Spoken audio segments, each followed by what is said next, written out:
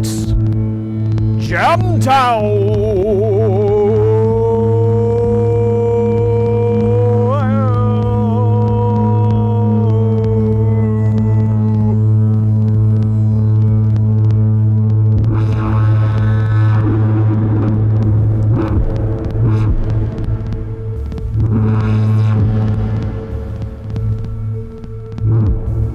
This song is dedicated to the people of Canada.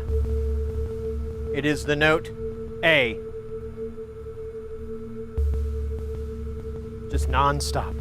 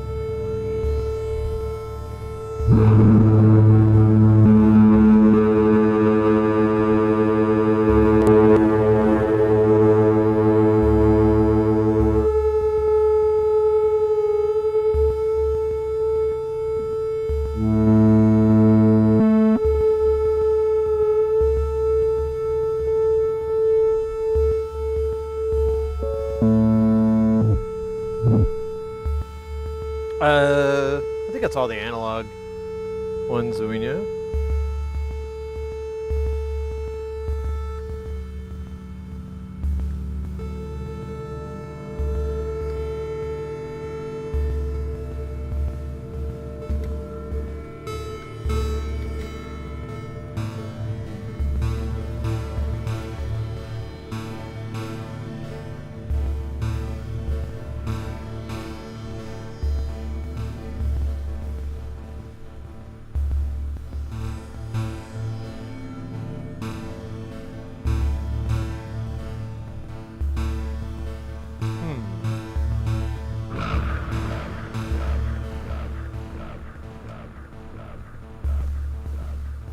Oh. Well, that could be it.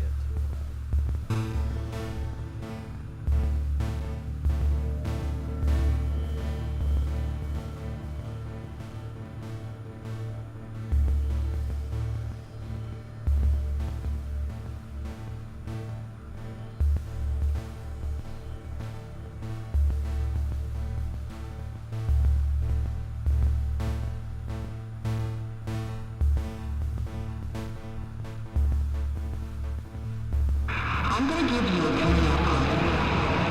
It's your house. It's perfect in your championship since my 15. It's your house. Synthesizer, having a party is not what I do with family, especially right now. This party isn't the same. I know what you'd like. It's the best thing you once told me about. Remember? I don't remember telling you about it. What is it? What's the fact? Oh my god, go to the thing. Have I forgotten how to run this? Yep.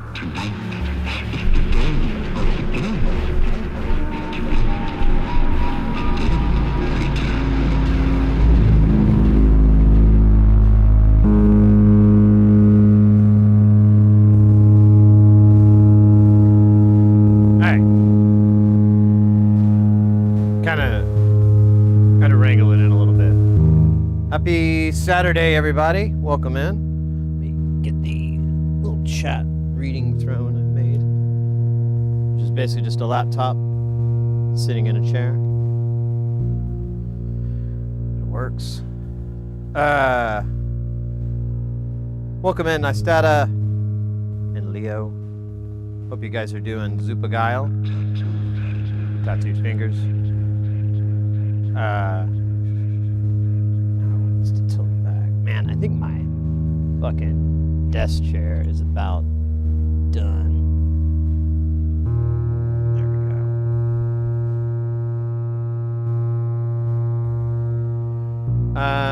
Yeah, we're doing Jamtown. I I think I have this light too hot. Yeah, it is a little warm. We haven't done one in a while, and I am kind of noticing I'm a little rusty. Yeah, it looks better. It looked a little blown out. Well, I think, oh yeah, so last stream was kind of scary, kind of weird. If you didn't see it, I had what's called an SVT, or supraventricular tachycardia, and it's this weird heart thing, and I've had it 2 other times before, and it's basically, the way I understand, it's like the gearbox in your heart is just shoved up to max. So like my heart rate, which usually, you ever notice, it might crack 100, it might be at 60 or 70, it's usually double digits, and it was at 210, which was kind of unsettling. In the past when I've had these, they only last like about 30 minutes. So I was like, well, I'll just wait this out, and then 30 minutes turned into an hour, and I was like, I need to do something else. And so after the stream, I reached out to a friend of mine, and reached out to my wife and so forth, and was the whole time trying to get it to stop.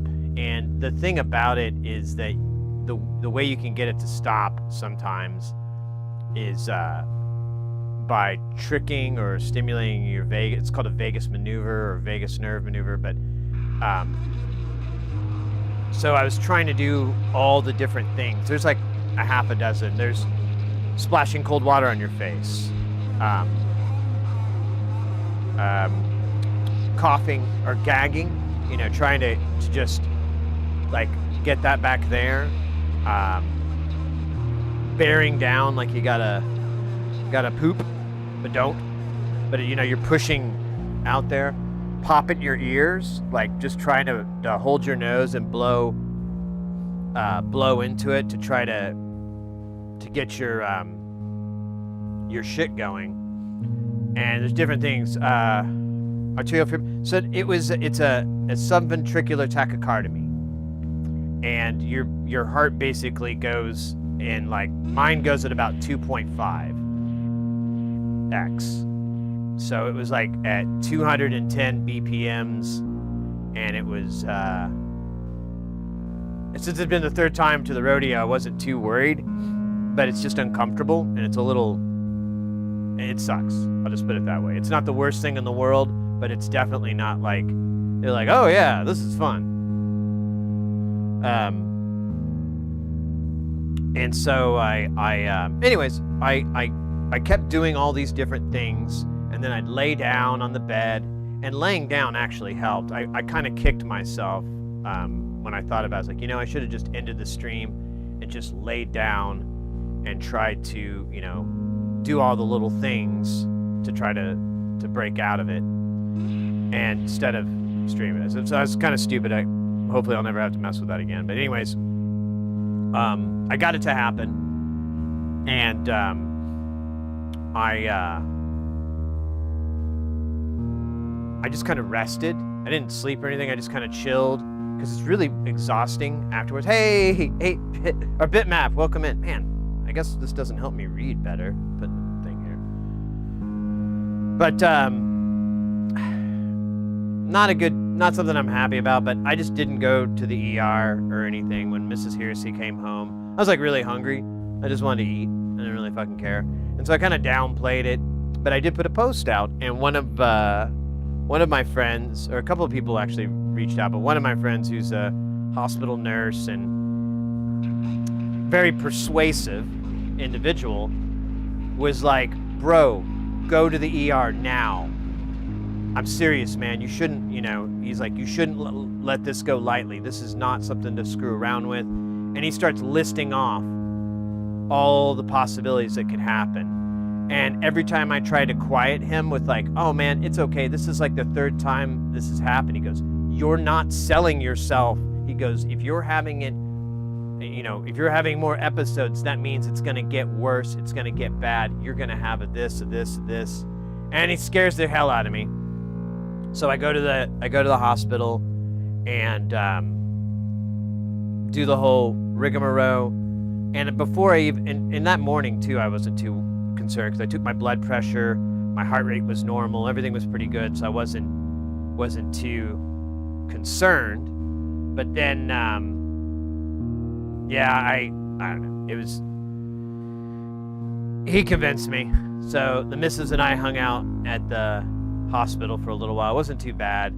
He even sold me on that. My friend who convinced me to go, he's like, dude, don't even worry. If you're, he goes, don't worry about having to wait in the waiting room. They will see you immediately. Everything that has to do with your heart, they just push you right the hell through. They'll ask you if you're having chest pains. They'll push you right through. I was like, really? He goes, yeah. I was like, I guess you're right. It's not something to screw around with. But anyways, I've got a, oh, see, I don't think that's loud enough. Guys, get ready because things are about to get heavy. Jump up because we're gonna bump up and get down because there ain't no clown in this here town. We got none other than Snap Foo coming in with that pipe and hop. Don't stop, skiddly bop. Oh my God, freaking hot. Right.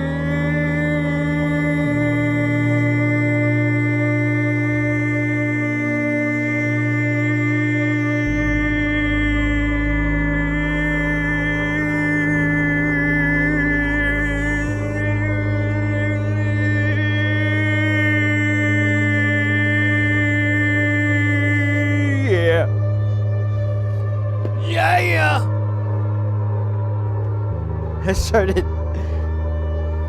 thinking I should probably take it a little easier. I'm like, dude, I think you're pushing yourself a little bit. You have a seat. There we go. That's a little smarter. Hey, let's fucking go. Snafu, welcome in. Welcome in with the Raiders. Dude. How was the stream? What were y'all up to?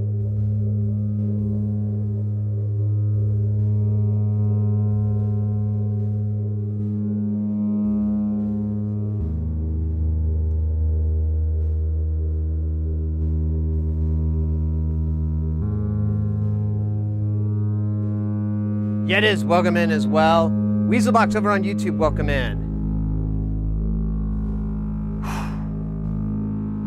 Yeah, here for your meatball? That's good. I like that. Sleepy Developer, welcome in as well.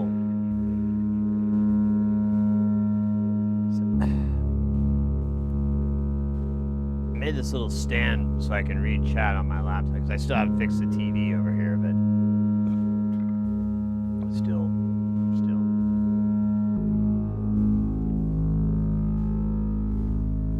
Did some newbie soldering. Oh yeah, what were you working on? I'm intrigued.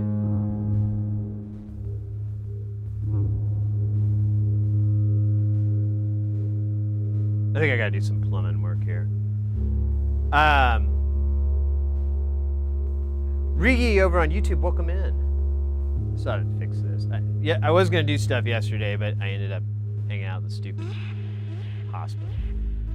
I soldered a level shifter into an LED project. Nice. Nice.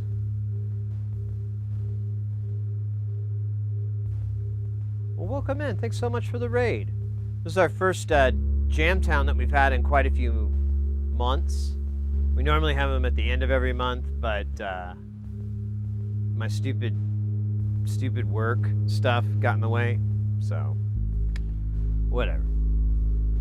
We've got a pretty good setup at the moment, so I think it's all worth it. We have a couple modules that we're gonna do a little bit of maintenance work on Space Station today, because we've got stuff we're gonna put in, but I haven't found the power and everything.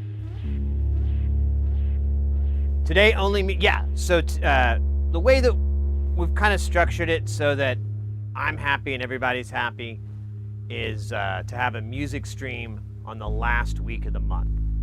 Now, I'm not always able to pull that off. Usually I like to just do the soldering because the music's fun, but it's more, I don't know, it serves a lot of purposes. Like, we're able to test the stuff, learn about it even further than just like what's inside of it and, you know, how the build goes and whatever. We can then actually mess with it and see what it sounds like, see what it's like. And I mean, at the end of the day, isn't that what this is all about? Like, you know, isn't there a purpose to all the soldering? Make stuff, make music, make jams. So yeah, if you're here strictly for that, if that's you're a big fan of, there's VODs, you know. But we do talk. It's not all music. It's not like a big performance stream. As you can see, I'm not doing a bunch of booty shaking music right now. We will though. That's kind of the format. Is I'll chill, and then I'll kind of get self-conscious that I'm talking too much, and then I'll be like, I'm gonna make some music, or let's try to get this thing to do this, and then we do that for a while, and then I get self-conscious that, wow, this music is like boring, and I'm like, I should go back to the talking thing, and it just kind of tennises back and forth. But if you have questions, you're curious about how anything works, why anything is, anything about modular, I am more than happy to talk about it, and I think everybody kind of benefits from that too. If you're like, hey, why do you do this? Can explain it, and you know, there might be one or two people who are like, oh, probably not. Let me catch up a little bit on chat. I think I'm behind. Yes, I'm doing great, mate. Better. I had a little weird episode on the last stream. It's a heart thing I have, heart condition thing, and so I kind of had to hang out at the hospital yesterday. It's kind of boring, but I'm pretty good. I think I'm good. We'll see how it goes, right? Where the white women at? How much for the girl? The woman and the girls, how much? I pay you good money. John Belushi. Eh! Space tunes are never more. Yeah, I mean, you know, it's kind of like the stream it is normally. Just zero soldering. Yeah. Yeah, the microscope's not on, nor is the iron.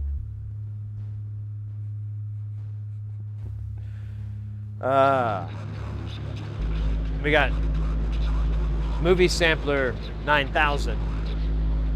He spits out movie samples through a bunch of effects. Obviously, one of them being distortion. Yeah, we need to do a little bit of plumbing and a little bit of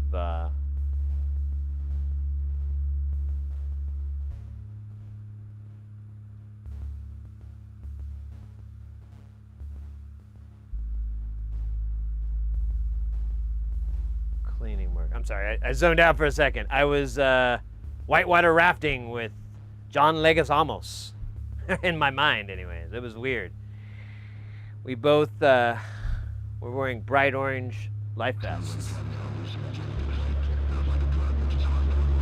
See, I slipped back into it. All right, I'm gonna stop the Sampler Master 9000. Actually, I don't know where he's going. Hold on. Jeez Louise, this is funny. All right, no more of that kid for a while, for a little while, for a moment. Anyways, what in the wide world of synthesizers is going on with the afternoon shows? Fan base all over the globe. On the end, very glad that you're back from the hospital. Said close call. Yeah, thank you, mate. Yeah, this is weird. It's a weird thing that happens. I don't know. I am gonna go to the get an appointment with a cardiologist and get the ball rolling on there's a couple of different things. You can get, there's like long-term meds that they can give you, or you can take these like as-needed things, which I might do that.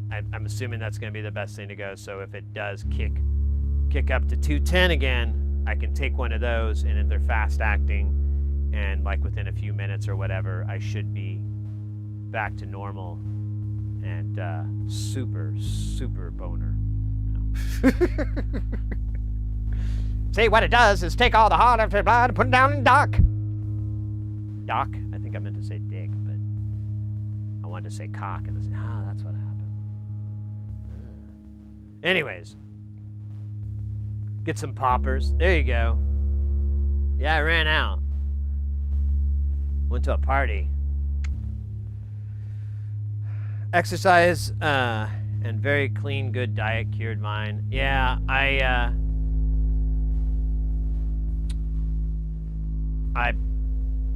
have a possible cause, but we'll wait and see. I'll wait and see. But either way, everything's good. I'll be all right. It's weird when you have it. You get this. So like last time I had it, I noticed that my sense of taste was all off, and I can't give you a better description than that. It just wasn't right. Like everything just tasted off. I couldn't give you any better. And it only lasted like 20 hours afterwards. It didn't last very long. And then this time it seemed to be my sense of smell, because like repeatedly I kept smelling something, and I'd ask, Mrs. Hersey, I'd be like, whoa, do you smell that? She's like, no. And neither do I. Am I having smelling hallucinations? Is that a thing? You hallucinate, I guess, why not? What the fuck am I doing to cause that?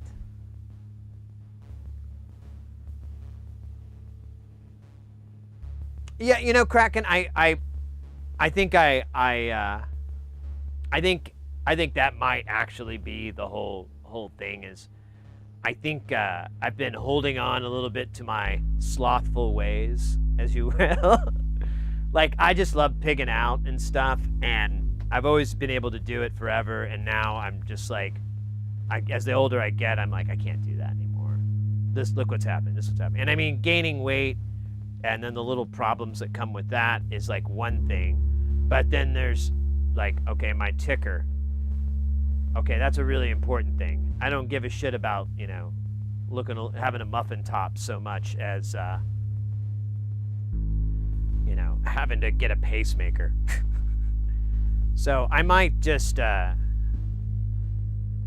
implement a bunch of things into my just daily regiment, and I don't know, cut back on this. When I go to see the cardiologist, I'll ask if they have any information or papers or whatever on dietary things that would be good for me at my age and all that kind of crap. I'll do my bloody homework, but yeah, I think that's ultimately what all this has kind of told me is like, Sid, you're not 28, all right? You're not 25. Like that was even earlier when I was smoking cigarettes too. So yeah, I was like, you just can't keep dumping shit into the tank and expecting a high performance. You got to put the good octane in there every now and then. So, anyways, I appreciate you all guys. Some of you guys reached out and whatever, liked and stuff like that, and I really appreciated it. That was super cool. I already told you that, but just in general. But yeah. In other news, although due to the nature of how a stream is, we'll just bring this up again in about an hour or so. Our YouTube channel is fucking absolutely off the chain. Absolutely off the chain. I the only thing that bums me out is it's just one video, but it is blowing up. It's every time I go to bed, or if I step away from my computer long enough, I come back and I'm like, what the fuck? Like, it's insane. And just not just in views, but of course it's translating into subscribers and so forth. We might even have some new people watching the stream right now, but who are very confused. They're like, what? I thought I was gonna watch some ASMR soldering. This guy's a phony. But there's, whatever. But yeah, like I went to bed and woke up. Like, I didn't even sleep that long. I only got like 6 or 7 hours of sleep. And I come back and there's like 17 new subscribers. It would take me 2 weeks to get something like that of heavy streaming, you know, like streaming pretty long, because those usually get the most subscribers because of the way YouTube kind of pushes those things out, like live streams and so forth. So that helped, but you know, this video is just, it's redonkulous. It's pretty cool. I like just watching the numbers jump up because it refreshes every 2 seconds or something, and it's just like these giant leaps sometimes. I'm like, what the fuck? 112 people just watched the video for 2 seconds ago? That's so cool. So, but I'm very confident we'll probably hit 1,000 in the next. No, I can't see the screen right now, but oh wait, I could do this.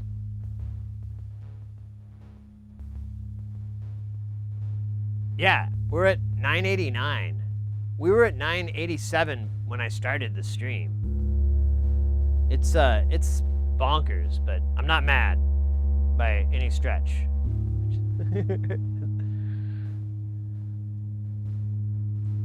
Jay, start Angry German Diet paper, please. The Angry German Diet? Yeah. Yeah, you will like it. This is good. No, yeah. But you need the papers. 9! Yeah, I like that. That's a good one. But the fan bases on the internet are asking if you can play the $6 Million Man intro theme. That would be awesome if I could play that with anything. Playing with a modular is kind of weird. You're a little bit at the mercy of the machine. Like most musical instruments, you can, and you do have replicatable experiences, but that's boring to me. I like it to just make music on its own and generate stuff. And so because of that, you don't really get like an identical playback per se. There's always going to be a little variance in it. A little well, no, wait, what is that? A little chaos. What module was that diode on? The Helvetica scenario. All those videos with the green board are the Helvetica scenario that we built. I think like the week or so ago.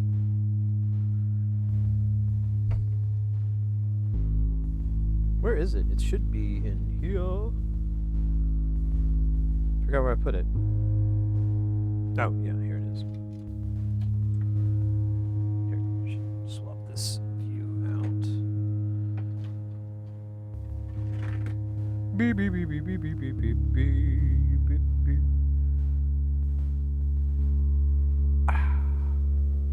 So yeah, it's this module here. We'll take it out real quick because I kind of want to do some maintenance on this in the end. But I'm also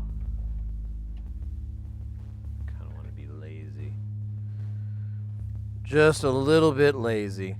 I need to. I noticed I was going like crazy, like up on over the top, and I'm like, Sid, you need to be a little chill today, man. Just the slightest bit chill. Yeah, and it was, there's 4 diodes on this whole thing. I'm not exactly sure which one it is.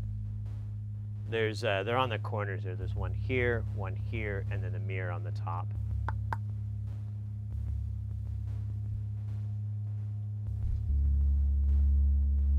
I forgot it has an LED on the back that lights up. I don't even know if I don't think it does light up. I think it's used as a diode maybe. I don't remember.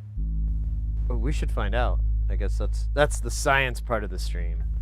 The learning part is the working part. All right, let me see if. Oh yeah. It does. It's. Oh, it's not. It's kind of bright. Yeah, you can see that.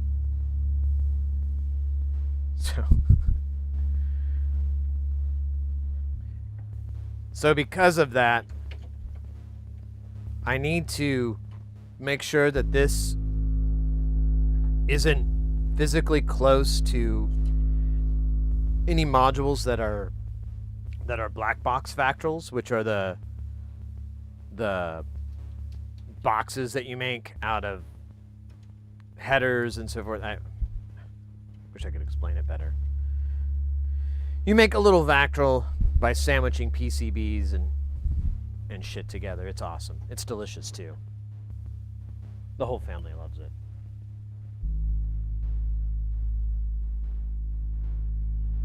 Heresy scenario. But so I forgot that I swapped out how the space station is wired into everything. And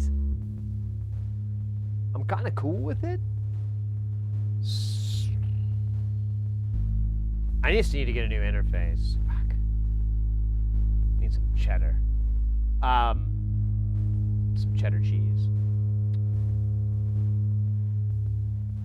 So what I did was to work with that is that I took this text mix or mixer and daised it into this. So I lost 2 channels on it, and now it's pretty much full. But I really think we should probably start from scratch on like a lot of it and try to clean. I meant to do it before, but shit came up. Some stuff came up, and it kept me from really getting around to it. I stayed up for a little bit late, like cleaning up in here to get like the cameras and everything ready, but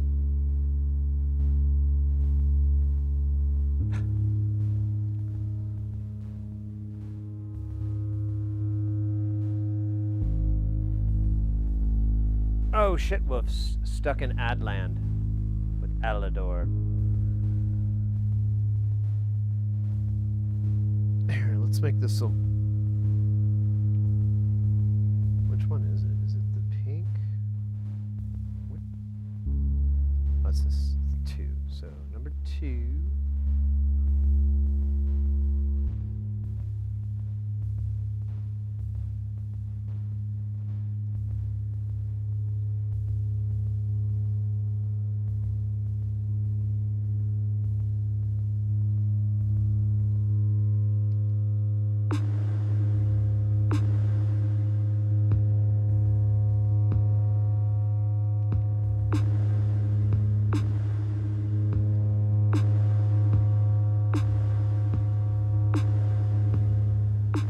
Rolling through the hood with my Chevy Nova. Going. Oh wait, that's the wrong song.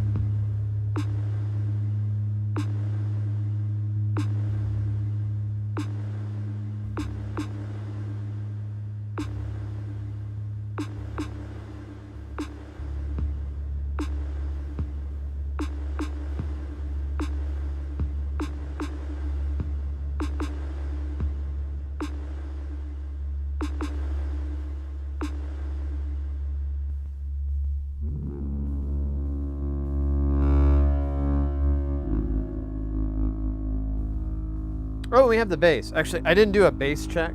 So let's do a bass check real quick. And then we'll, how's it going, Broadway? I'm broader than Broadway. Potato hater, welcome in. Let's see if we can get some ass on it. Oh no.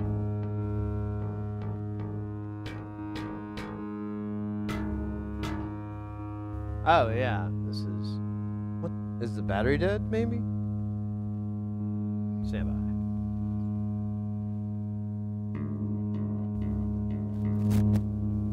by. Oh wait, that's the wrong knob, stupid.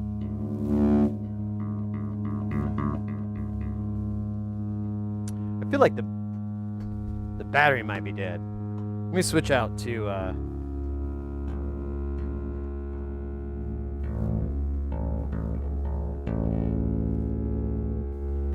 switch to passive here.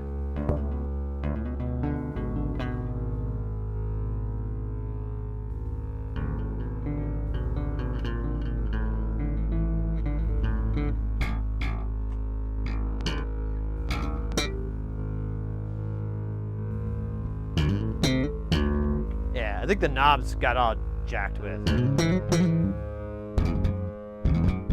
Yeah.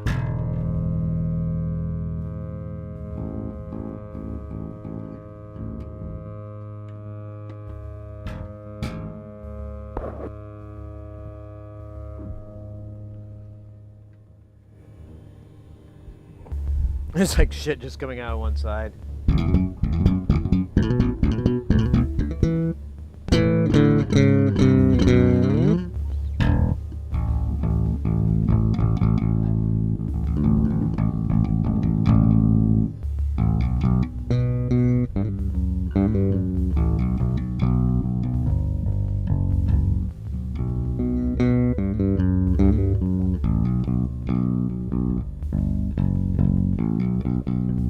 I don't have like good warm-up stuff.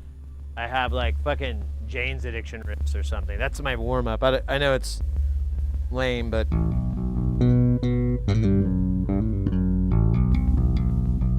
it's more entertaining.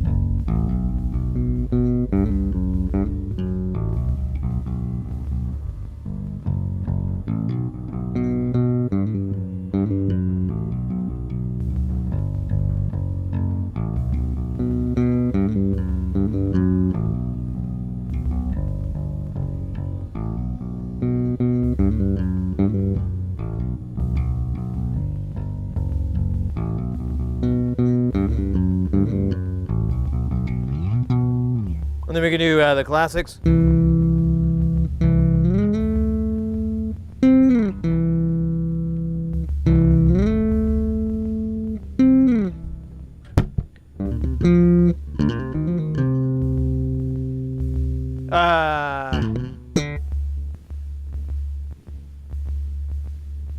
Is it against? I think they go hand in hand, really.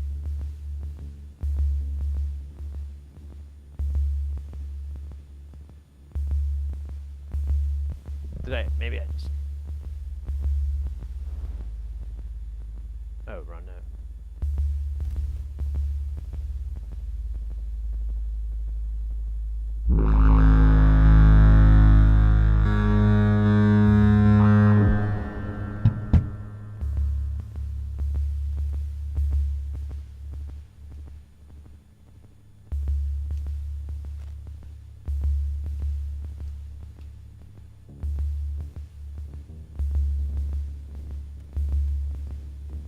What the hell is that?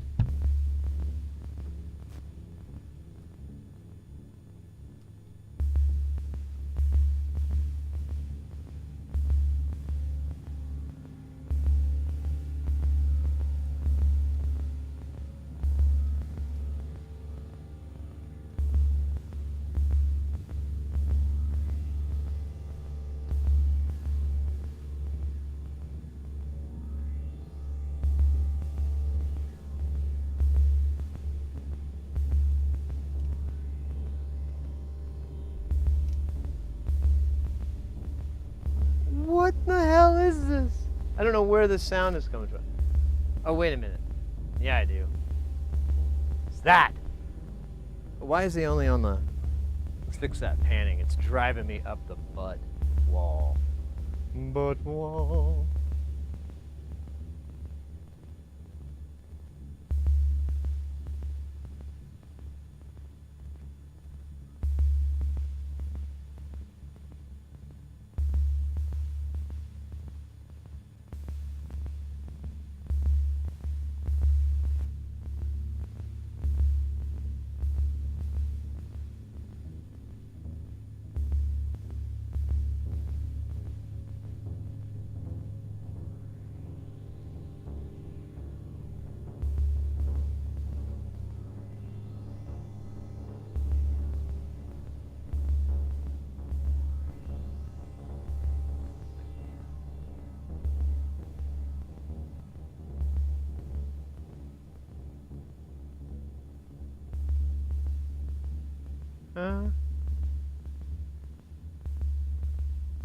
All right, we got some work to do on that, but we've got it sorted out.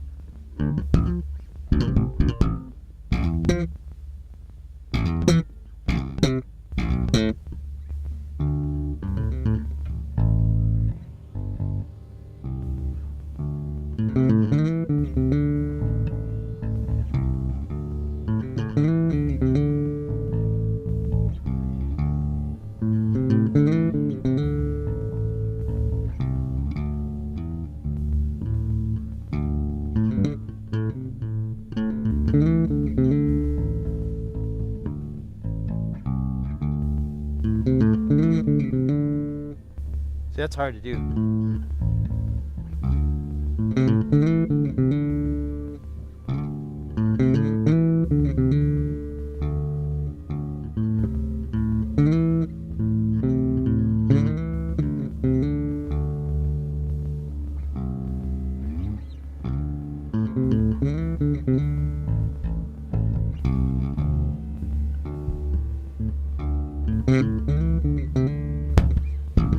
All right.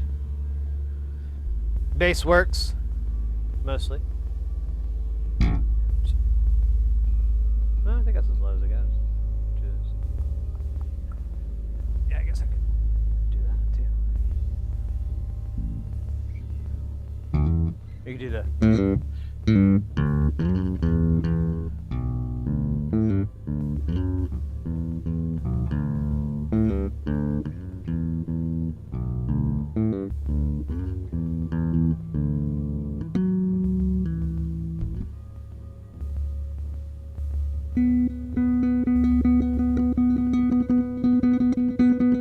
Shitwolf, by the way, welcome in. I know you're stuck in the ad land, the darkness, but no more.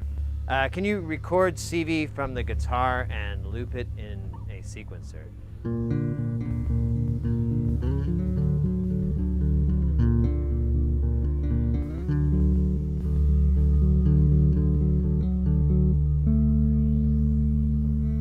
I don't know how you could really, I mean, it wouldn't really be CV from the guitar.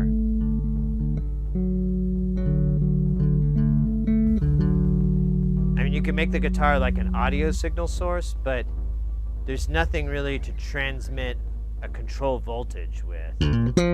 There's like no, slow static voltages.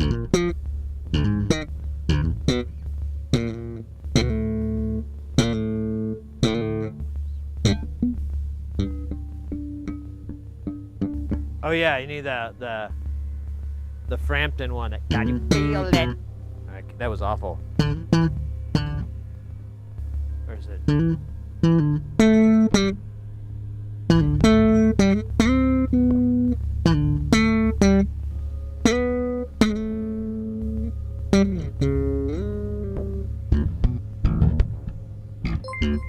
Uh-oh, look at that. Ram. AMR Ram. Hey, Mr. Ram? Hey, welcome into the YouTube channel.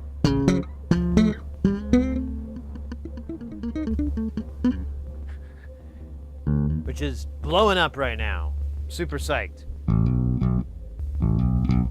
It's like we got a video going viral there on the YouTube, It's bringing in all kinds of new peeps, new cats, who are very disappointed that there's no soldering on this live stream right now. It's funny though. Yesterday we were talking to my father-in-law, Mrs. Harris's dad, and we brought it up, and he's like, "Oh, really?" And Mrs. Harris was like, "Yeah, Dad, you should subscribe to Sid's channel." And he's like, "All right, I'll have to create a YouTube account though." And I'm like, "Wait, you watch YouTube, right?" He goes, "Yeah." "Do you raw dog YouTube?" He's like, I guess I do." Whoa, interesting.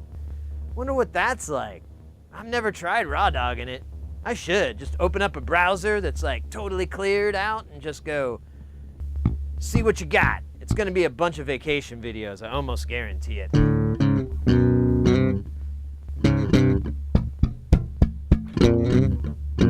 Okay, goddamn.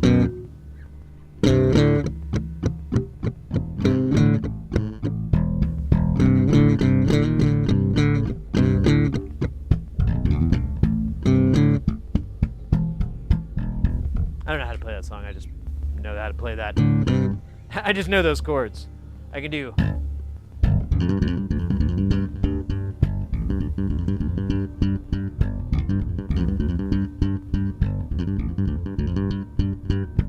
don't know how that guy plays that song and sings. And it's not even it's like a counter rhythm to it. It's not even on the, well, I guess it is kind of, but then the drum, yeah, it's a,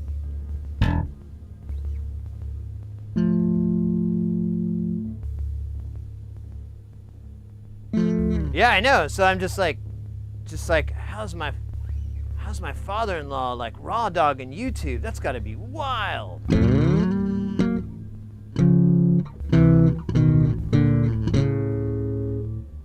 Like, you don't have a subscriber section? I love that section. I'm like, what they got for me today? And I go there.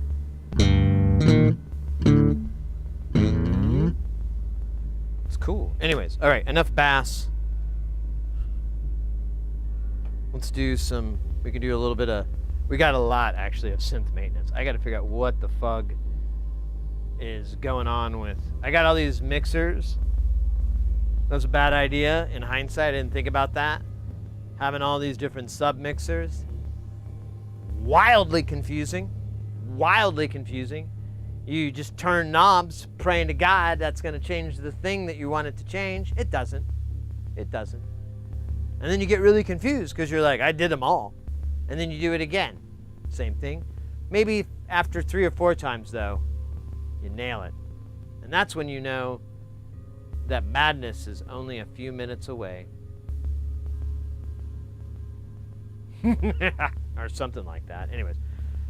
Crimson and Clover.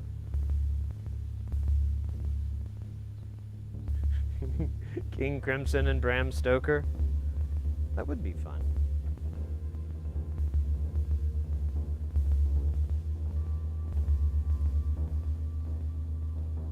All right. I think we need to deal with Space Station. Jamtown's kind of like, it's kind of good. You know, we don't really need to worry about Jamtown too much. It's Space Station and the bit of work we have to do with it anyways. Oh man, did I think of that? I think I might have thought of that. Ooh, we'll have to see. We'll see. Anyways, now you can have bots do that for you and make a digest of all the links. Oh, really? Yeah, that'd be nice. For the family, for the kids.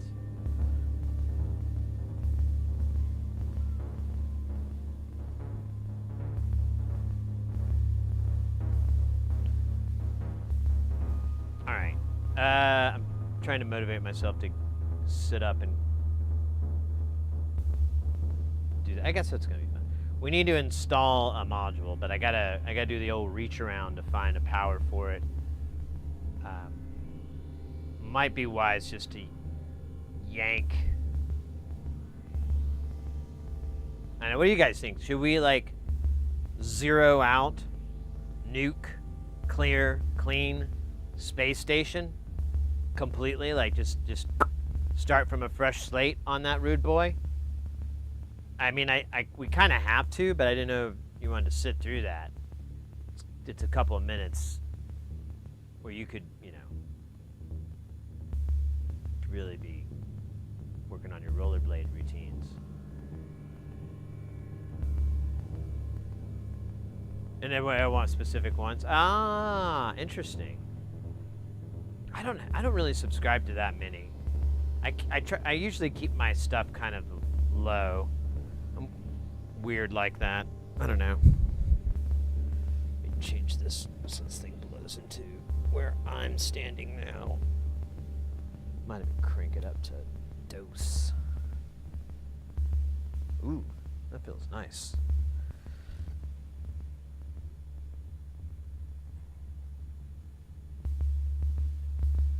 I don't really have that many. I usually have like daily, like maybe a few dozen videos every day. So there's some channels I just subscribe to support that person. I was going through like cleaning things out, and I'm like looking at channels. I'm like, this person hasn't put out a video in like a year. Why am I still? Oh wait, that's my buddy's son.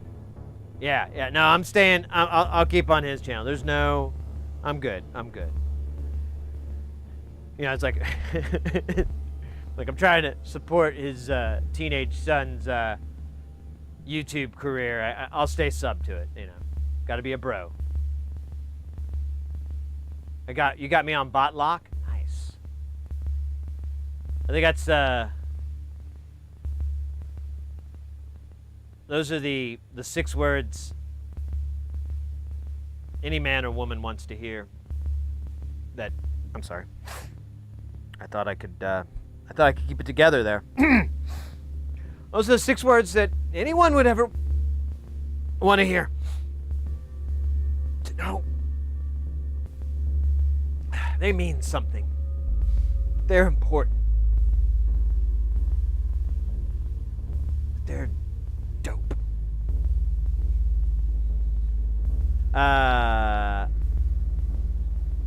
Yeah. Oh, you have 600. Yeah, okay. So, obviously, this is a useful convention for you.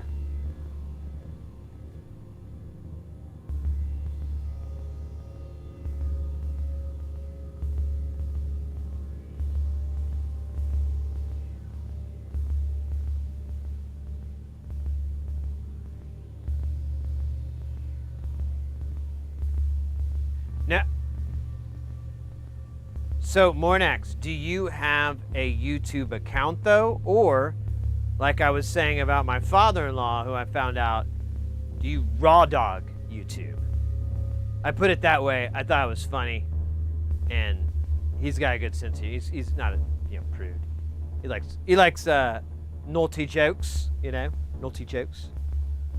And I was like, wait, dude, you raw dog it? That's insane. Hey, chainsaw. We are jamming today and this Tuesday and this Wednesday. I almost thought about putting it off because of the shit that went down the last 48 hours, but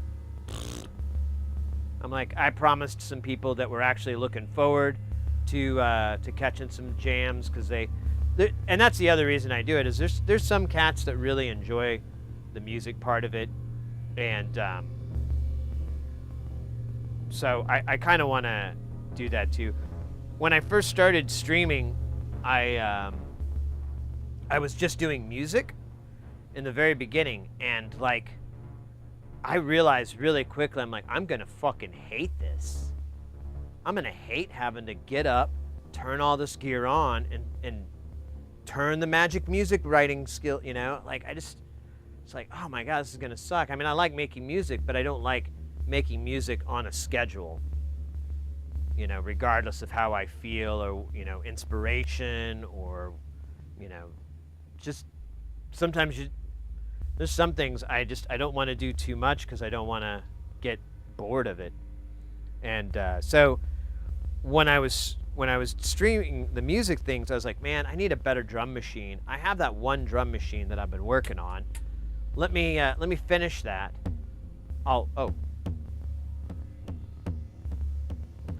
stream that, and you know, it'll just be some content. And lo and behold, I got a very much better response streaming the soldering and the building than I ever did with any music streams. And that's more or less always been the case, but my argument stands firm that what's the point of soldering all this shit if you can't mess with it, you know? Like, I think, you know, repair streams, like console repair streams, a lot of those content creators, they have like a time that they take out.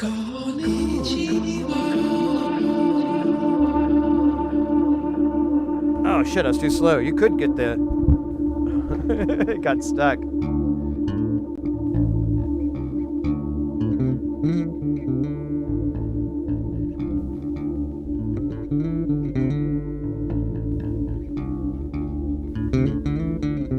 Okay. Ooh, damn, son. Damn. You can get, what was the name there? Rabio Hassan. I hope I said your name right. Welcome into the channel. Thank you for that sub over on the YouTube. Oh man, this thing is all cattywampus. Wampus of the catties.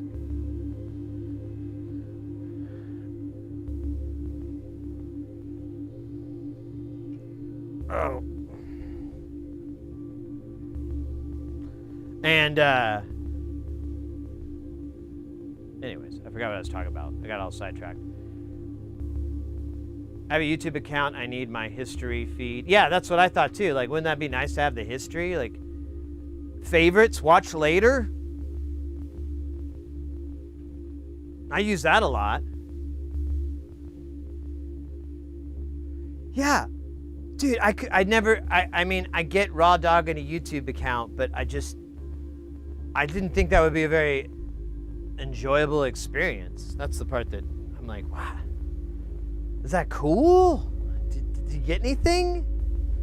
I mean, you know, they still track you by your IP and your I mean, there's still a file on you, right? You know that. It doesn't really obfuscate anything unless you've got like 20 devices. But even then, they can put 2 and 2 together. I gave up giving a fuck. You should too.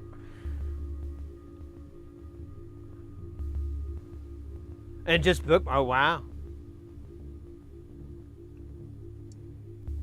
Well, sometimes you think you know the meta. Sometimes the meta thinks it knows you. Wait, no, that doesn't make sense. Let me grab a beverage here real quick, man. And we'll get working on space station. We'll do a little space maintenance.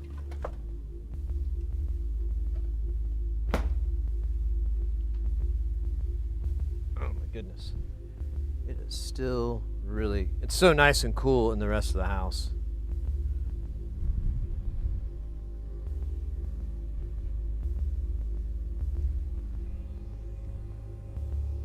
All right. And then we come in here and it's like,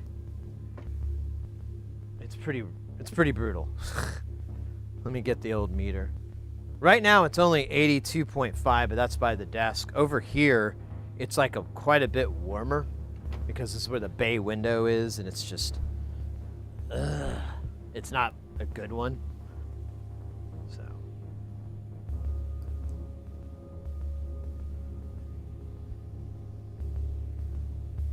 Help me count.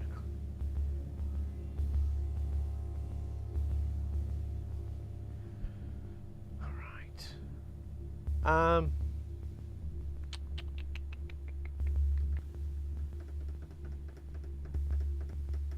Let me turn this guy. Okay, so that's our, And that does look like it's in the middle. It's super soft and really shouldn't be.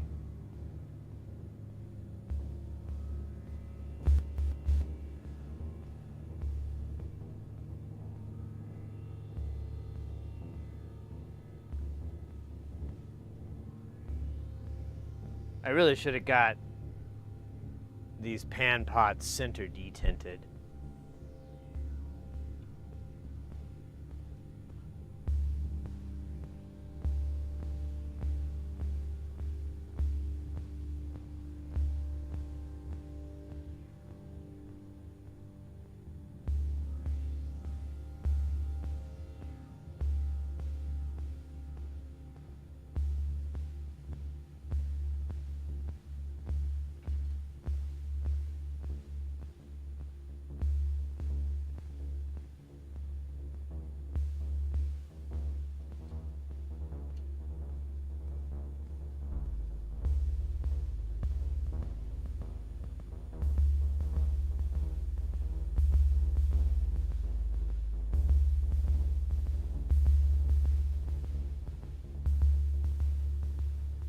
Right. So that's that guy. Let's see if I get a better.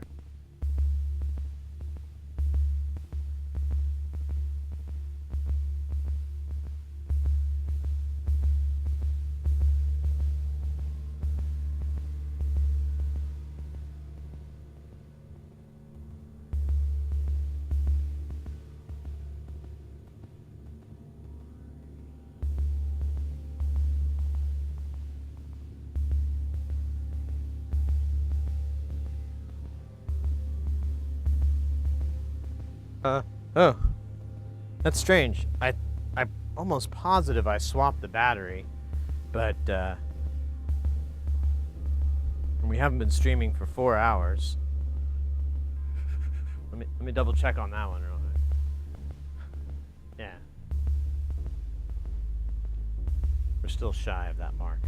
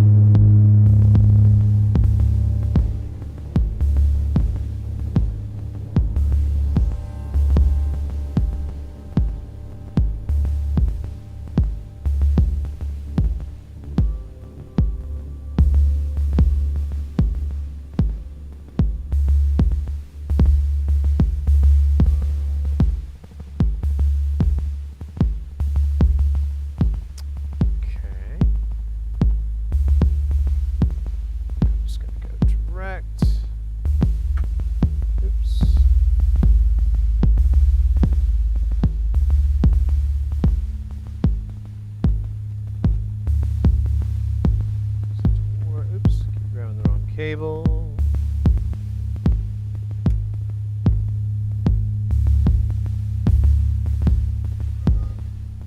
So why isn't this side working?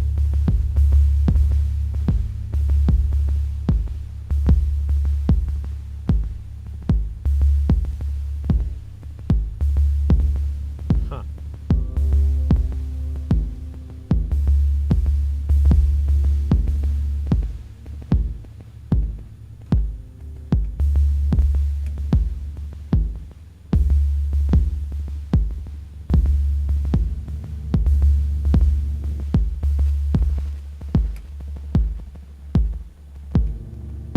Is this a bad cable? No interest. Try another one. No, these are good.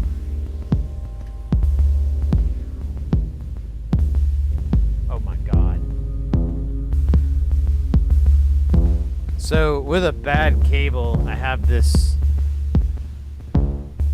thing I'll do where I just take it and like tie a bunch of knots or like tie the heads up, like try to basically show that it's F'd in the A. Yeah, there you go. Like tie a fucking loop on the end like that so that I never use it again. Other, you know, things are, can't see the floor, but there's a lot of cables on it.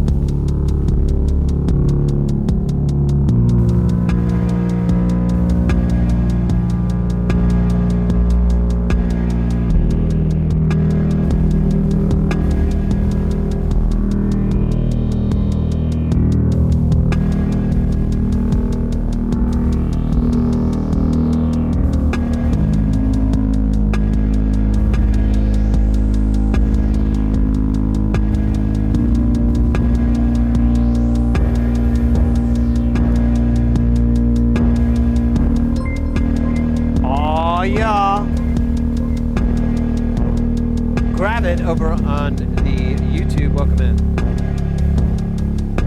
I don't know what channel this guy is.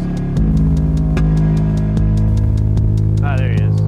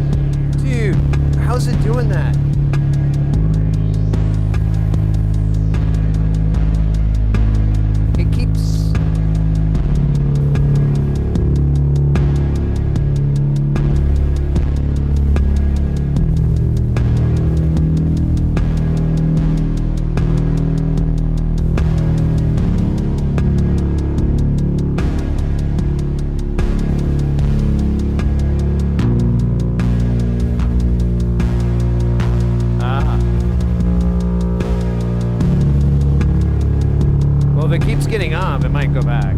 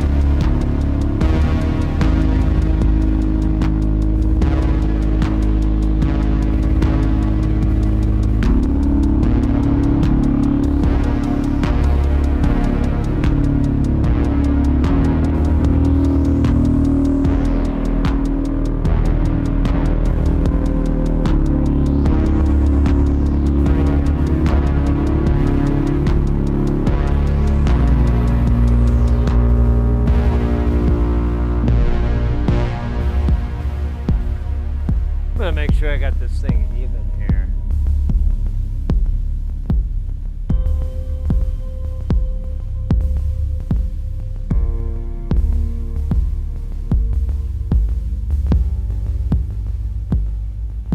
Try to get the levels all. Okay, the kick looks fine, and then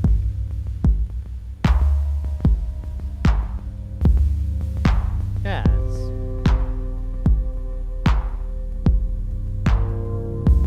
looks nice and even, and then we bring. Damn. Jorge Gamboa, welcome in.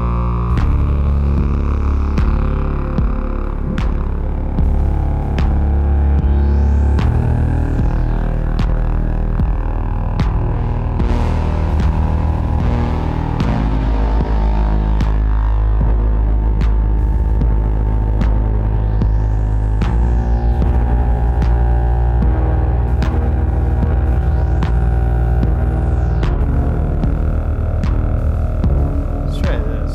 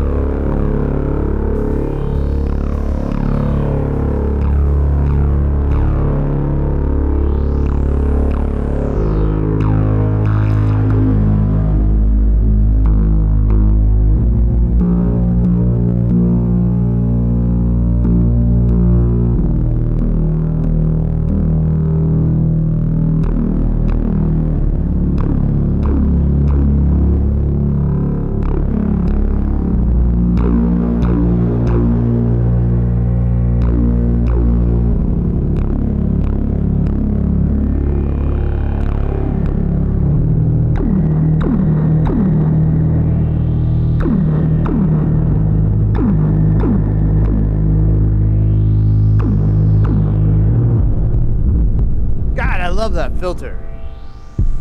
Damn, I kind of missed it. I didn't realize I missed it that bad. Until I did. Oh my goodness, oh my god. Glyph Raider coming in with that sub. Rez Z coming in with the sub too over on YouTube. Let's go.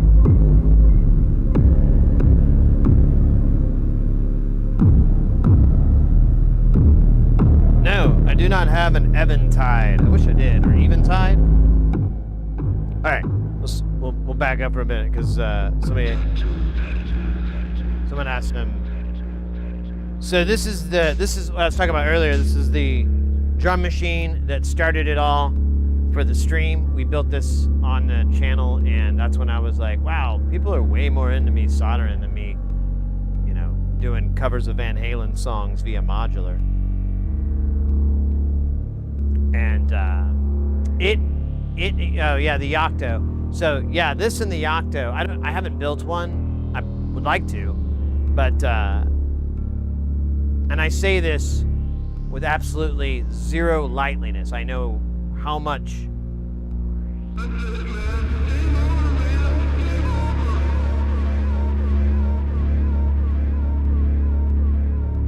The Nava is the loudest, meanest, most incredible 909 clone I've ever messed with. Now I haven't messed with them all, so you know, maybe, you know, like the Behringer one or whatever, you know, like some of those that are out. I haven't messed with those, but I've played with a lot of things that are supposed to be a 909 or kick or whatever. This thing just slaughters. I can't get away from the kick. It's just, it's so big. And, oh man, it ate my butt. Welcome in, mate.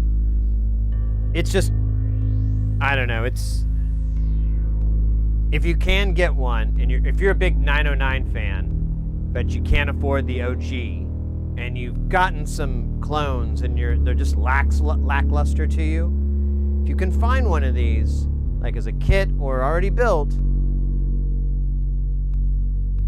it's super underrated. Super underrated.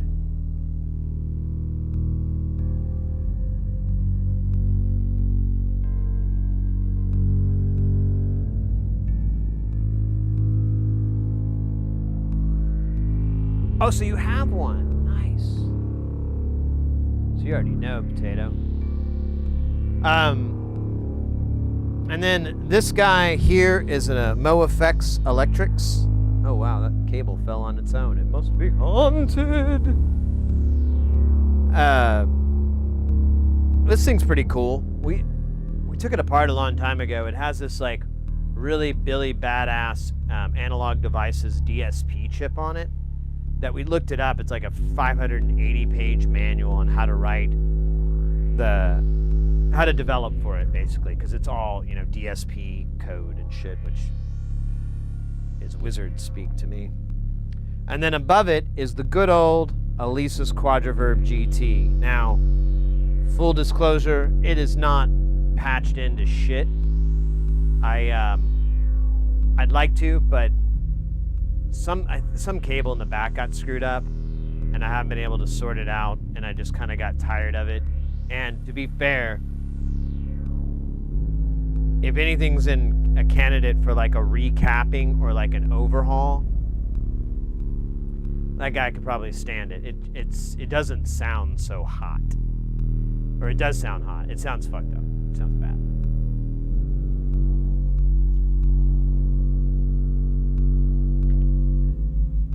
Glyph Raider over on YouTube. I think I said hello, but if not, kind of. I got like 2 chats and one middle-aged brain. You're bound to get some loss, some breakup. Haven't been able to catch a stream in a while, but thank you for the soldering advice a while ago. I was given my friend's old Hacko FX. Oh, the 951? And that's a 2-channel, isn't it? I want to say the 951 is like a pretty decent one. if I'm remembering right. I think that's like their second tier up from the 888. Because I could be describing a bacon presser from it.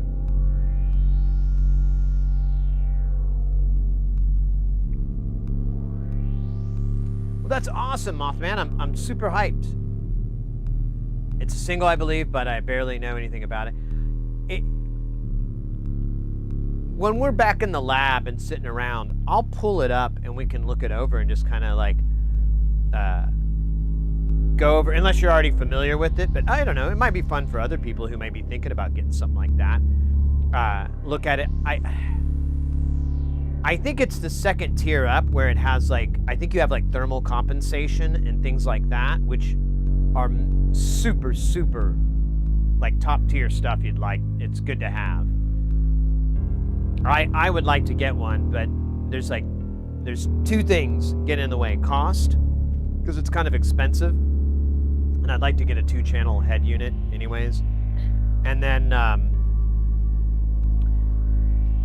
don't know, I like the channel to be about DIY, and so I try to keep my tools not getting too out of the, too wild, like affordable for Joe Schmo. Now, there's a couple of things I have where I don't think Joe Schmo would want to pay for that. But for the most part, 90% of the things we use day to day, like a soldering iron, for example, I try to keep it within the, that so people have, like, they have a good expectation of what their experience is going to be like if they were to go and get that iron. Most people aren't going to pick up like a $500 or $700 thermal compensation iron, and if they do, great. But that's it. So anyway, those are the two things that kind of get in the way where I'm like, But we were talking about it, and I was like, maybe down the road I'll see if Hacko or Veller or whatever it would do like, a sponsorship thing where they would, donate the equipment.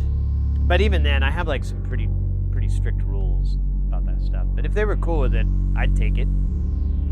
Or I'll just buy it like a grown-ass adult. I don't know.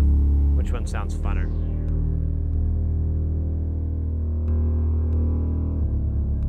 Yanni over on YouTube says, "Good luck, Mothman. You got this."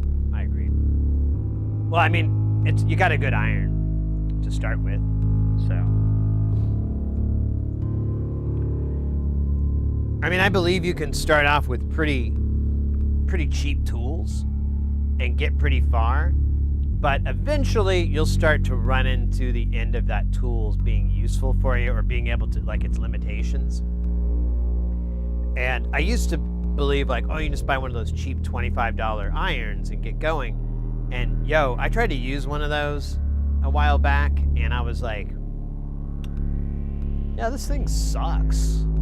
This is awful. And it was like a Veller or something, but it was just not that good. And so I've kind of amended that to, it might be good to break $50 on a soldering iron. Spend a little bit over 50.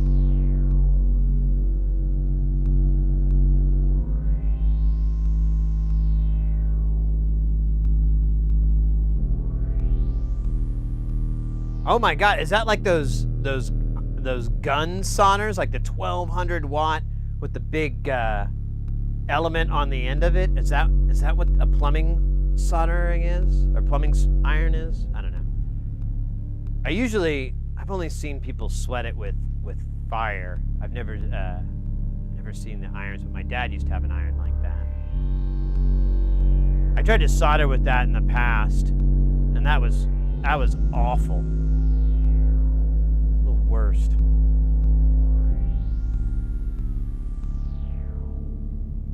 Oh, yeah. That's what I was just talking about.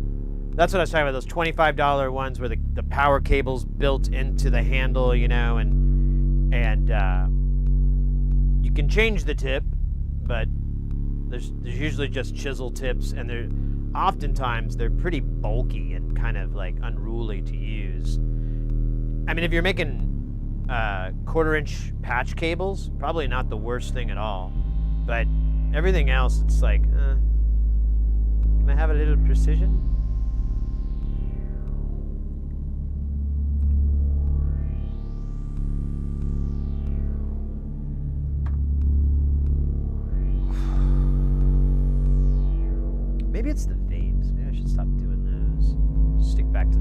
flash and stuff.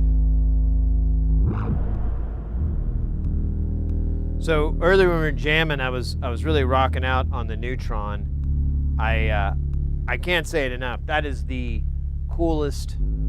That's my favorite synth. I think if someone were to ask me, well, here, let me rephrase that. My two favorite mono synths where it'd be a really close tie. I don't know if I could decide. The Neutron is just awesome on its own as a synth and as a filter and audio source and everything. It's just awesome. The only thing that I'm like, I kind of like as much, if not more, but it's a bit different, is the Shruti. They're both mono synths. So, and they can do duophonic, and you can do some tricks where you can stack and so forth, but at its core, it's a mono synth. And, yeah, I don't know, it's really, really good. That filter is just unbelievable. Unbelievable. I have a Veller gun I use for heavy duty projects, and it has a tip to melt plastic. Oh, that's nice. Rilo Rolo, welcome in, mate. What do we do today? We are doing the today and tonight, this Saturday. We're doing Jamtown. And usually that's the kind of schedule I try to do, where we have Jamtown at the last week of the month. And basically we're playing with and testing out and having a good time, making some tunes with all this shit we made. All this stuff we built. Kind of figure it out, mess with it, get a little bit more familiar with it, maybe a little bit. But that's the plan. That's the plan, Stan. Yeah.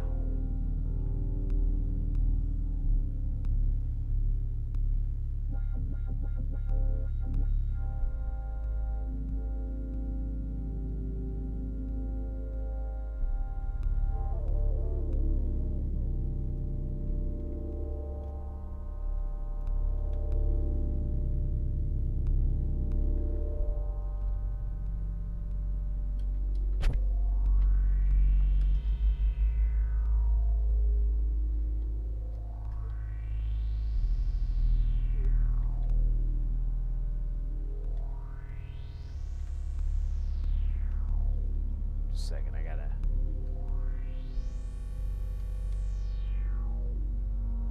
I gotta do some plumbing, because I'm like, that's gotta change. It's annoying the hell out of me. It's hell annoying.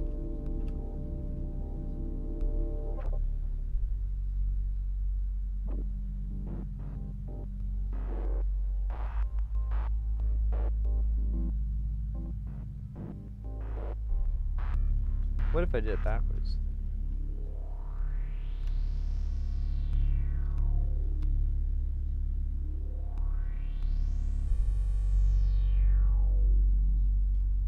Oh, obviously that was the better way to go.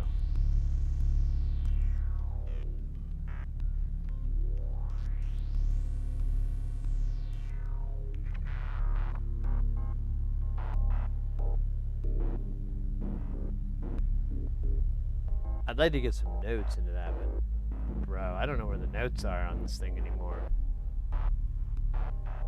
It's kind of cool it's static. We'll leave it like that for a minute. And then we'll go back.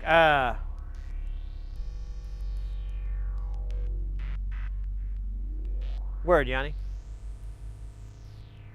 Thank you for thanks for chilling, mates. Thank you so much for chilling and bringing the vibes. Why it was broken?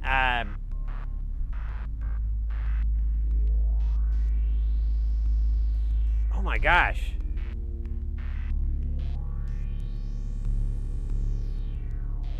Mates. We're almost gonna hit 1,000 subscribers on YouTube. We're like a little bit away. It says 997. And, oh, don't fall. Power cable. There you go.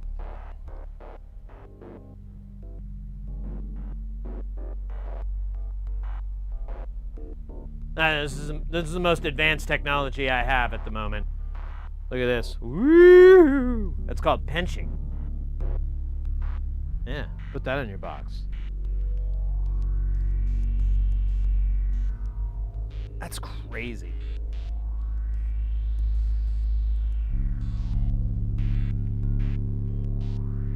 I just wanted to check on.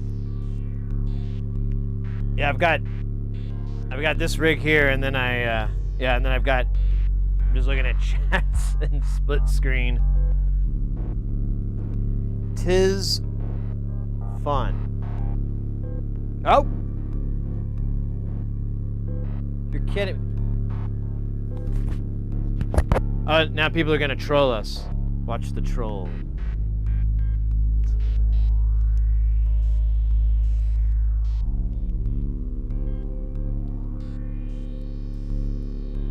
I'll just hold this forever. I just thought it'd be cool if it's anyways. I'll just hold this pizza for a little bit. Eventually it's gonna get too heavy. I'm gonna be like, as dumb. I actually am already feeling that dumbness. Find the power.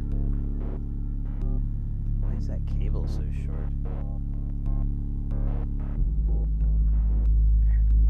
Actually, I have this weird feeling it's gonna do it right now. No. Alright, we'll just hold it here. No.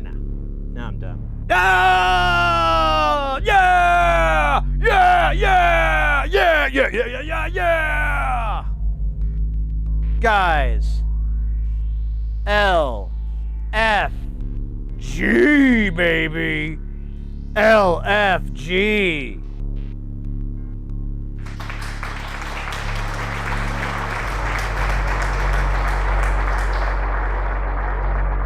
Let Fiona go. Wait. Let's find gold. No.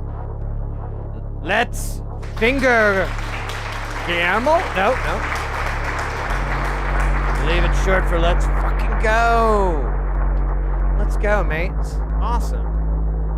Holy crap, that's cool. I really didn't. I didn't think it would get there tonight. I thought maybe tomorrow or something. I didn't think during stream. Fuck yeah. Oh my god, I'm really happy.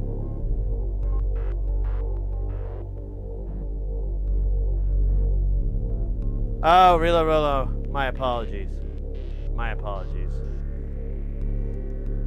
Game Tech with the dab. I think a dab and a maybe a little celebratory beverage here. Holy crap. This is too cool for school, guys. I don't think you understand. Maybe some of you do. All right, just a second here. Let me do this. Oh my gosh, this is so cool. Let's see. Let me see. Let me get my. What's the nicest tequila I have?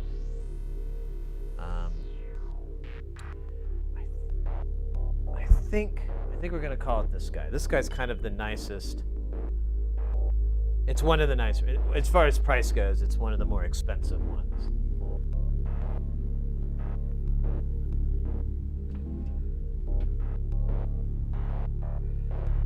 And let's see.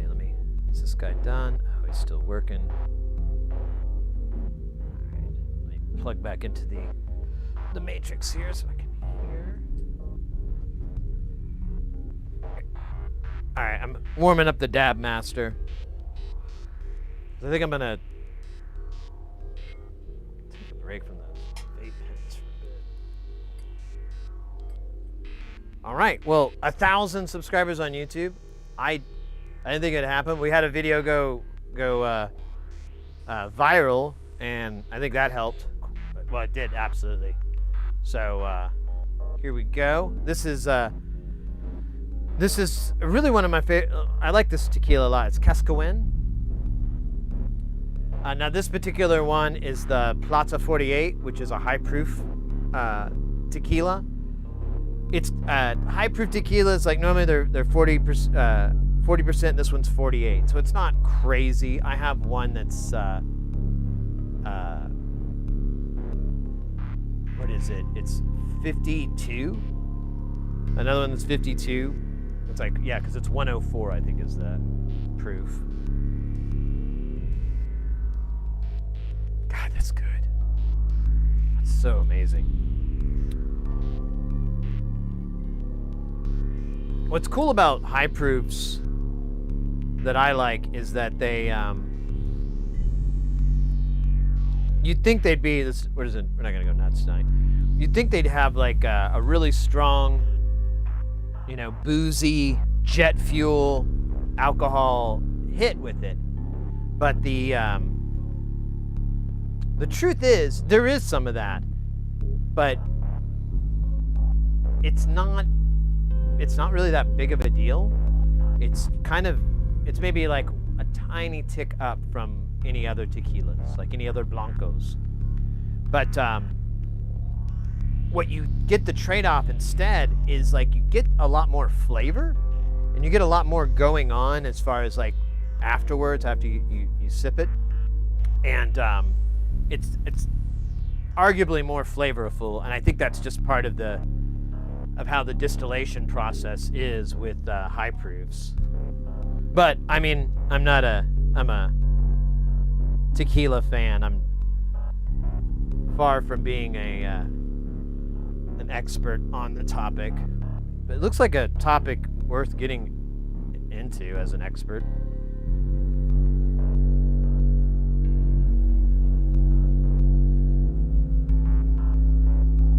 All right, let me read chat here. I'm off screen here. I'm just cleaning the Dab Master out.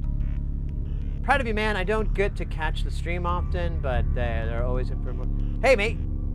Thank you. Yeah, you know, I get it. There's a lot of streams I don't get to watch as much as I'd like to, because either their schedule's a little wonky from mine, or they don't stream as much, or, you know, just good old-fashioned life happens. But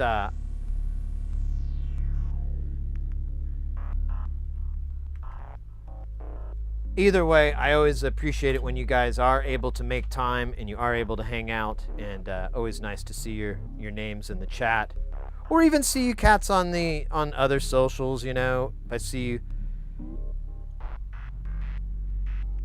you out there on them interwebs.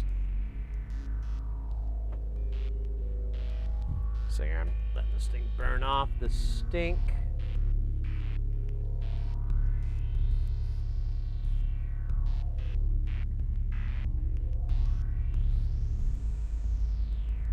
Come on, man. Hurry up. This thing is taking forever.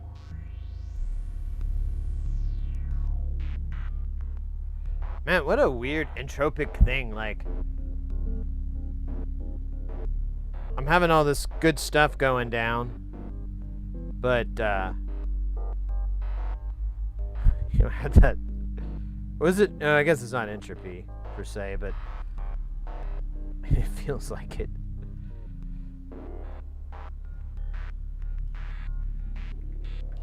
I have all this awesomeness, and then I'm like, yeah, but you have to pay with a crazy heart thing. Yes. There.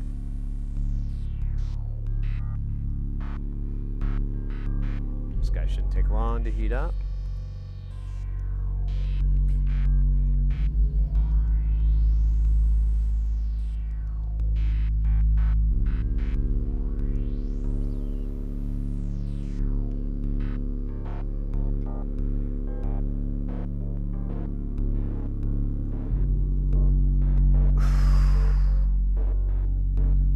Stepping on, old bottle cap. Cool. All right. And real quick, I'm gonna go back to sitting because I'm still trying to be thoughtful, and I just did like a dab, and I'm having some little bit of tequila. Game Tech, I need a new project idea. Shoot me with something awesome to make, either something that doesn't exist or something that should be better than it is. Oh, game tech, you know, are you talking about how deep are we going here?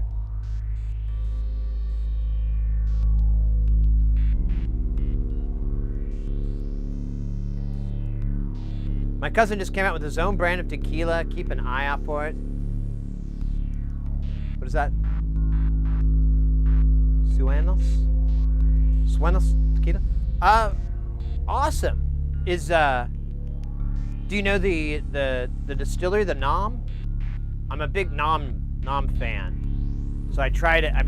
There's a lot, but I've been trying to like kind of learn the distilleries, because it's more often than not I'm like, oh, well, they make like all my favorites, and then you find some brand you're like, I never heard of this.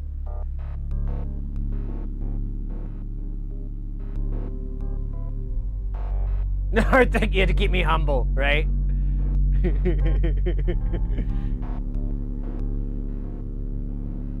It is the thorn in the tiger's paw that must be pulled to remind him that he is not impervious. Yeah, that's fucking egomaniac shit. That's definitely not egomaniacal. Nah, I'm kidding. Kind of. All right.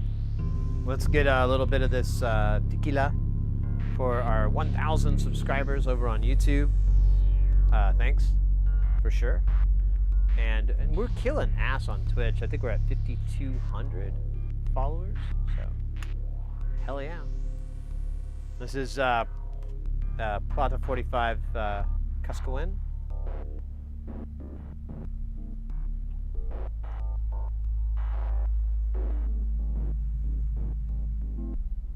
Man, I like that so much. You get, of course, that agave, but then you get like, I don't know what that is. It's like a sweet cinnamon flavor. Yeah, it tastes kind of like a cinnamon, and then there's a little bit of pepper. There's a little bit of heat that you'll get too.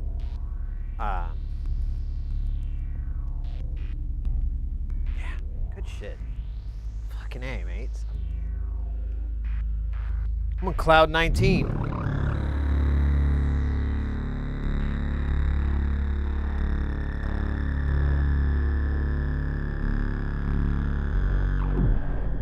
We should work on space station. I think we should wipe it.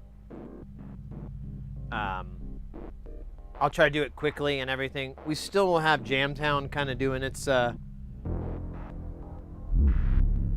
doing some stuff, keeping it going, keeping it from dead air. But man,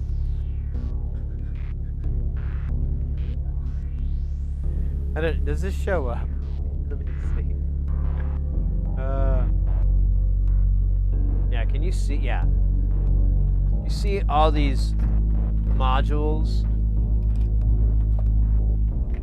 There's like a pile right here, too.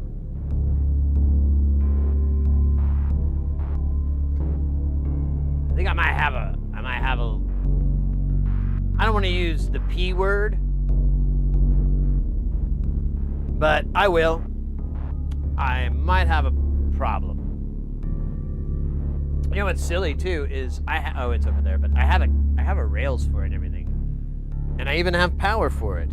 I just haven't bothered to install all of it because it's like time consuming.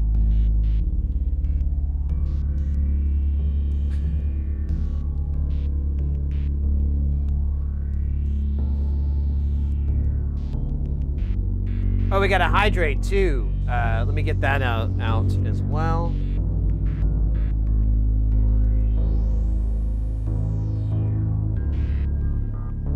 Just clearing out the list here. All right, mates, let's fucking go. Where's our beverage up? One more sip real quick and then I'll have some water. That was dumb. I like exhaled into it.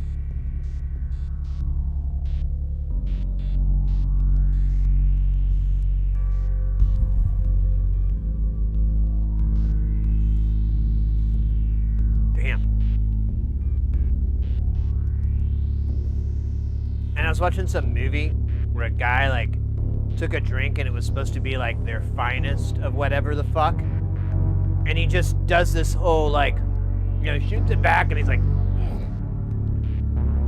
and I'm like, that doesn't look like it was very good, man.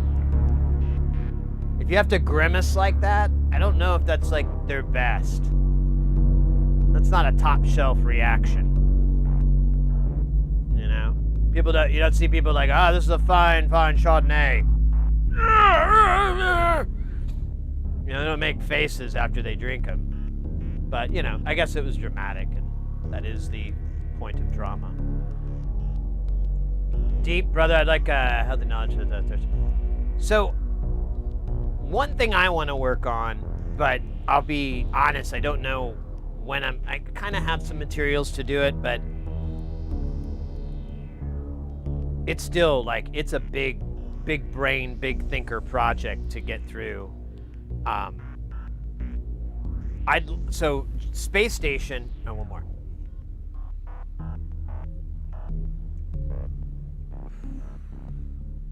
Space Station is all analog.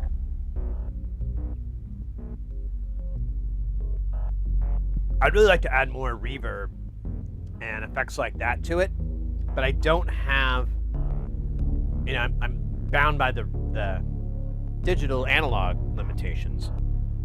And so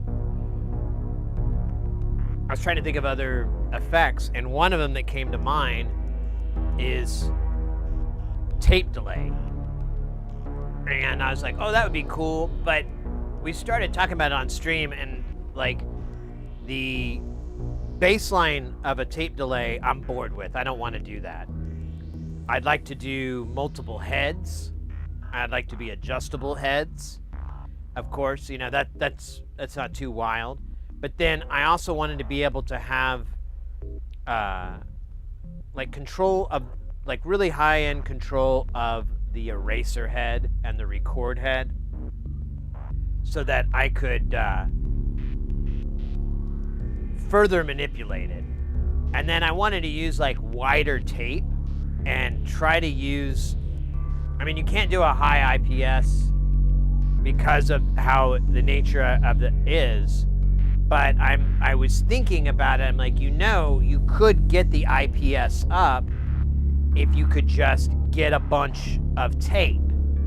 You know, like if it takes 1 second to go through 100 meters of tape or whatever the hell, I'm just throwing numbers. Those are awful numbers, but if it takes X time to get to Y time, and you could plot that out in a fast speed,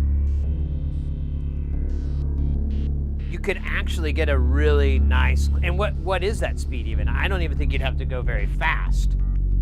And if you could get wide enough tape heads and you're just sending a mono signal, bleed, cross, all those things would be gone, and then all you're dealing with is the artifacting that occurs from the erased head and the record head and the playback head, like all those interacting with each other and having like really fun control with it. I think you could create some really cool loopy, spacey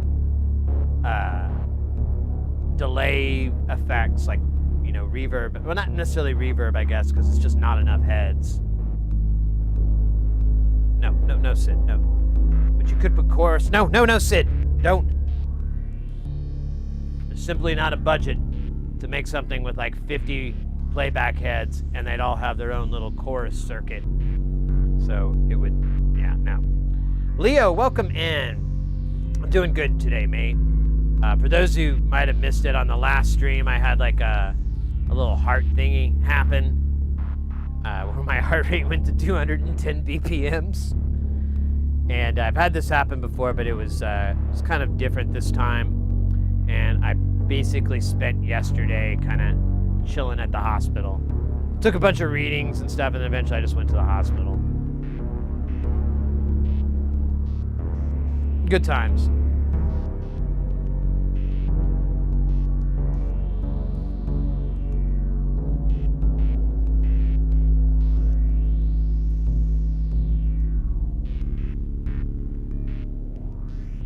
I'm good now. Yeah, so I guess there's enough different people that weren't here last time I talked about it when we started the stream. So I was trying to space it out because I know that some of y'all were watching the stream when it happened, and I posted in all the socials, you know, that everything's fine, but I just some of you guys don't use those things, so I totally get it. So I had like a heart thing happen. It's happened 2 other times where my heart basically it's called an SVT, or a subventricular tachycardia. I think I pronounced that right, but I'm pretty sure I didn't. Someone corrected me, and I'd been saying it completely wrong for years, not too long ago. So I'm pretty sure that's right. But I was having heart and chest issues. The heart was going at 210 BPMs. It normally would last like 30 minutes, but this time it was getting into an hour. I eventually was like, I got to end the stream. I got to figure out what I got to do. One of the things that's crazy about it is you can stimulate your vagus nerve. You can do a vagus maneuver, which I thought was betting it all on black, but no. That was wrong. And when you can do that, it can trick your body out of it, and you can go back to normal. Oh, we're gonna get a Twitch ad here in a minute, so I'll take a break before someone gets me like mid-sentence. But yeah, it's a weird thing that happens. I'm just gonna keep watching, wait till it kicks in. And it's really scary. This time it was actually so long, I was like, uh-oh. But no, I did manage to get myself out of it, and then I returned to normal pretty quickly, which was different too. Normally it takes a really long time, but this time it was like, technically it took like another 6 hours after that, but still I was in the clear. My blood pressure, all that was a little bit high, but not unusual. All right, now we got ads going, so I'll wait. But yeah, that was scary.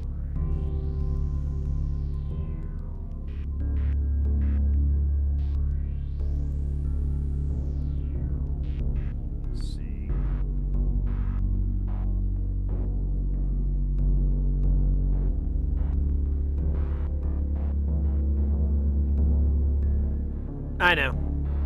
The big C.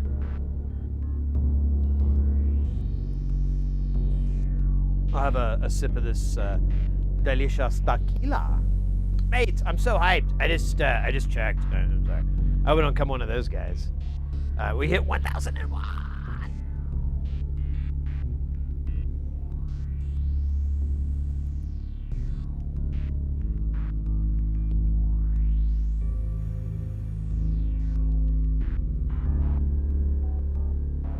know, right? It looks like the commercials are wearing off. I don't think the commercials are very long on Twitch. Like, I have it set up for 2 minutes every, I think it's 40 or 45 minutes, something like that. And a lot of people say they only get like one ad that's like 30 seconds or maybe a minute's worth or whatever, which is, I mean, fine by me. I don't really care. Like, Twitch gives you ad revenue from that, but it's, you know, it's proportionately not that big of a deal, you know. I know that there's, if you're really, really big, you know, streamer or whatever, I'm sure that number's quite amazing, but, you know, for the rest of us, that number isn't of any big consequence. But it's still there. It's you know, it's I think it's like 20, 30 bucks maybe, which again is nothing to sneeze at, but I don't really, you know, I don't really care. You know, it's not that big of a deal to me. And I actually like the fact that it, even though I think it's SciTech streams, they don't have too many ad things in there, and they can't show you like the same ad 4 times in a row or whatever. So I think they just do it once, and then they're like, "That's it, boss," and then you get kicked back into the channel. So whatever. Anyways, back to the thing really quick, just so we can tie it off. Yeah, I got it got it out. Everything was fine. I felt fine. And then I went to, or Mrs. Hearsey came home and everything. And the next day, I felt fine. But I had a friend of mine who's a nurse at a hospital, and he reached out to me, and he was like really, really serious about me taking this more seriously. And he was like, "You have to go to the ER, man. You know, you can't mess around with this. You're being really silly. You know, this can happen, this can happen, this can happen." And he just started laying it out. And he started giving more and more very good arguments. And so eventually I was like, all right, I'll just go. Screw it. And if you have a heart problem and you go to the ER, they see you like immediately. You don't even have to wait. So that was the upside. But there wasn't anybody in the waiting room at the same time, so not a huge deal. But anyways, they got us through. All my results were normal, nothing remarkable. I think the weirdest thing is I had a slightly low potassium level. So I guess I got to eat more bananas. And that was it. So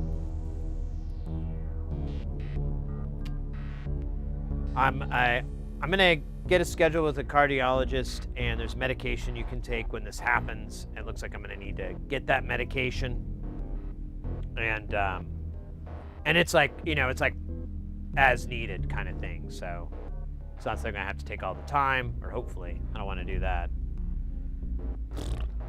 But anyways, that's my getting old story.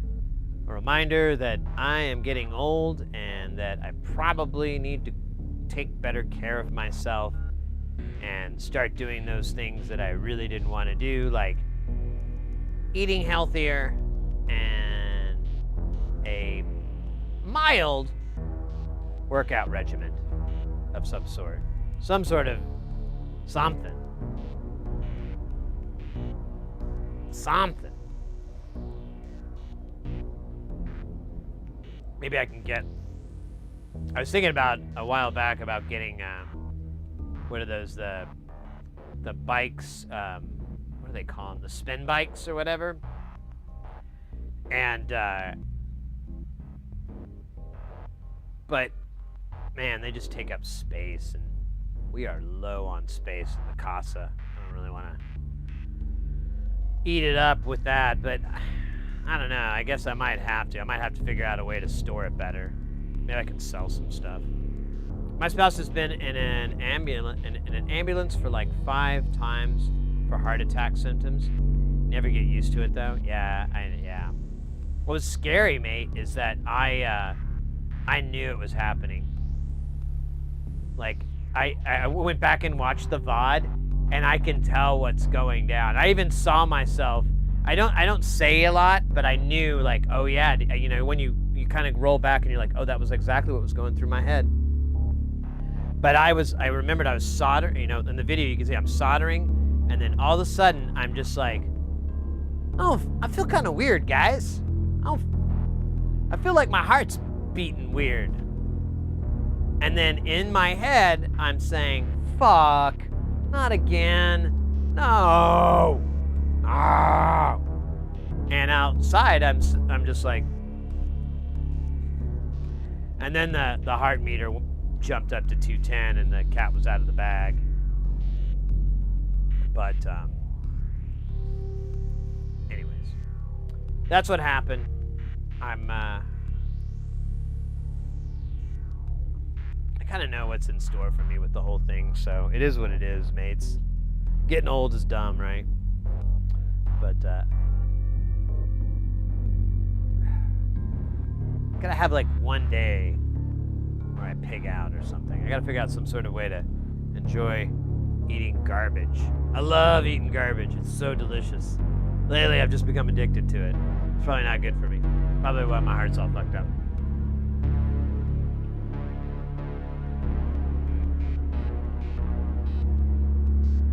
Yes. Yeah, it's an app on my watch that it's constantly taking the heart rate and pinging it up to a little app or a little server thing and throwing it up in there.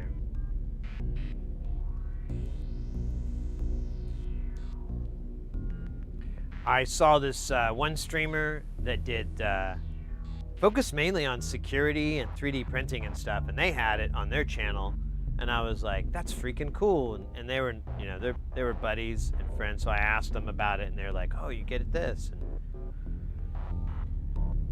it's called Hype Rate, and I think it's like a full deal. I had to get a developer's account in order to run it for a long time, but I think it's finally like in the Apple Store, and of course, I think it was Android Store too. They couldn't push it out in either of those markets, so you had to have like a developer account for a while. But now I think it's full blown and pretty easy to set up, super easy to set up actually, too easy to set up.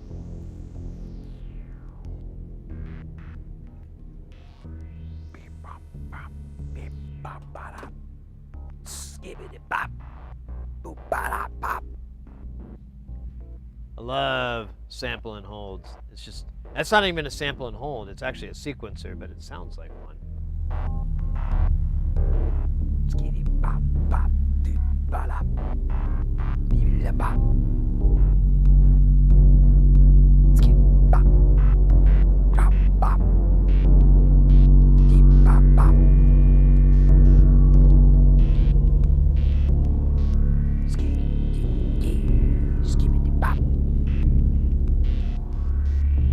Yeah, I can do that. That'll work.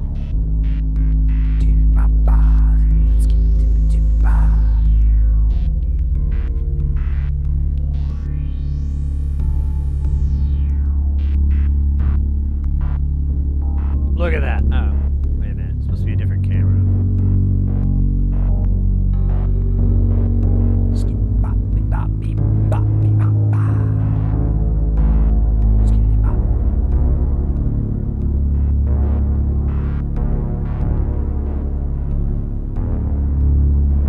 Yeah, it should be. Wait. Oh, yeah, that is the right camera. I'm just not the.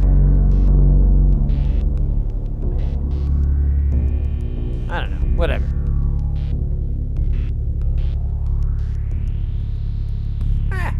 Sorry. Kick it up a little bit. Get a little bit of headroom there. It's blasting out my forehead. But sometimes that's what it's all about. Blasting out your forehead. So, let me put this guy in. This one doesn't have any. Oh shit. Almost got sad.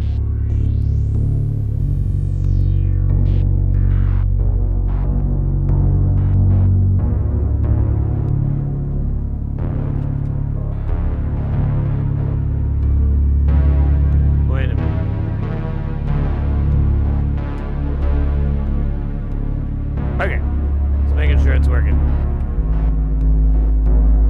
I'm gonna plug these in. So this guy needs power, but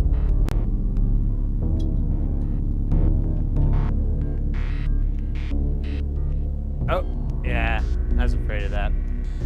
You gotta give it the old reach around.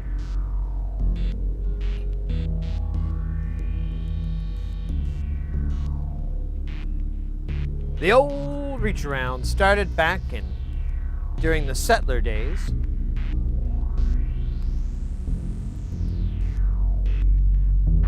Where settlers gave each other reach around.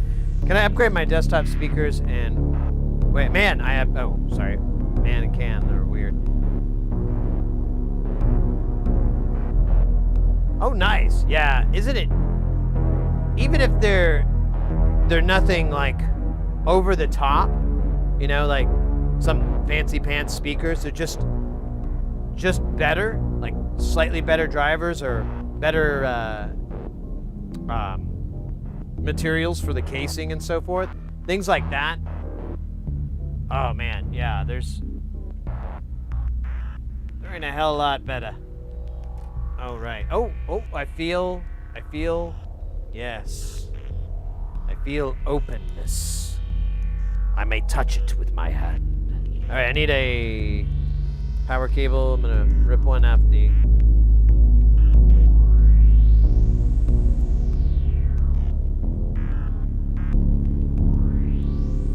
Alright, this is gonna be fun. Oh wait, why don't I take this guy out too?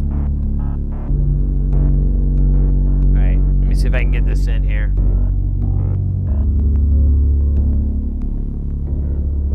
I'm gonna do it one-handed while spinning a pin. Oh, I don't have a pin. Okay. We're not gonna do any of those things I just talked about, because that is for nerds. I just changed the order of all these. God save us. Oh!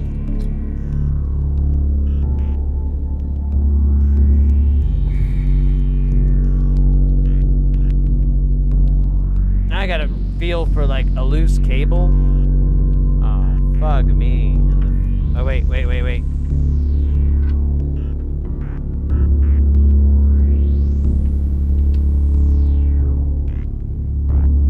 Alright, we gotta attach an anchor onto this piece so it quits dropping in. Alright, I got that right? Yeah.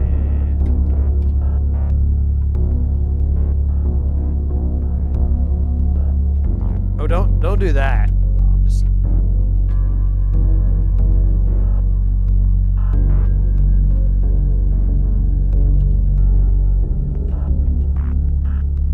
Alright. That is upside down. Alright, I'm gonna go from left to right. Just like they taught us in school. I think I'm missing out on chat. I had my phone so I could learn about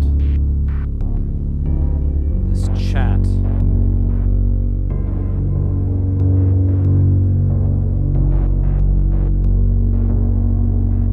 Canto Aura is the music volume up, you bet.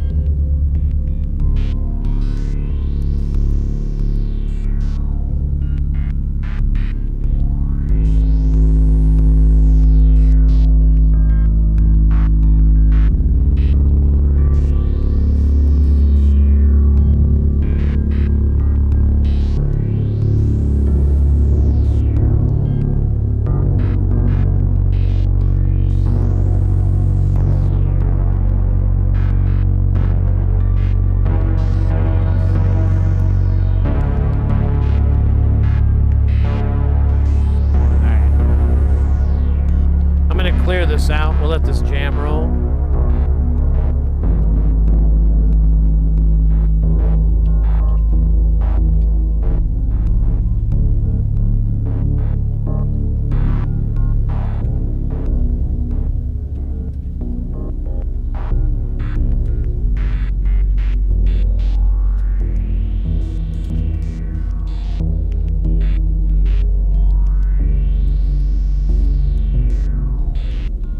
Oh my god, there is so much. Yeah, we're gonna need to move the Let's Splosh. We gotta find a better thing, because it's just, I don't know though, maybe it's better to put it in the center. It's like, it just does this. At least get it away from this thing, because it's another billion. Oh, you're a little loose. Or something was loose.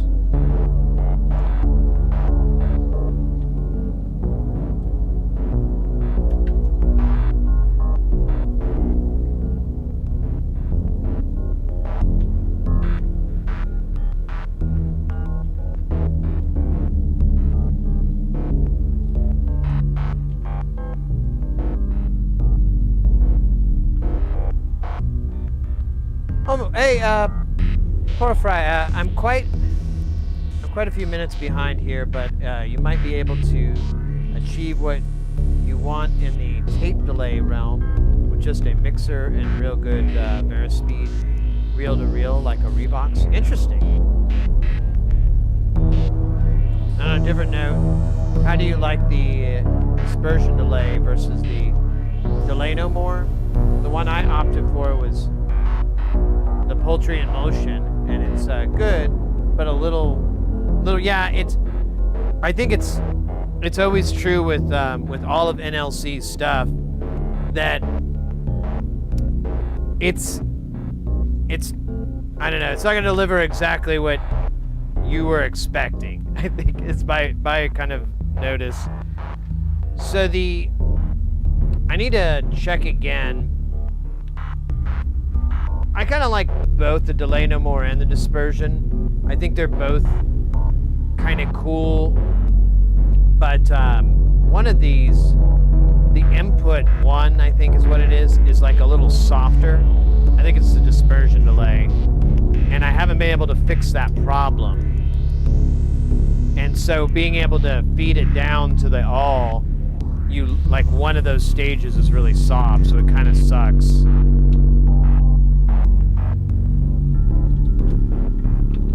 The poultry is cool, but yeah, it's really weird as far as a delay effects module type thing. It doesn't do what I was expecting it, I guess I would say. I should put the really short ones on this table here, and then just take these long ones and put them in my hand. That's a good idea. Should have done that a long time ago.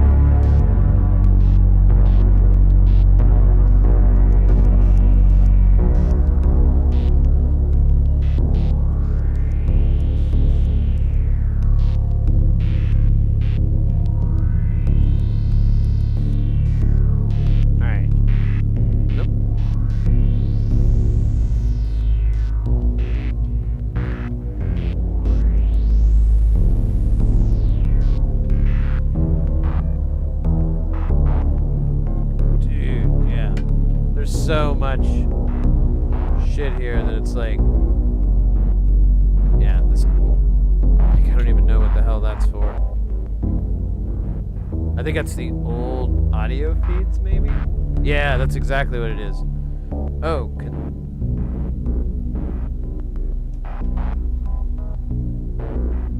so that freed up 2 channels.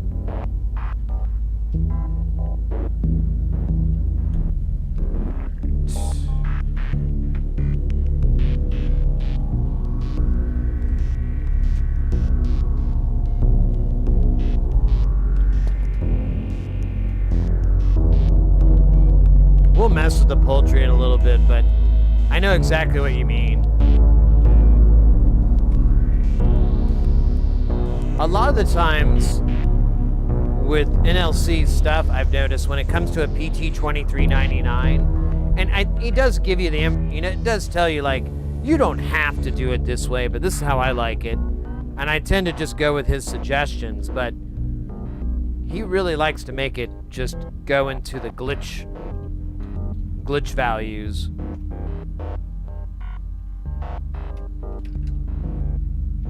Catch up on chat a little bit, make sure I'm... Mr. Frog over on YouTube, welcome in. Game Tech. I know, right? Cray, right?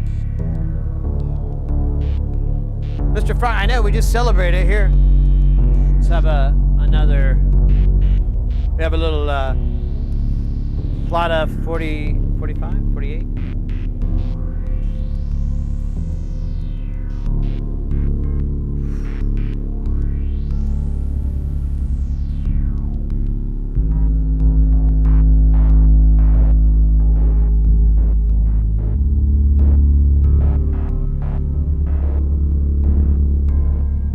That weird. I wonder why it flagged your... That's weird. It flagged your message in there.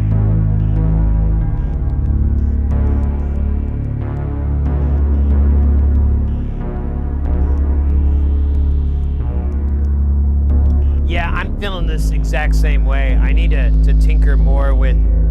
I don't know. sometimes I'll use something and I'm like, I don't think I'm using it the way you're supposed to, or was intended, or preferred, or whatever. And it's to my detriment. Oh, you know, I should just leave these plugged in.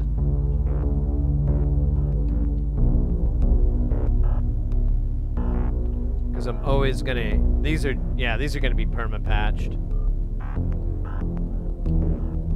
Because they're always, it's gonna be the triad and it's 3 VCAs that it controls.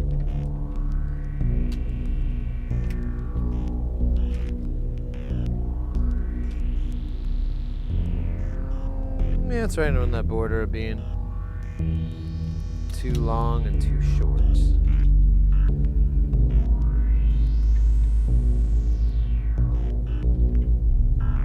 think I'm gonna change the notes here. Oh shit, did I just break this cable or no? No. So, way we'll change it is just, oh wait, here, we'll hit it here. Fun. Is that fun?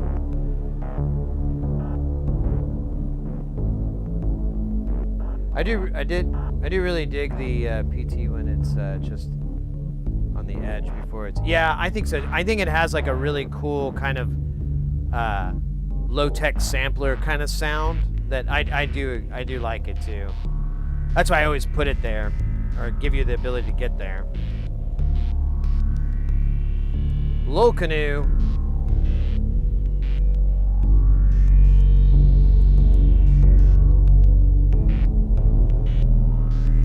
That's a really awesome question, mate. It depends on the module itself, but all of this is all analog. There's the closest you get to a digital thing is these delay chips you can get called PT2399s, which I was just talking about a second ago with in chat about it, and they're not very good quality. They sound pretty dirty.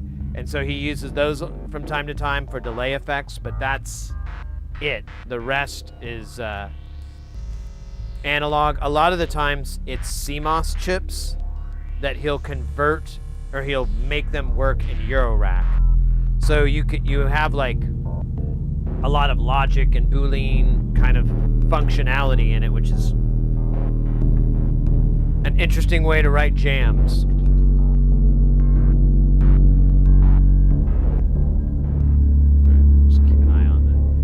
Shoot! We almost got this son bitch cleared out.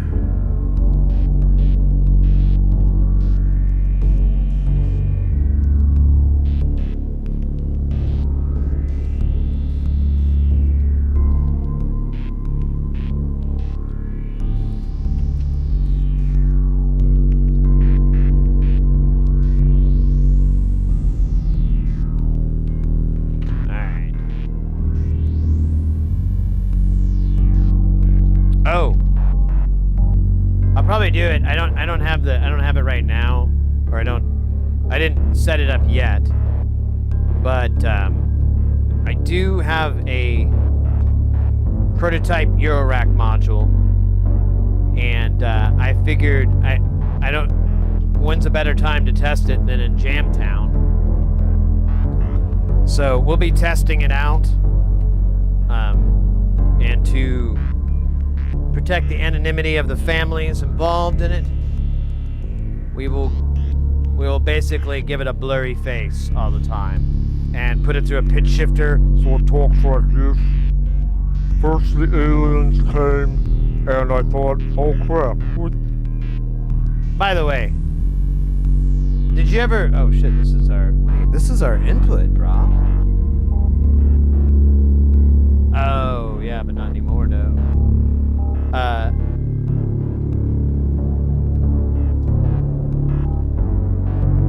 You know those like they'd interview somebody and they, you know, put the light behind them so you could just see their silhouette.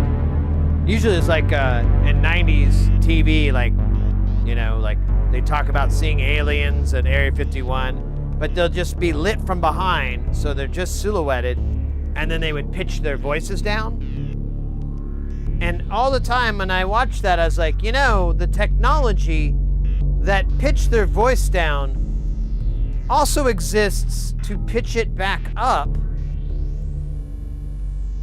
And then you just go back to their regular voice. It's probably like 10 or 20 semitones. It can't even be that much. And then it's like, you just do that, or just turn it to where, like, is that Bill? I think it's Bill. Blah, blah, blah. Oh, that's definitely Bill's voice. And sometimes they'll have like pretty prominent accents that just cut through the the whole voice modulation thing, and it's like,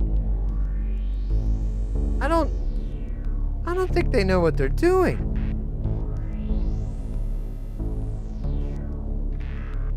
These aliens came and they probed me from behind. You pitch it back up and you're like, hey, that's Sid. Oh man, he didn't talk about it. That's why he was late for work.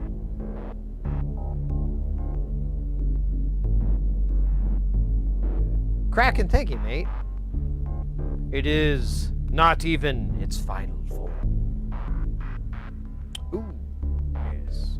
Oh, you know what? We need to put, oh, that's right. We need to put switch condoms on these guys. We didn't put our switch rubbers on. Hold on. Let me assist.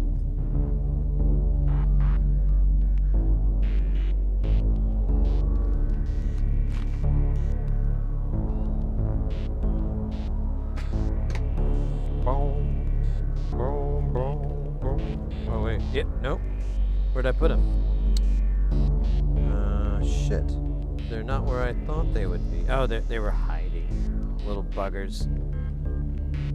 Sneaky little guys. We needed dos switch condos, or I don't know what condom is in Spanish. It's probably not condos. Doesn't have to rhyme with dos or have the word. All right. Oh man. Oh, yeah. Feels good. I kind of want to pin this shit back. It's kind of annoying how it gets in my way. There's enough excess on these cables that I could do that. There we go. This guy, though, he's a little trickier, but he's not as awful. Alright, there we go. Now we're cooking with kerosene. I don't even know what these switches do, but they feel good to flip.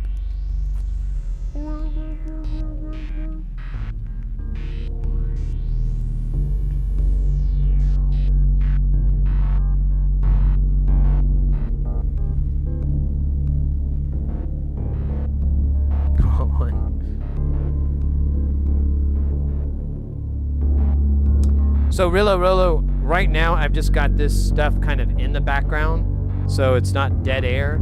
We're gonna focus on this, and this will be probably a little bit hotter, a little bit louder once we start patching stuff in. So, but let me know if it's still a little too soft or anything like that. Let me check. Let me make sure. How's our YouTube? Oh yeah, the meters on OBS are well fed. So none of these modules that we built this last week make sound. They just do CV stuff. So get that out of your head. Oh yeah, I want to move this guy. Or this. Let me move this here. Let me have these guys swap places, because I think they're the same size. Oh no, wait, it's still close to there. Still would be better than side by each.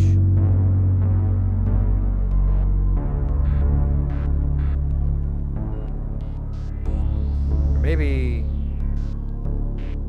No. Better idea. Move this here. We'll have these two swap out spaces. There we go. Killer! This one's called Killer.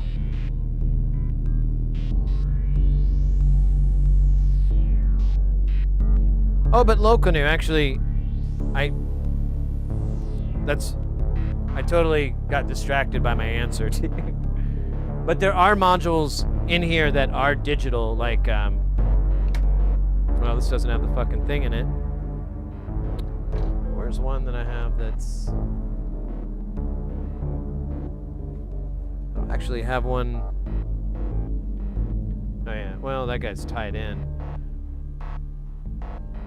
I don't have any out to show you, but this module that has like a little screen, this one too, there's one over here, this one, actually, this one, those all have some sort of MCU inside of them, and so it is programmed and so forth, and there is room to make modifications or improvements or whatever to those. In fact, there's multiple ones of these in the rig, but what these are, the reason I have so many is that they've made, it's open source and the community has made different variants or complete re-envisions of certain modules, and they're pretty fun little projects. They're worthwhile to make. I use them pretty much all the time. I almost want to bring them into Space Station, but there's just no way. Yes, the Marvel Comics universe, or microcontroller unit. You decide.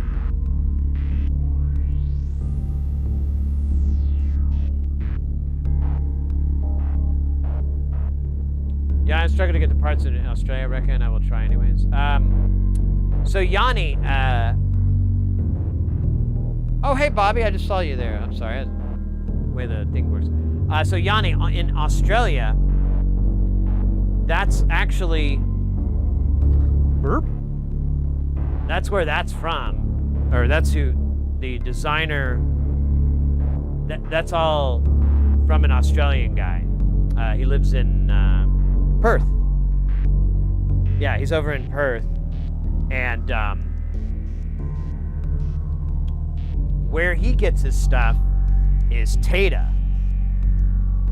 So, and most of his stuff is from Tata. Now, Tata's in Asia, but I wasn't very good in geography by any means, but I think you are a little bit closer to Asia than I am. I could be wrong though. I'm really, really shitty at geography.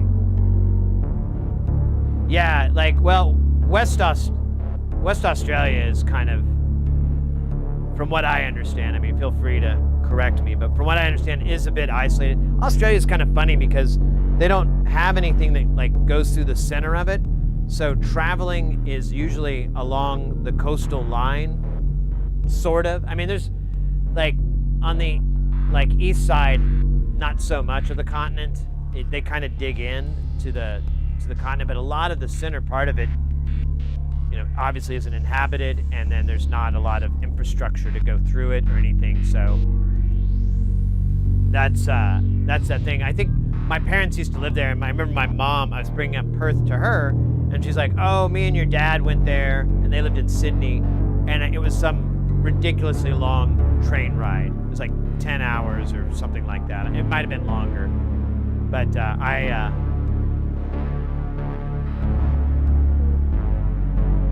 digress. Literally a moon colony thing, yeah.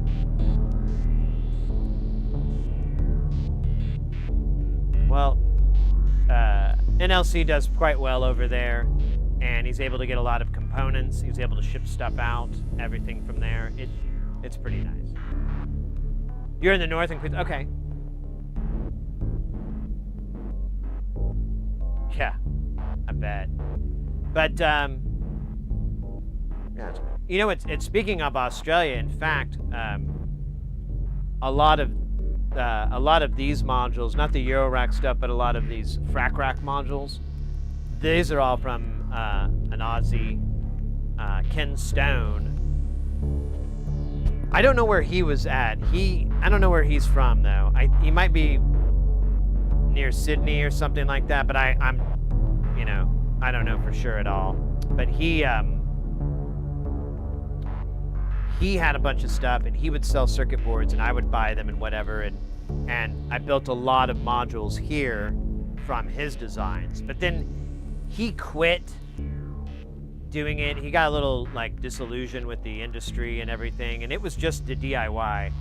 I remember one of his posts was like, he's just sick and tired of people emailing him and saying, which module should they get? He's like, how the fuck am I supposed to know? You know, get them all. But then like people would buy them all, and he'd have hundreds and hundreds of dollars sale, and then something, you know, would happen and he'd get ripped off. You know, he had all these kind of issues and stuff, and he was just getting really frustrated. And now I handed it off to LB Designs, which is another Aussie-based kind of DIY place, but they're all right. They're not, I don't know, I've had issues with them in the past ordering stuff, but I wouldn't necessarily badmouth them over those scenarios. It's just like, kind of like, wish there was another place.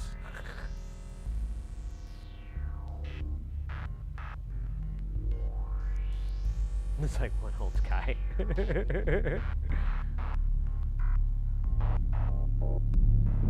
Yeah, there's some awesome. I have there's a really awesome techno streamer too. He's out of Australia. I definitely am gonna go there before I'm zapped, before I join Carousel. So just don't know when. It's kind of a big trip. Whenever you go overseas, you don't want to like spend a 2 days there. You want to kind of get your weeks and get a week or two. Oh, we got a little ad break. All right. Over on Twitch, I'm gonna get myself just a little bit more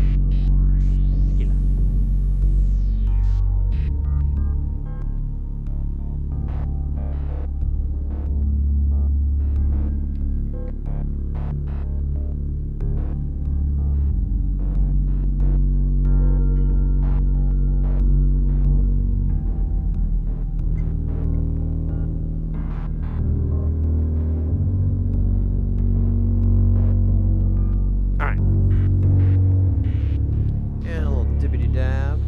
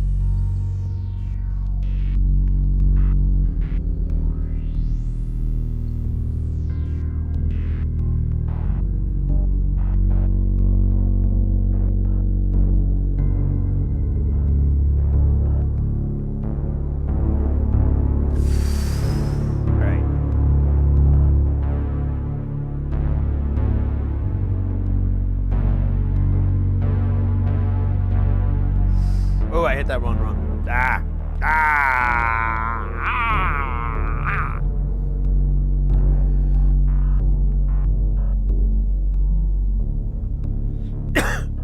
All right, let's so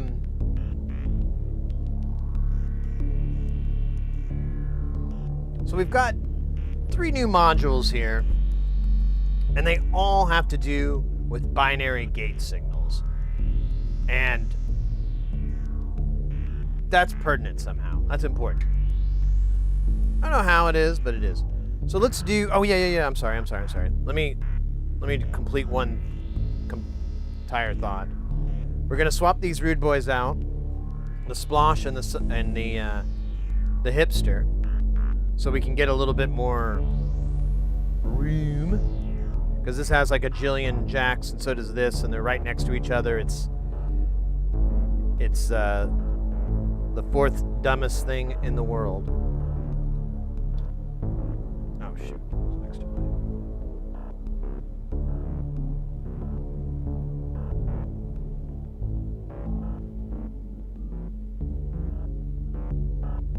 Kind of feel like, yeah, that's what I'm saying. I'm not trying to dog on it. I've had some experiences that aren't. It's not bad, you know. Like okay, I'll tell you an example. I'll give you an example. I got the and you know, it could even be operator. You know, I was. This is a long time ago. I was a younger guy. I barely even knew the pains that I know now. I was a little bit green, so maybe that's it too. But I got the MIDI to CV converter thing. I can't even remember what it's called now. And I don't even remember what the problem was, but I had a bunch of bugs that I couldn't sort out. And I remembered reaching out to him, and I was like, hey, these things are happening. What am I doing wrong? You know, how do I fix this? And he was like, yeah, that's the thing. And I'm like, I went over all the stuff. I didn't see anything about that. Oh, well, yeah, I don't think anyone's been able to figure that out, you know. And then I go and I find on forums and stuff, and I'm like, oh, yeah, this is like a known issue. And just wasn't in any of the documentation or before I got it. Feel kind of stupid. But again, I don't really think that's on them 100% by any means. It could be a 50-50 if anything, but it was a while back. I should try again, but I don't, there's not anything at LB that I'm super interested in.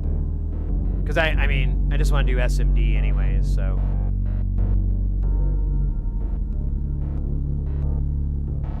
I don't want to mess with through-hole unless I need to.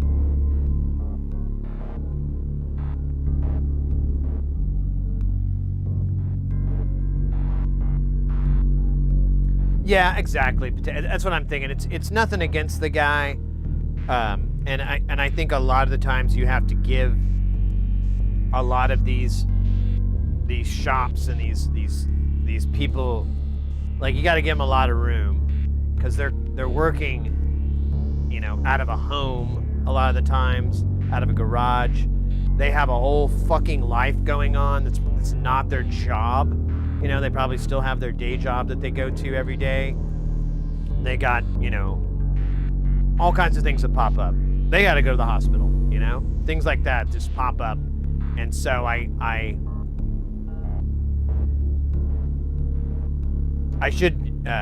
need to keep that more in the and at the time I don't think I think I was a little more entitled.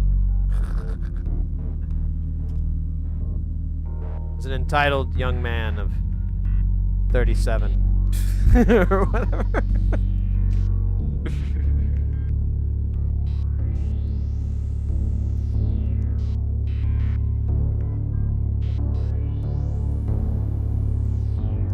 I wrote that over there. Someone super pissed by a customer support to the ornament and crimes module.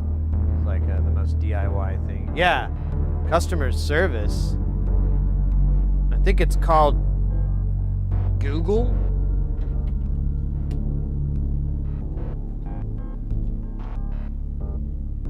Yeah, that's one thing oh shit. That's kind of important to impart is that, you know, and I used to say this, I don't as much, but I used to say it from time to time, like, don't try to avoid having to reach out to the maker of the module. Like, it works. They didn't mess up anything, you know? It's really not on them. They did all the homework, all the legwork, everything's done. they and other people have built hundreds of these, or whatever before, and they all worked fine.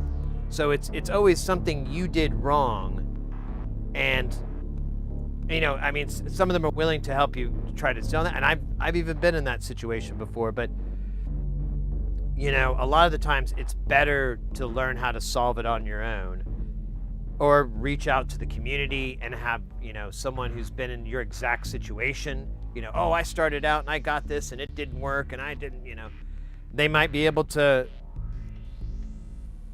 be of better help. But I'm like, leave the makers alone so they can be incentivized to keep going, to keep making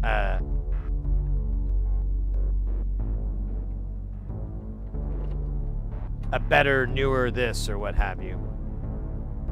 Because if they're just bogged down with emails on like, I bought your thing and I did everything right and it doesn't work, and it's like, bro, no you didn't.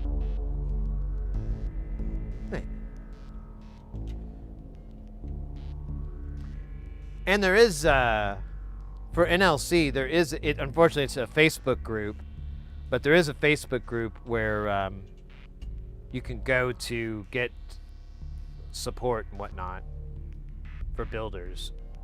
And I and everything kind of has that. It's just a trouble of finding those forums and those communities and whatever that are there and willing to jump in and be like, oh yeah, you got to XYZ instead of 1, 2, 3. And I'm just rambling now, I feel like.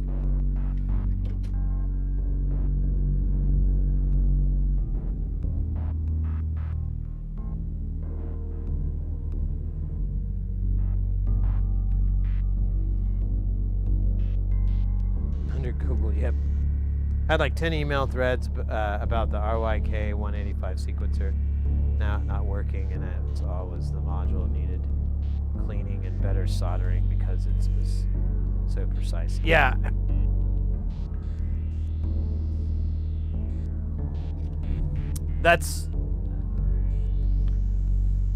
I find that fixes a lot. I try to, tell people like go get some flux and just go over all your joints, reheat them, reflow them, definitely have some solder wire, give it a little bit more gas when you need to, but just go over every single solder joint. And while you're at it, if you got the time, you got the feels, why not verify that is absolutely supposed to be 10K and that's a 10K in there. Go through that and verify everything, because every time for me, that was the cause. Every time. It's super rare that the component was bad or failed. I mean, there's instances I'm sure I could think of hard, but it's less than 0.5%. Or failures on the board or anything like that. Super, super rare.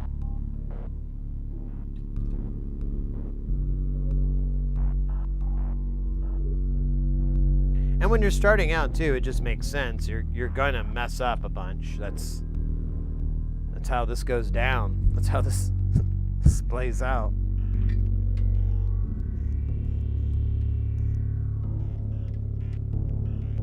Alright. I'm building some perma patches here. We need the clock shit going. The clock's coming in from Jamtown, and then I'm piping it here, but we've got all these to fire into, we can put it into the poultry or whatever. Actually, so we have an ultra mega divider. Man, I wish I had a little bit shorter one. Maybe I do. I don't. Alright, whatever.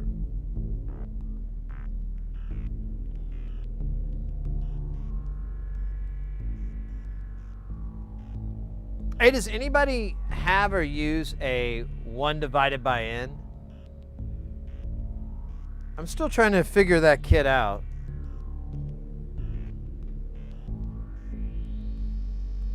almost want to do that really just for a minute here. So there's a clock in. Yeah, and I have the... Or no, I don't. So we have our clock in. And I'm going to feed it a 2. I wonder if I just plugged it in the wrong... Or is it... No, is it still running sequentially, or...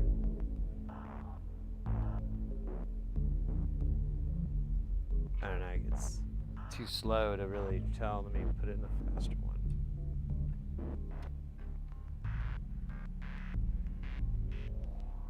Yeah, it's just doing a chase.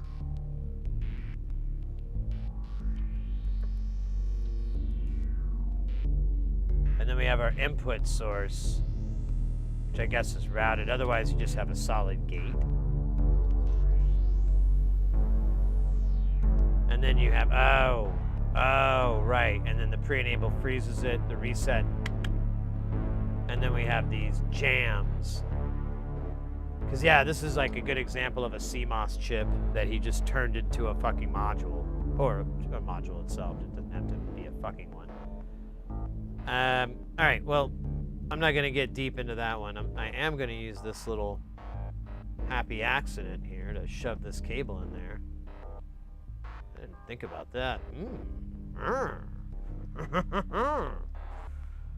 All right, so we need to feed clock stuff into this guy. We're going to use a cable. How about that? Oh, man, I still have so many of these kind of mid. I don't think that's going to make it in a million years, bro. We need a brown town.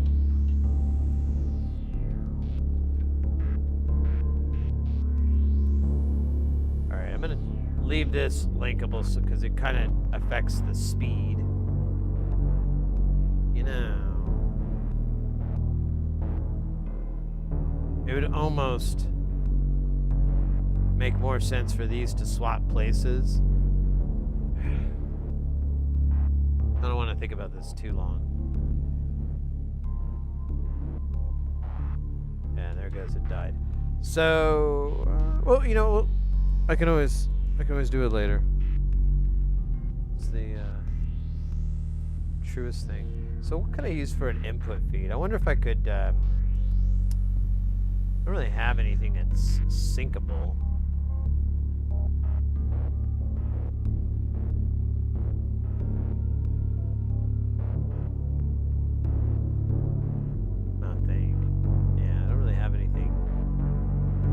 It's not a hard clock, but I mean, whatever. We could just feed it a clocked.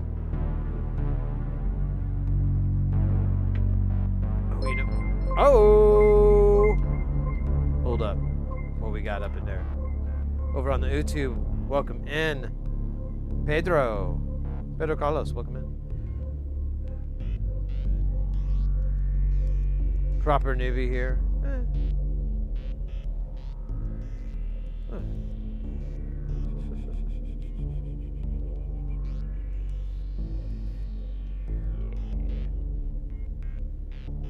Alright, so now this guy's making gats. And we can feed them gats into this guy and have a fantastic time. Now the bolter is just a gate delay, so it on the, I think it's on the up, on the rising, it delays, but on the fall, it doesn't. And then this guy generates a boatload of gates. So we should just feed it, like one, we should just feed it a regular clock from Clock Monster. Are you fucking with me, Clock Monster? Am I wrong? Is it... Oh, wait, these are... I forgot, this doesn't tie together. Alright, well, we'll just feed you there, Clock Monster. Do-do-do-do-do-do-do-do-do. And I'll feed you one of these.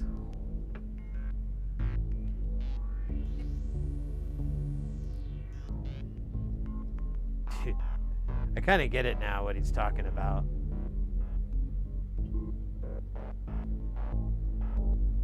It does kind of have a head, shoulders, knees, and toes look. I don't know. Does it show up on stream or am I covering it up? Probably am. Here. Well, you can't. Yeah, I don't know if you can really see it so well because of the angle. Let's see if I can do this.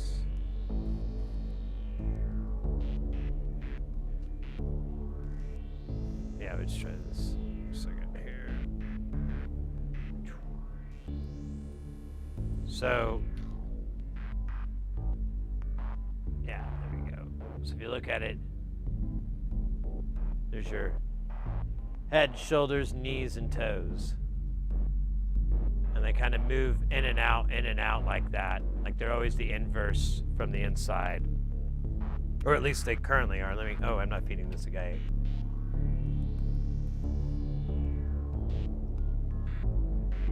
And then let me do another gate. Into the bottom one here. Take that.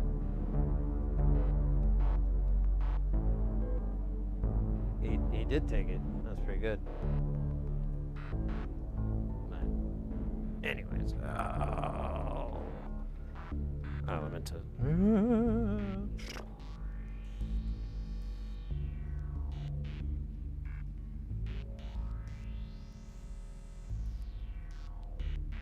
Ah, damn. No, this thing's all.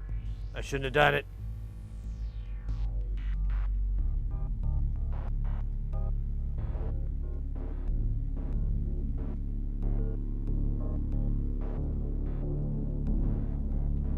Alright, good enough. Okay.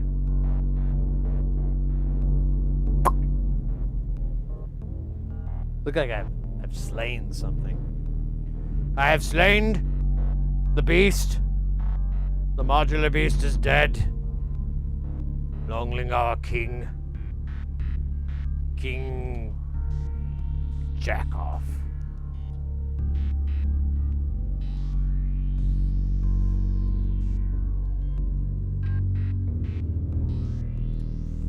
Well, I need a longer one, dog. Alright, so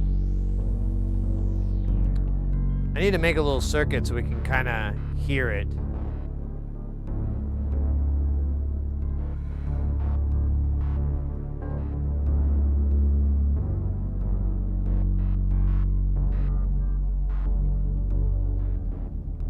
Oh, you know what? We'll just do the drums. We'll just do a tinkle.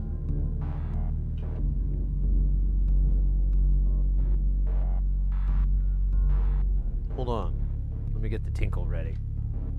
We'll take this tinkle and have it go right in here. Here, we'll do a lower one. I don't want a really high tinkle. I want a little low tinkle. Maybe we'll have more tinkles later. You know, I could just go into the tinkle mixer. It does have a tinkle mixer, I believe. Oh, we'll find out. It's the magic of tinkle. You learn more about yourself than you do about the tinkle.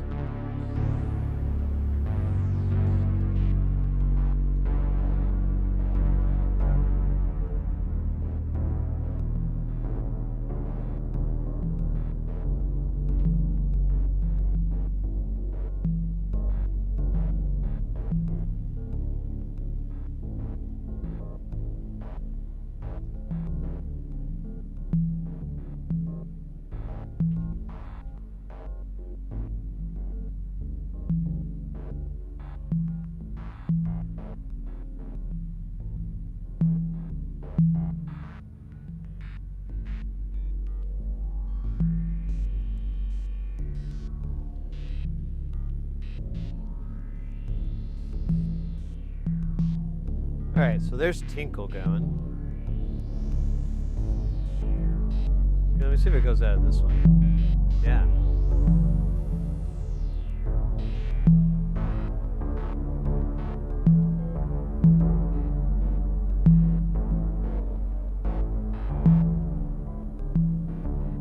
Alright, let's do another one just to make sure it's cool.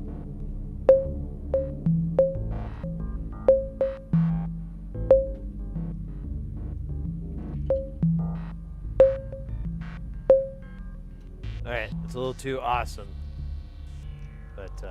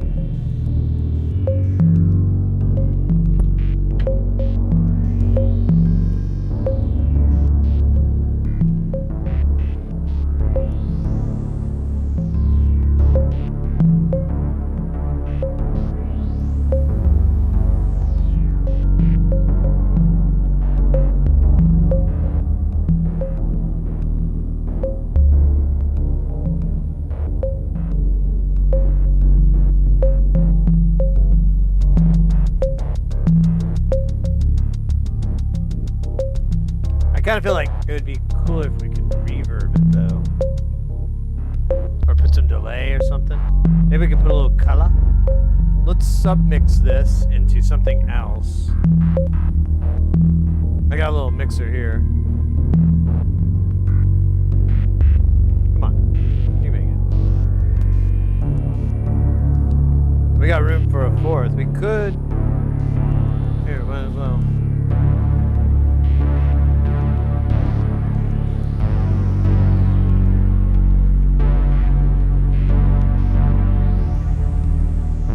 There's all four.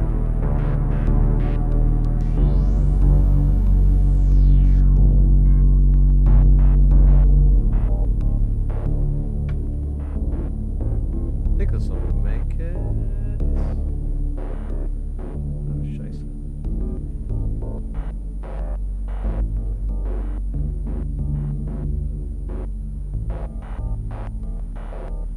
Out of curiosity, what are the connections that should not be made due to potentially damaging modules? There are none.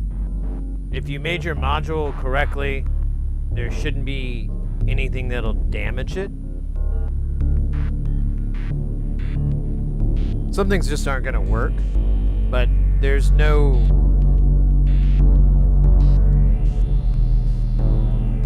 There's nothing to worry about.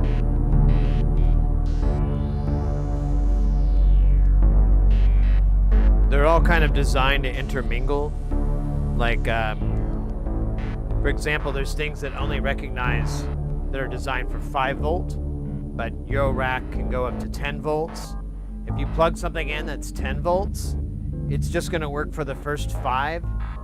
Well, it's not even going to work for the first 5. It's a binary. So once you cross a threshold, it'll just go on.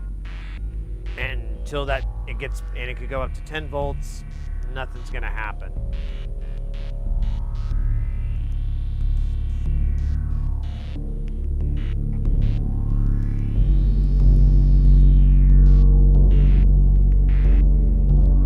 Yeah, you know what, Potato, you could, that's about the biggest thing. But the modules themselves are, all these IOs are protected, or it's not important. It's not, nothing's gonna happen to it. You could probably send like higher voltages in here. At the worst, honestly, no. There's 0 things to worry about.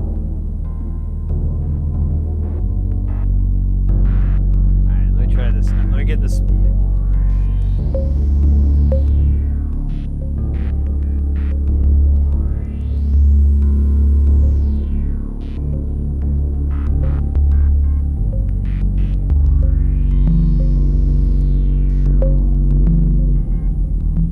Alright, let's put the high guy in. I want to hear what he sounds like.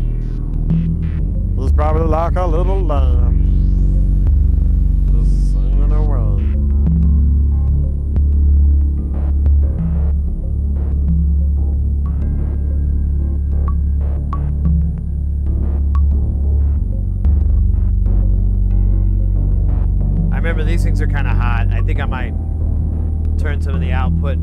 levels down on the higher ones, like put a more of a resistance in there, dump it down, or change the op amp. I don't know. Do something to kind of. All right, now we have that though. Now we can run this rude boy through some delay. We were gonna do the big room, right? I think we were. We'll do in, wet, dry, just like in the song. Oh, we could do the stereo effect that it does.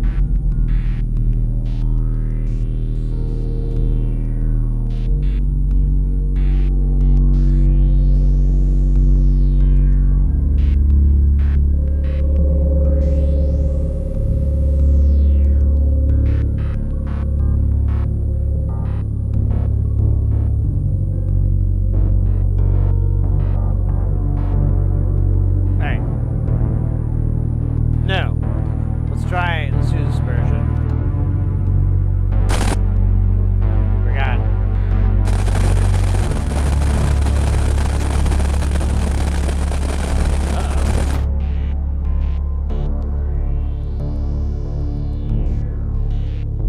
Let me go into a different input.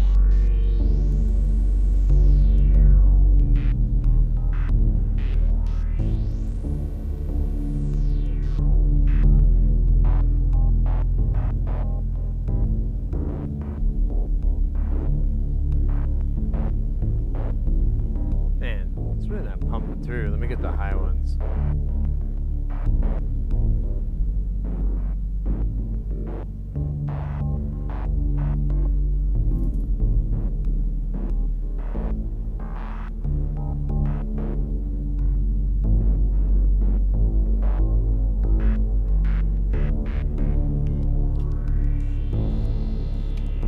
Yeah, it's like it's not working now.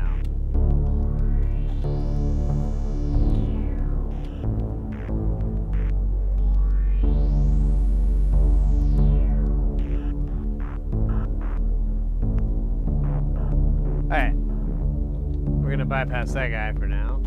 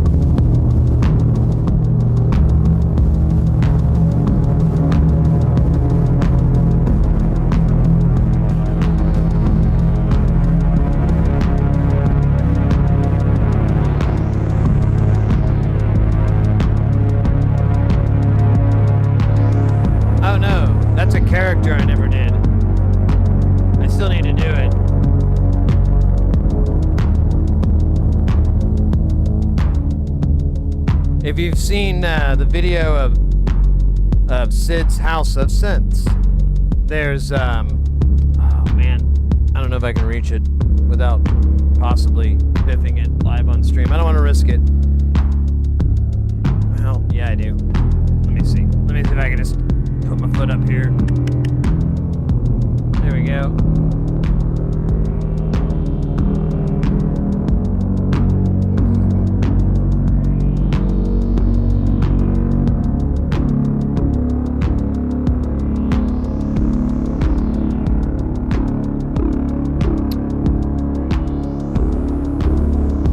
Come on down to Sid's House of Synths. I'm Sid, and I'm here to tell you right now, fellers and ladies, that's right. We got synths of all kinds. We got electronic synthesizer. We got synthesizer run on soul. Did you know that? You can do that.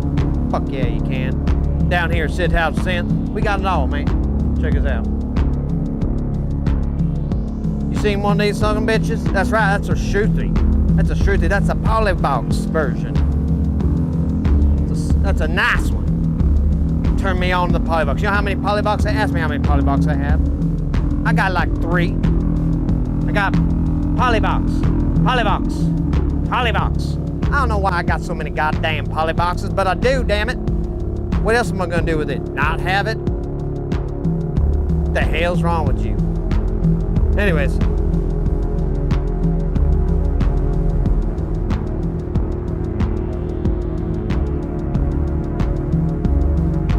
I had some other ones that were a little bit more Yosemite Sam themed, but just never did it.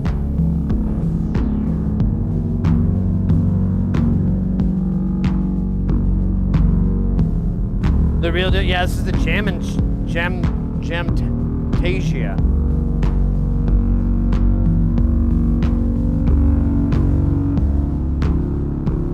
Yeah, I thought, you know, Velvet, I thought if you get a hat like that, especially it had the little belt on it, you can do the cowboy thing, but since it's black, you can also do like the Ministry, you know, metal goth thing too. I mean, that could almost roll for metal goth, you know, if you're just like rolling in, like you got your leather jacket on, your battle jacket or whatever, you know, you're rolling, got that on. People gonna be like, man, I bet that guy really loves Garth Brooks. No. They're gonna know if they want to go deep, it's Pantera. Oh, we got ads there on the Twitch. We'll wait for that.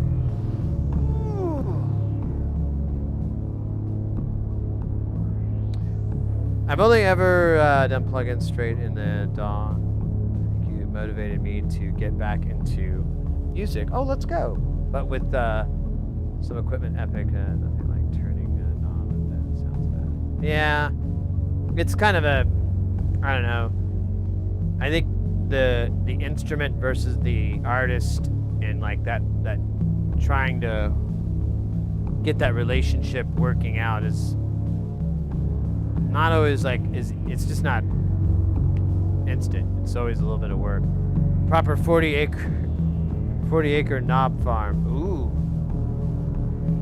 that would be nice. With proper knob schools to raise our children. Get them away from the anti-knob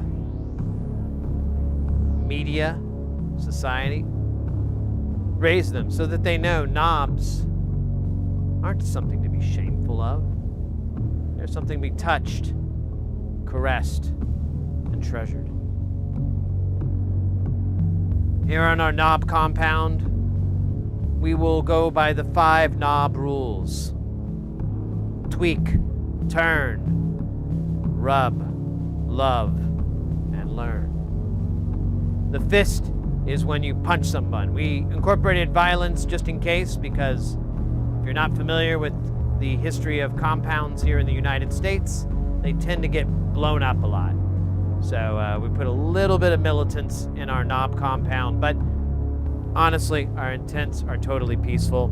We have honestly good peaceful intents. We do have a fairly sizable cache of ammunitions and weapons.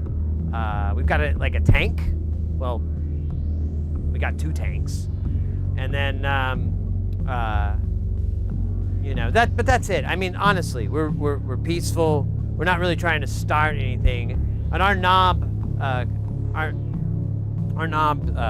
sanctuary, really. I don't think compound's the right word. It gets really dark visions, you know? It makes people think it's bad, you know, compound, large stash of ammunitions, tanks,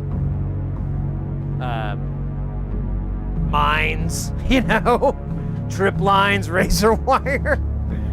People get the wrong idea. They see that in the word compound, and really it's not that. It's really just a place for knobs to be loved, away from the prying eyes of Uncle Sam and the Illuminati. Anyways, I'm sorry. I keep going off tap, but the true nature of our compound. Sure, we have a weaponsmith there, but I think any good sanctuary or compound would want at least 1 or 2 weapons masters, you know, on there, making, repairing artillery, any mortars that you might have. Those things, that's a really, a lot of people don't know that. Like any type of mortars that you have, you know, firing grenades, you know, maybe 100 yards or 1,000 yards or whatever. Any of those are good. Really popular too these days, drones, yeah. So, you know, but we're not into that. We're into the love of knobs. It's all love. That was a good bit. We're gonna have to put that on the TV. People will totally not take it out of context.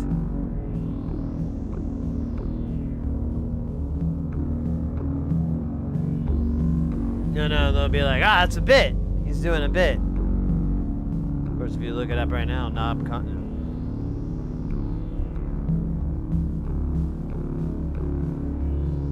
Latter-day knobs. Or knob denomination.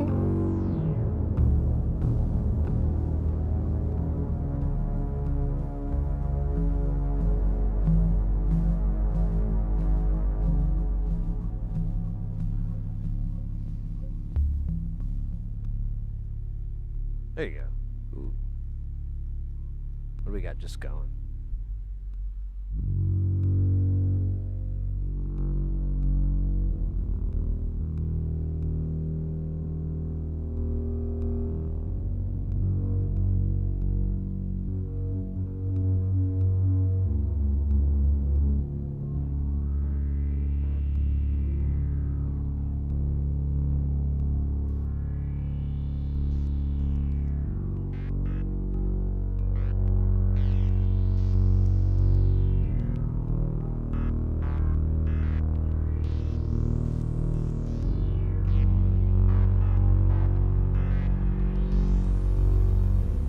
Those guys weren't on reverb. This is fucking awful. Freedom knobs.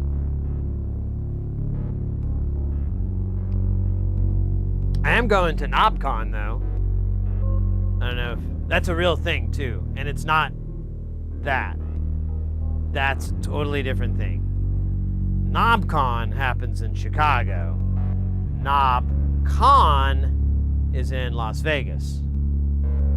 Right during the AVNs. I don't know why they would put them on top, but you know, I guess they thought they'd get some rollover, you know, like someone wants to go to 2 conventions at the same time. But anyways, this KnobCon is in Chicago, and it features, you know, synthesizers. It's very synthesizer oriented.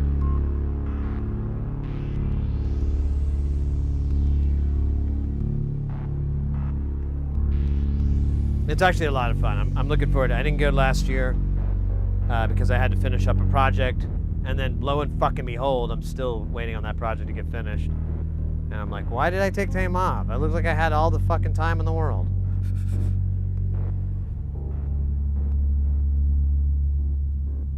The person who stole your knob? Yeah, exactly. Yeah, it really gets into the theft of knobs at KnobCon convention. Yeah, pretty decent size. A lot of it is smaller ones. Like, you do see like 4MS and Bafaco and some bigger like kind of big names there. But I don't think I've seen, I don't know if, maybe there's even the big names like Korg, but for the most part, it's been, I love it because I get to see some of my friends, because there's a couple of, you know, cats that's what they do. They're in the pedal biz or the modular biz or whatever, and they go there to as vendors, in fact. I know, Marzipan, that's gonna be wild. I'm all bummed that Mr. X couldn't make it again this year. It was so much fun hanging out with him, but you know, it's not easy to cross the pond for a week.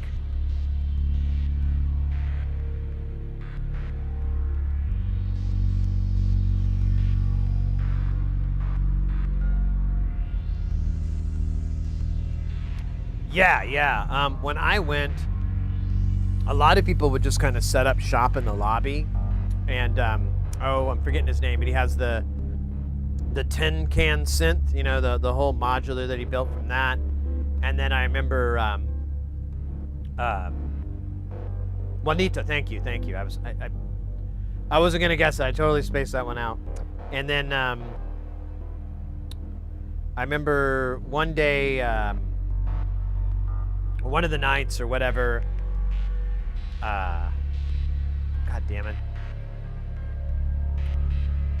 Scott Denassi, he lives there and he lives in that area, and so he brought over his modular system, which is a nice big case, kind of similar in a way to space stations, but I think bigger, actually definitely bigger, but similar in that structure, just one piece, and brought that, and people jammed on that and had a lot of fun.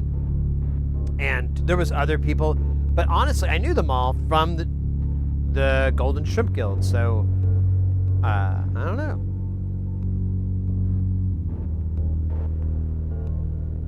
Aguila, welcome in, mate. We're just we got a little bit of a jam going. We got a little the bongo sound, which I remember gets old after a bit. It has an old problem.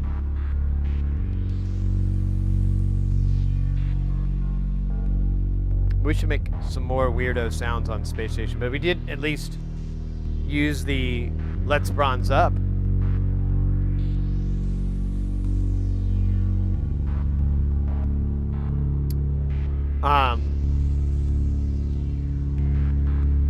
Yeah, it's the best anecdote I can give you for KnobCon is when I went and everything. At the end, you know, we hung out, like the last day we hung out everyone's kind of hanging out in the lobby, getting ready, you know, oh, my flight's here in another hour, might as well head to the airport or whatever. And we're just kind of chilling, and finally I get to the airport, and I've got a little bit of time, and I'm like, oh, you know, let me check something on my laptop real quick, and I pull it up, and I realize, my browser's there, and it's on the last thing I ever opened my computer up for, which is when the first day I got there, I was trying to find some place to go eat that was nearby. And it was on that page of like this place I was looking at, and I realized that whole time I just would get up, shit, shower, shave, go downstairs, get something, you know, some snacks, some drinkage in the lobby, and start running into people I know, and then walk the floor, and just hang out and walk around. Actually, that's not how my day would. I'd actually go out and have a jazz cigarette, and then I'd come in and yeah, but either way, same difference. And this would just go on, you know, go to lunch, go to dinner, you know, hang out.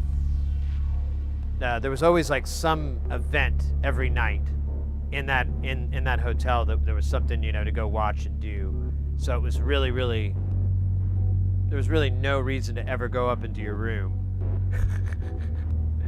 And so this time I didn't even get me a nice room because I'm like, I'm never gonna be up there. I'm just gonna go up there to sleep. So it was awesome. And even, you know, I was mentioning this before, like even when I was kind of like, all right, I'm done. You know, there's a lot of people. It's a little setting me off a little bit. I need to get away from all this shit, or I'm just bored. You know, I'm like, I've looked at these booths 20 times. They haven't changed. I'm gonna go do something else. I just cross the bloody street and go to Interium, which is one of the top arcades in the US, the planet. I don't know. They get a bunch of games. You can go in there and play pinball, and every time I've been, there's been a game there that is a prototype. It has not been on the market yet, and you know, it's just sitting there to play. So you get to play a lot of games that aren't out in the wild at all, and they'll be at Interium. And it's a really cool place anyways, like decent food and lots of other shit to do if you're just kind of burnt out on pinball, like duck pin bowling and pool, a bunch of arcades, just all kinds of shit. It's a really cool place. And I'm like, well, I'll just go over there and burn some money and maybe get some food at the mall, because it's the other thing, it's a giant mall, so there's crap to do over there. Or if you forgot something, just go to the bloody mall. I don't think they have a Target, but they might. I don't know. Or a Wally World. About to go mow the lawn, so before I go, I'll leave you with this. I love these things. In the hierarchy, the top has to be the nobility.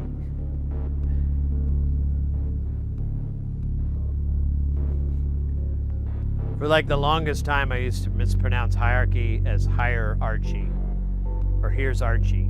I think I had like here Archie, and then I think someone, or no, maybe I heard the word and I was like, oh my god, how many times have I said it out loud?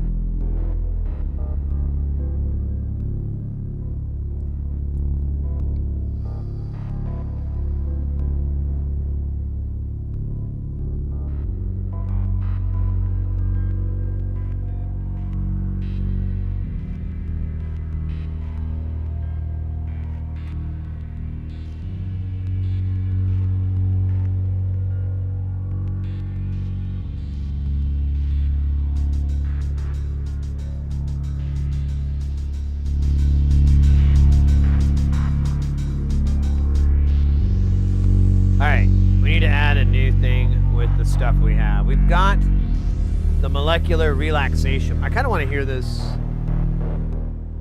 I kind of want to hear this guy with just an oscillator. Hold up, wrong scene. No. Oops. There we go. So let's see here.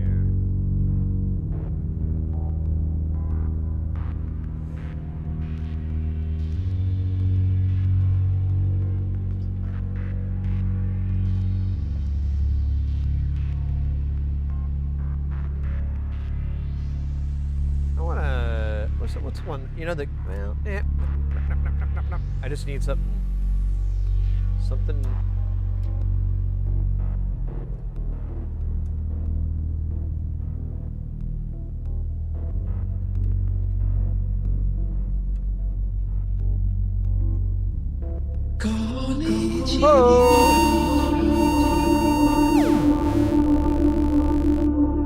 Yo, konnichiwa, Kelton.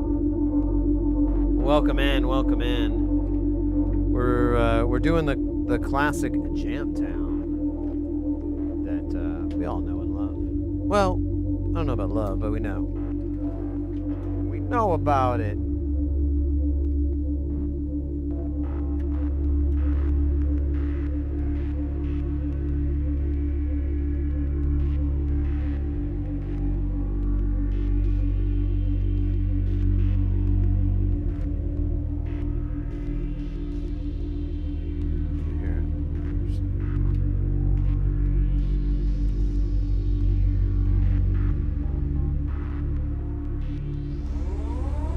Oh, guys, get ready because things are about to get heavy. Jump up because we're going to bump up and get down because there ain't no clown in this here town. We got none other than DJ Doey coming in with that piping hot. Won't stop, skilly bop. Oh my God, freaking hot.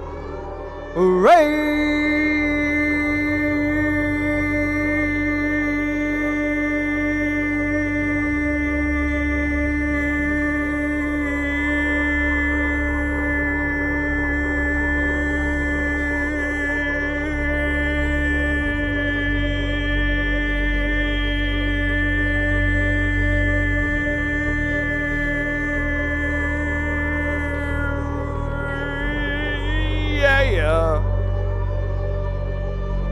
Oh my goodness. Oh my God. Guys, it's DJ Doey. DJ Doey. Welcome in. How was the stream?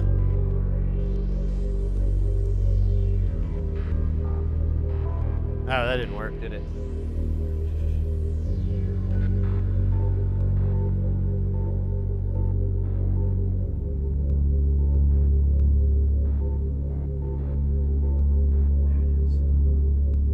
Welcome in, mate. How was your stream? What were you guys up to? Just gaming?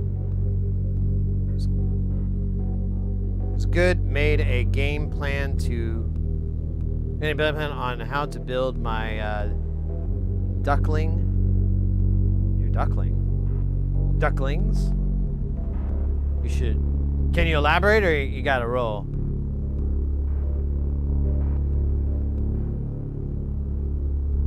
I am intrigued, my friend.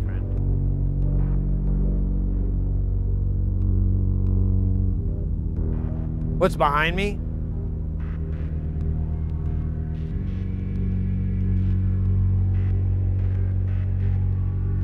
It's a little skeleton man. He's not real. His name's Fred. It's actually the wife's gift to the studio.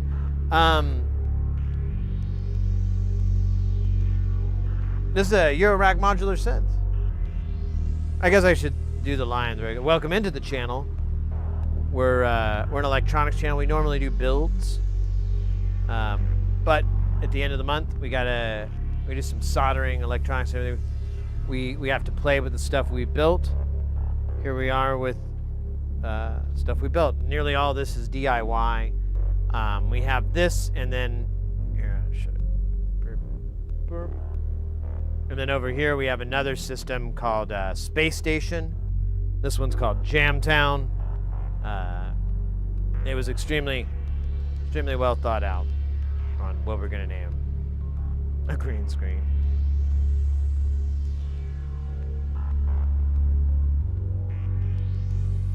Oh yeah, you like that? Oops, god damn it, I keep hitting that button like a goober. Yeah, we got this just because I got, you know, the wide. It's not super wide, but it's wide enough. See. Okay. You always get this guy in there, so it's kind of a hidden gem. But Space Station is this dude here, and this is the latest one. We built this. We started last year, and we finished it up kind of at the beginning-ish of the year, like January, March, somewhere like that. But then I just kept going, and we have like 20-ish more modules to put in here. We're just going to take things out that we don't use as much. Eventually, this is going to grow to about twice as big as what it is now. We just have to irrigate it.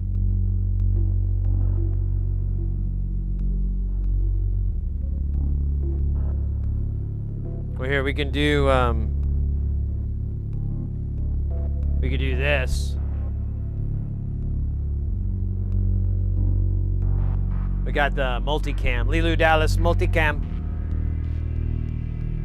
Lilu Dallas. It's a big microcontroller. No. So the way this stuff works is, here, I'm gonna go back to this shot. So here's one of these, oops, wrong one. So here's one of these modules that just has a black panel instead of a white one. But there's one in there. We're messing with it right now. And what you have on the back is basically just the power connector and then the components to run it. All the modules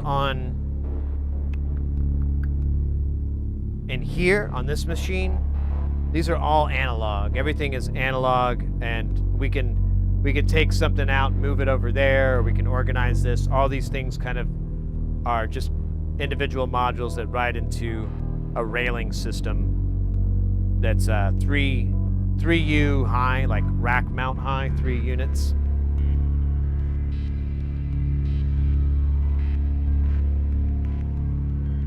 But there are some modules that actually do use microcontrollers, and you know, there is some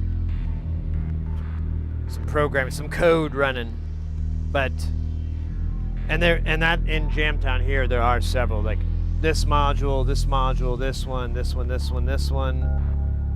One's down here. There's a bunch, and they got like, some of them use ST.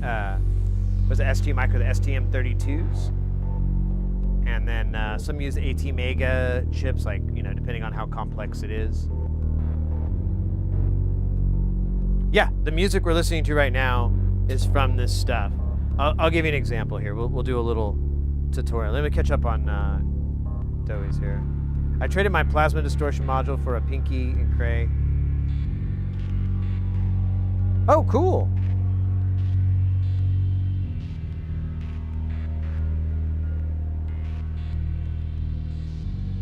All right.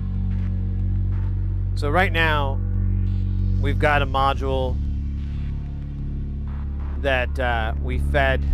Like, you have logic functions in here. There's Boolean functions and divisions and so forth. So we have a clock signal from the main unit that ties everybody together that everyone's sitting on, running to this unit, and then we have it being divided out into different speeds, and then we're tapping in at different points, and then there's modules within here too that manipulate that further. And that's kind of the generative part, that, like, typically the clock and these binary on-off signals are for node on, node off. The sound designing comes from, you know, we could, right now we have this one module that makes little bong noises. It's going through a delay.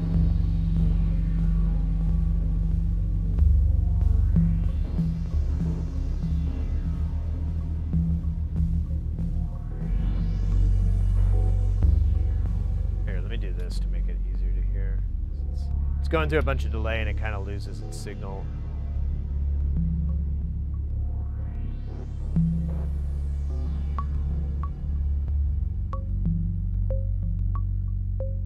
All those drums are being produced by this module. Their hits are being triggered by this module. This module does kind of a mixture of different signals to kind of mix them up and to give you different patterns and so forth, based off of how these are interworking with each other. And then the audio comes out, and we just have it in a mixer, and then it was going into a delay, and then it goes in, but we're just going direct at the moment.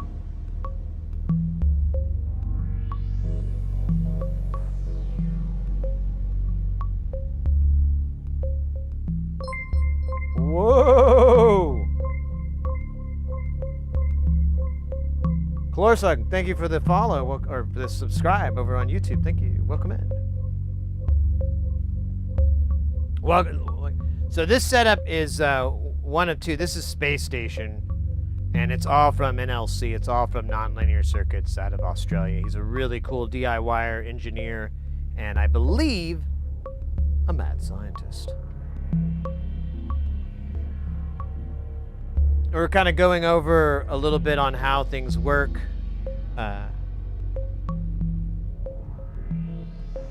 It's a deep hole. Another example I like to give is like guitar pedals. So if you've ever had guitar pedals, like more than 2 or 3, you know, and you've arranged them in different configurations, and you notice like, oh, if I put the chorus and then the distortion, then the wah, you get a different thing than wah first, then, you know, these different deals. And so that's signal flow, and that's a big part of all this.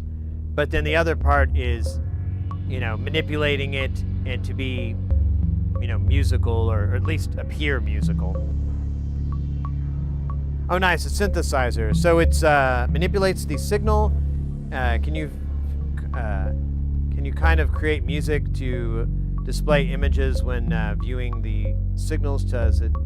So you can do stuff like that too. There are people that mix those two over, but at this system's core, there isn't really any visual outputs yet.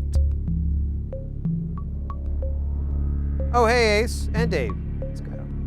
Well, I saw Dave earlier.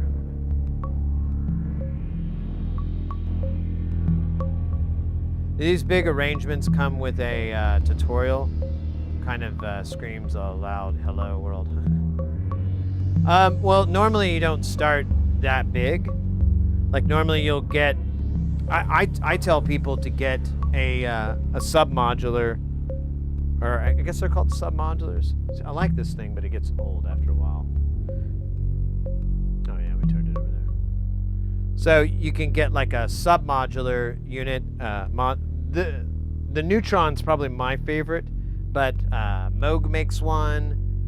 There's there's some bunch out there. Like everybody kind of has one. I'm gonna just have a seat real quick because I'm standing in the night. Oh wait, I got my cable stuck. All right, I'll sit down real quick so I can better answer these questions either. So, oh, actually that felt really good. We travel in packs. Hey, that's fair. That's fair. Well, welcome in, mates.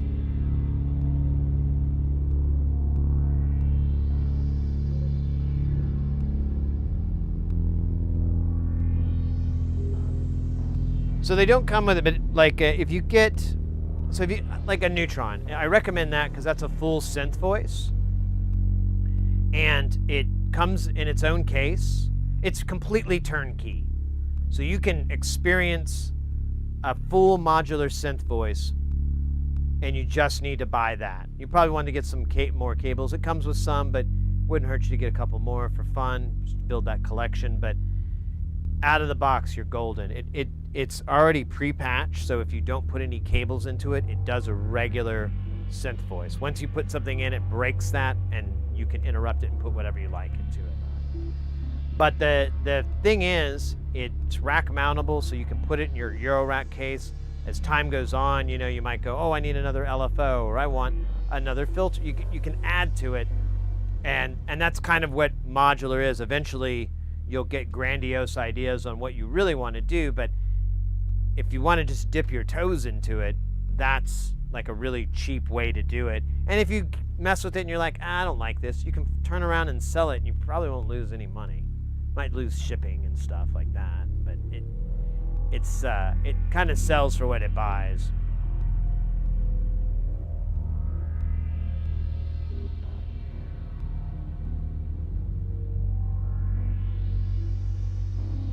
Be back later, Sid. Got to work on the... Yeah, no worries, mate. Thanks again.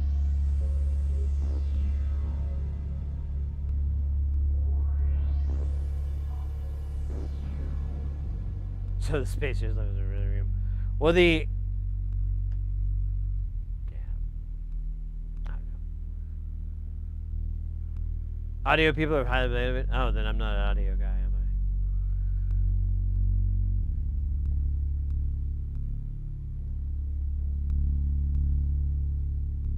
You got more back for, oh wow, you made a little profit? Yeah, they really don't have like a depreciation, and some of this shit, it goes up in value because once, you know, that maker has put out the 1,000 units or whatever, and they are like, we're not making it ever again, now all of a sudden those things have this high value, which I don't like that at all. I don't quite understand that market. I never understood it with music, and I sure as hell don't understand it with audio equipment, and instruments, but maybe someday someone will explain to me how that benefits anybody but the scalpers.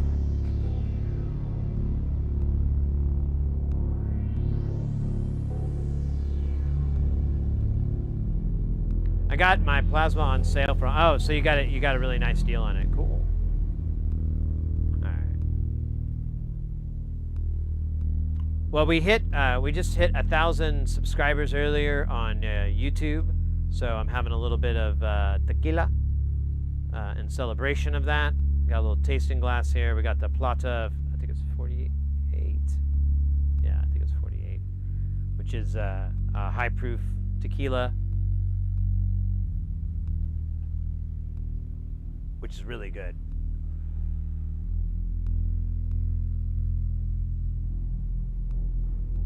Oh, I saw that too, that he was selling all his stuff on Reverb. Yeah, I saw some weirdos too. I think we saw the same video. Yeah, I'm like, I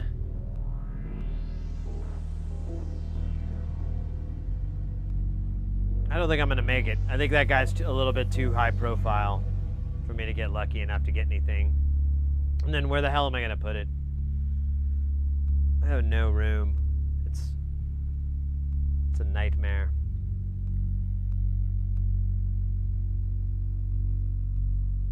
And everyone's invited.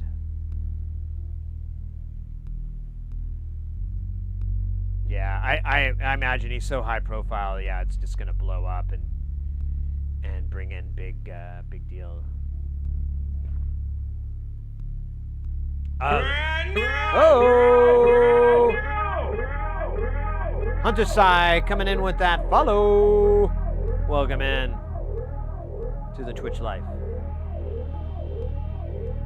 I should mention too, the little dudes down here, those are your stream avatars. There's a little box on Twitch on the panel that you can go down and click, and it even, I think it mentions it in the chat too every now and then, and gives you a link. But there's a box you go and you can pick your character in there. On YouTube, there's a link in the description, and it also passes through on the chat every now and then. If you have any problems, let me or a mod know or something, and we'll try to fix it. It's been a little weird for some reason. I think there's some weird permissions thing when someone has the same name on Twitch and YouTube, but it doesn't happen to me, so I'm like, maybe it's because of my permissions. I don't know. Modular equals follow, right, mate? Well, if you've never been, since you're new to the channel and everything, we're an electronics channel. We focus on soldering, making and building, getting people into soldering, get them comfortable with the whole process so they can, you know, make modules for cheaper-ish, or at least the illusion of cheaper-ish. Kraken Modular, take care, mate. Stay guile. I'll see you next time. And so the last week of the month, though, we spend here in Jamtown, or try to anyways, and play with all the stuff that we've built and get more familiar with it, kind of, you know, nothing too formal, you know, it's not like a music stream or anything like that. We're just kind of hanging out. And occasionally I just get this urge of, let's drop some bass, you know, go into it, which is a little bit overdue, so we'll probably have one here in a bit. I want to make another patch or another sound on Space Station, which is the other modular rig over there, but yeah, so there, let me give you the wide shot. This will be easier to see. So we've got Jamtown here, and then that is Space Station. me give you a close up of space. There's space station. I think the camera's crooked. It's kind of eating me alive. I'm not gonna look at that.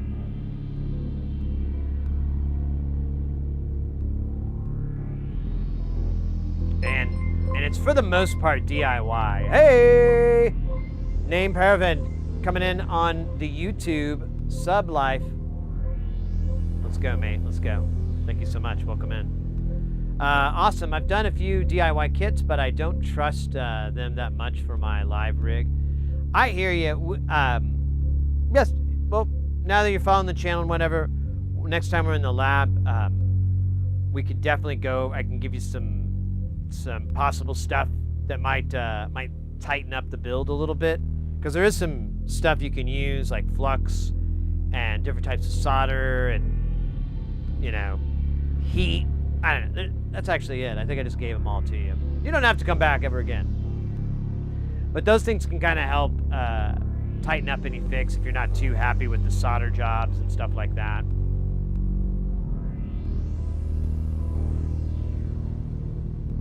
Is there a... Oh, wait, that's from... Is it? Oh, let me see. Oh, we got a hydrate from Sia that I missed. That must have been when Doey came in with the raid. Let me grab my juice. Thank you, Sia, for the hydration.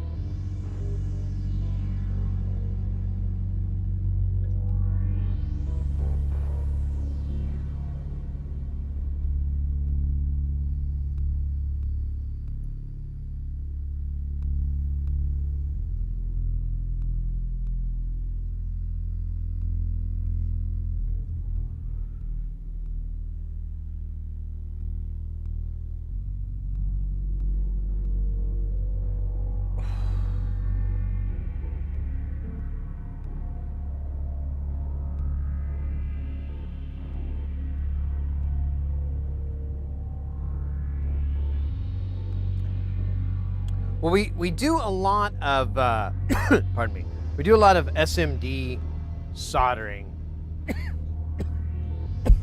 Excuse me.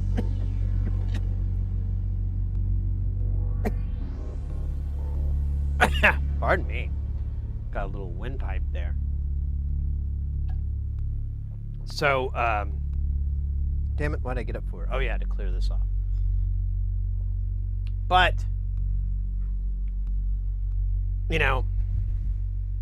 it's not like I don't know of any through-hole projects out there. And also, too, I often encourage, to people to give SMD a try.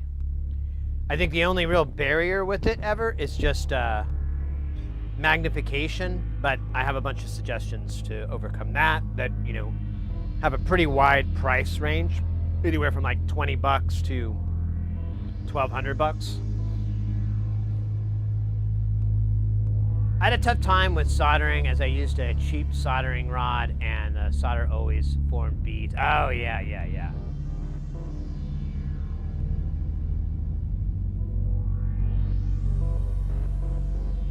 A good soldering. So someone was we were kind of talking about that recently. Hacko and Weller, they both make an iron that's around $100. It's like 108, 112, something like that. And that's probably if your budget can if your budget's for it, I think that's the best way to go.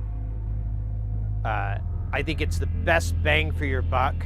You can get cheaper, but why not spend $15, $20 more and get something that will never die? Why get something that's gonna die eventually and eat it?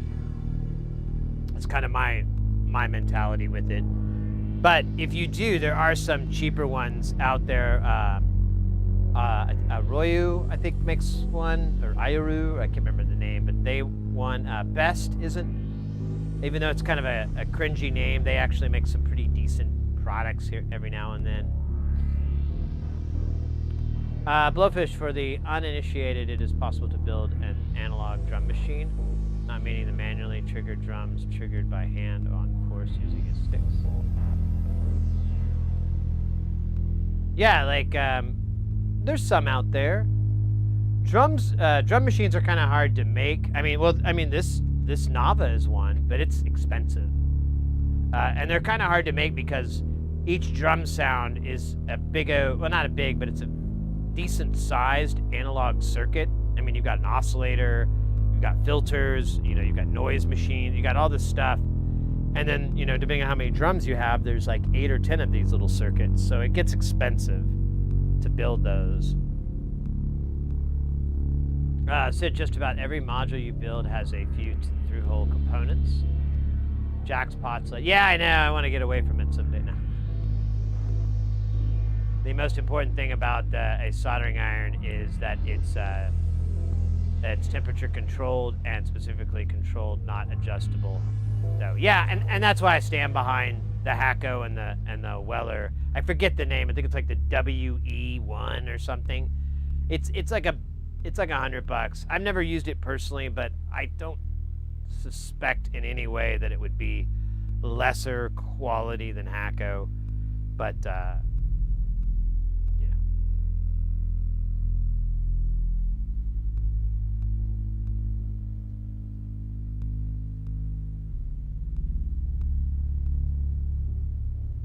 yeah, the 909's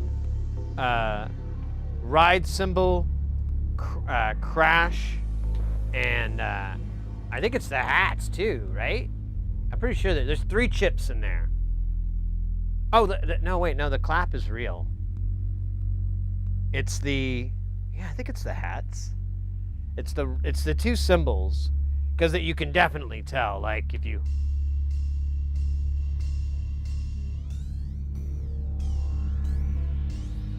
That's obviously a sample.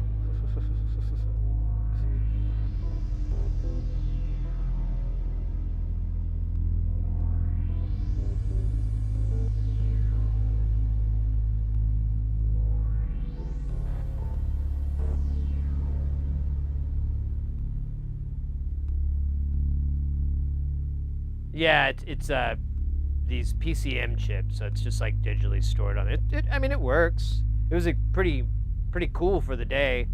Kind of lame for now.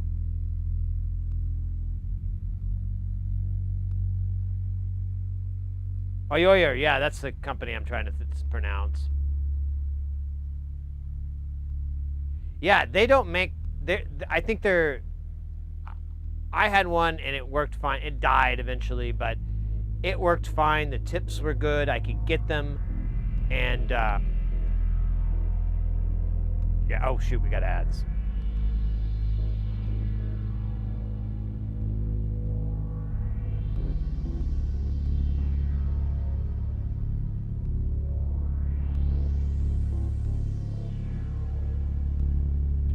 I don't know if you're trapped in ads, Blowfish, but yes, you can. Well, you can do drum set sounds with those guys.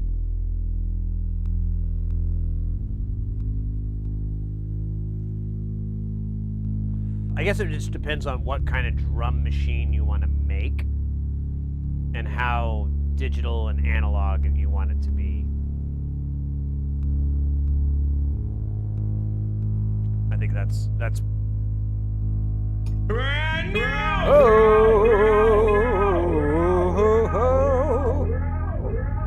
Aguilar, let's go. Thank you for that follow. I hope I'm saying that name right. Aguilar. All right, I'm gonna mess that up. I know it. Mouse, howdy. How are you doing? We're chilling here in Jamtown. I'm getting ready to. I want to make another sound with the space station, and then I want it to inspire me for the greatest sounds we've ever made. But you know, working on it.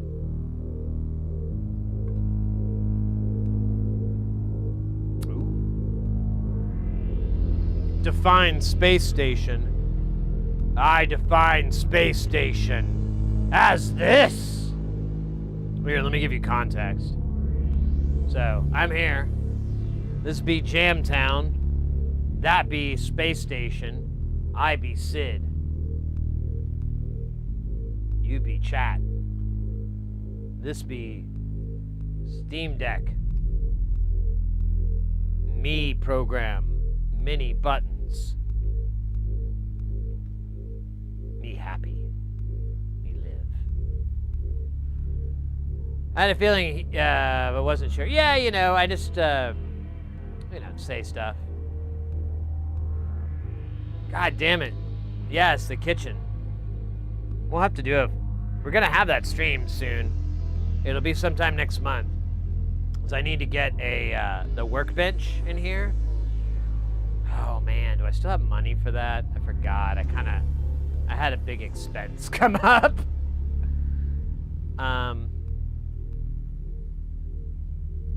Yeah, I should be able to. I think I'll be alright. I'll live. But, and I have to tear everything down in here, like all the lights and the video equipment, everything, to put the new workbench in. And I'm thinking about, since I have it all down, I should just set it up in the kitchen and have a cooking stream. But on top of that, have a cooking stream mukbang comedy thing with my friend here. He's this guy I've been wanting to have a stream with you all, because he's so freaking we're hilarious together. And he's actually a good cook. I'm not, so that's why I was like, I don't really want to do a cooking stream because I'm not good at cooking. You know, it's gonna be like a gaming stream. I'm not good at games. I can get by, but I'm not good. It'll be awful.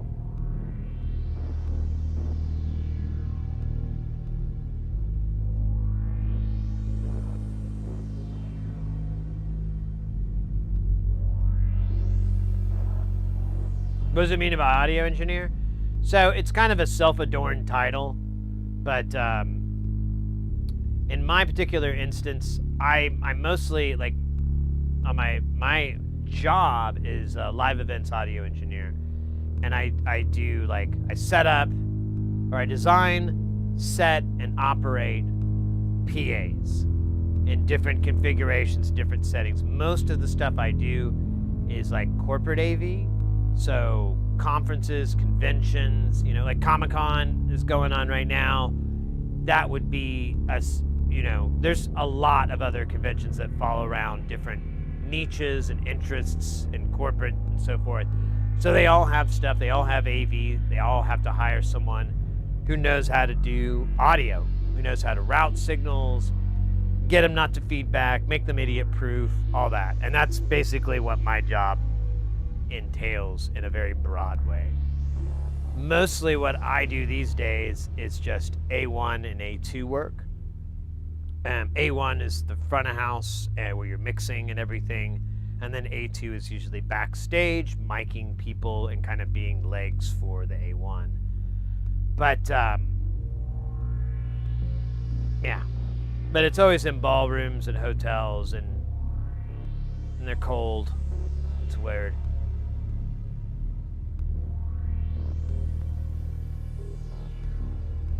But to defend the engineer part of that title,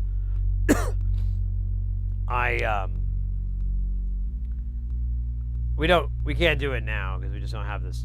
It would work with the overhead camera, but there's a lot of really cool like tricks and little sciencey things you can do with live sound and live PA, so forth, that I guess, I don't know, I feel like I'm an engineer because I'm having to do measurements, I'm having to do math, I'm having to take things, I'm having to, you have to read measurements. It feels very engineering to me. But that's it, and I've done like, studio kind of stuff and like recording and all that, and of course I do music. I don't know. Just always been doing sound and sound related stuff, and I have not stopped liking it, so pretty cool. Look, thank God. Otherwise I'd just have to move over to macrame or something. Just finished with the front yard. Hard to the idea of the space station sound. The air is whooshing. This house. But mostly was doing the boinging noises. With the radio tubes? No. I'm not very... I'm pretty tube ignorant. I know the very little bass line of it. The auto-tune and reverb come in. Yeah, not auto-tune, because that's, for the most... well... Yeah, not really. There is tone correction. Like, there are some things that do have drift control. So if the core oscillator starts to drift out of key due to temperatures and things like that, there are drift correction circuits. I don't think I have anything that does that, but that is out there. And reverb, sure, that's what I bathe everything we're listening to in a steady pour. Because otherwise it just sounds kind of boring to me. Got to put reverb on that. The reverbs that we have are, we're using the disting from Expert Sleepers in reverb mode. It actually sounds pretty good. It does a bunch of other things, that's all I ever use it for. And then we have another reverb module here from 2HP. And then there's delay modules. One's the resampling mini delay from SynthTech, rest in peace. And then Paul. And then we have a 2HP delay that's that. Both all four of those modules or those pairs or whatever are all digital. They have a DSP chip on there or a microcontroller chip, and then it goes in. Boom boom.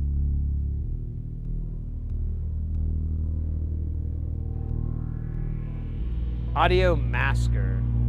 I'm not sure I understand. I'm not sure I know what you mean.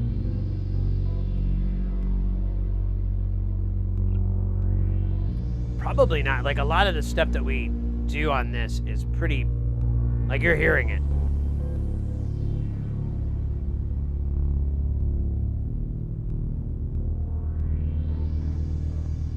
Oh.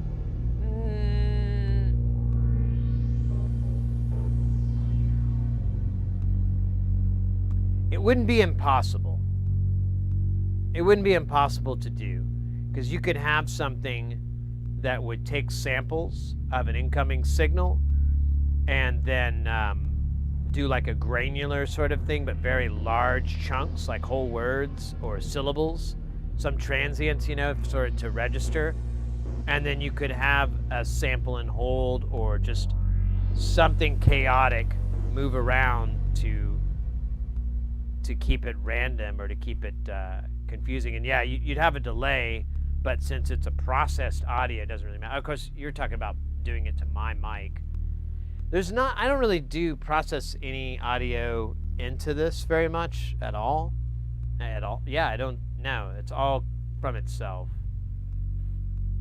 I could, but it just doesn't happen too much.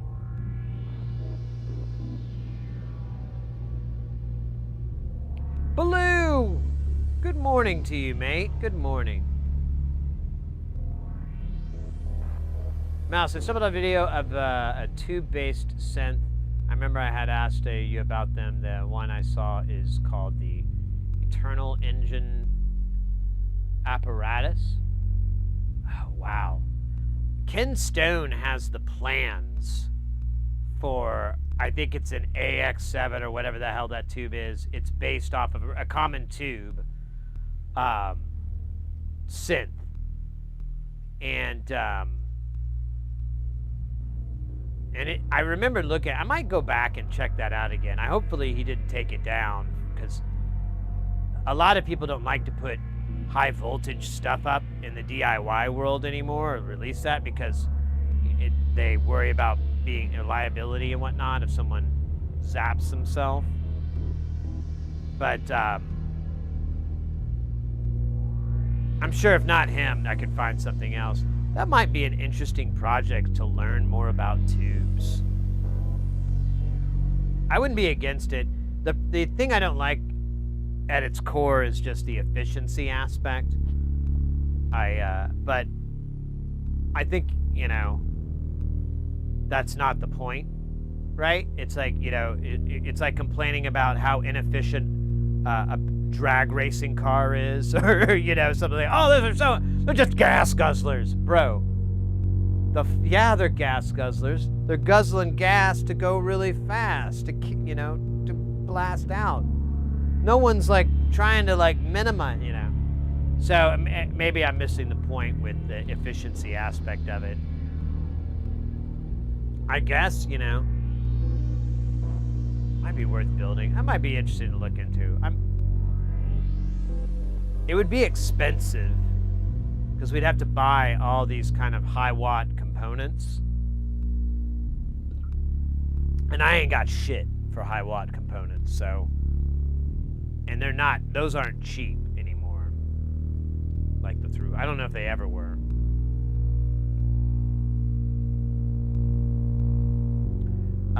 One should keep the tube circuits lent to a bit of dangerous to work with due to typically higher. Yeah, I don't want to get zapped.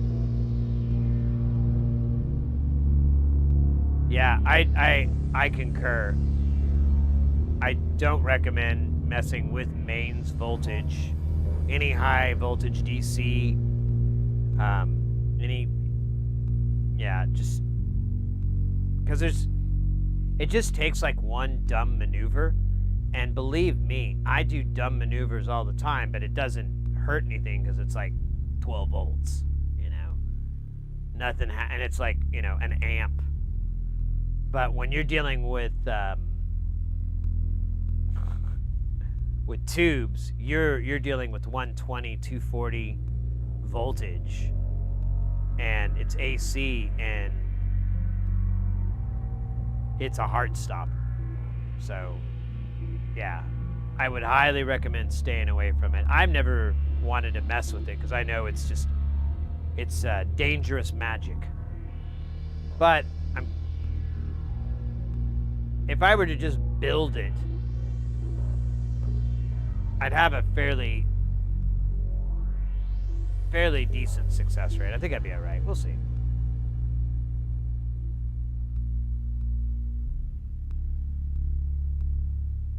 Oh, no, you got called? Ah.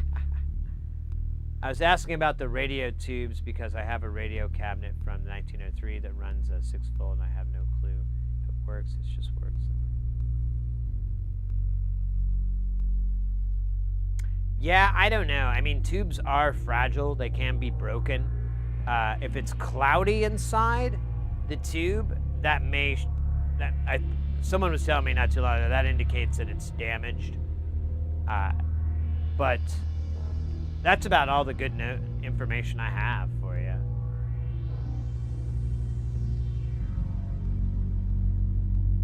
Yeah, you gotta take precautions. There's one thing you can do where you put your other hand in your pocket, or you sit on it, whatever, so you're just using one hand the entire time.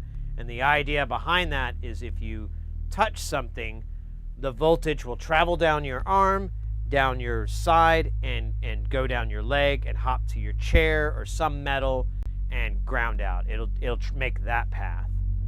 But if you have your other hand there, then it'll travel up your arm, right across your heart, and down your other arm, and probably mess your ticker up. So it's that simple of like that. And even then, it still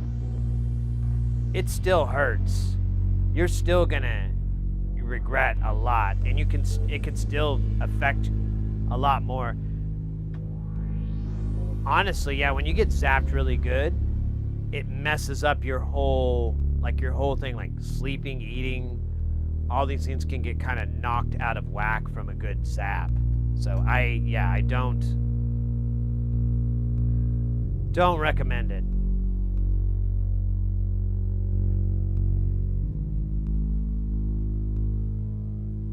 Yeah, you still can get hurt. It can still travel. What if your arm is near a metal back of your chair and it feels like that's the shorter path?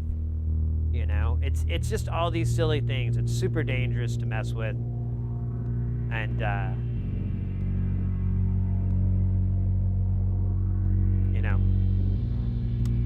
you're new, stick with low voltage DC like eurorack, guitar pedals, little noise boxes, little desktop synths. Stick with those things. Computers, little mini computers, all that shit. All that stuff is low voltage. None of that stuff's ever even going to, it's probably not even going to hurt you. But it definitely will not endanger your life in any way. I can't see how it would. I guess if you messed up at the, no, even then, like everything's kind of low voltage and it's safe.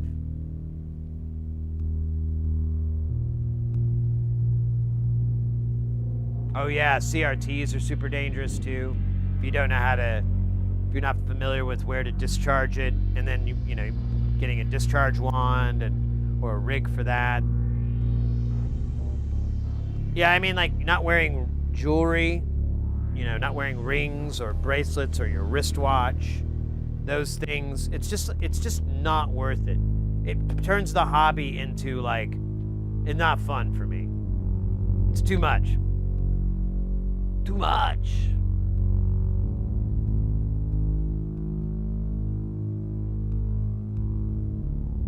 Well, they have that flyback, and that raises it up in the KVs. And yeah, I mean, stun guns use that. And I think it's like 10 kilovolts or whatever. But still.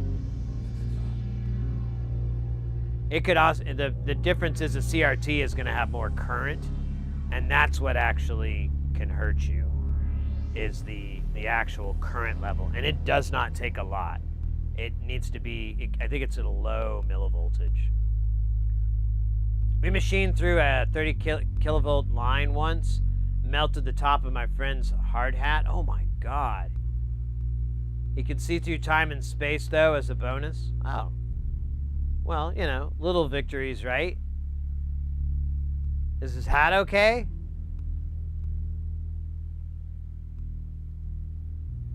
Or did they get a new hat? I bet they got a new hat. They're like, ah, man. The sheer liquefaction and ionization of the air messed up my dope hat. Now I gotta get a new one.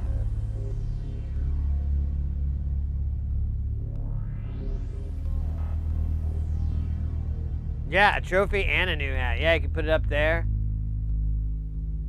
When the new guys show up. What's that from? What's that from? That's from spending 5 seconds in fucking hell, kid. Look at my eyes. You see how dead they are inside. I've seen it all, kid. That helmet is held up there as a badge of honor. You understand? That's not just a badge, it's a symbol. You can really lay it up. I'm running out of shit to drag out of that thing, but you get my point. You get the drift. Really animate your face like you might be having a stroke. That's really useful. Don't do that, but do that. Or kind of do it. Halfway do it. By the way, is not currently watching the stream on a CRT. Oh, you are? That's cool. Yeah, less than 50.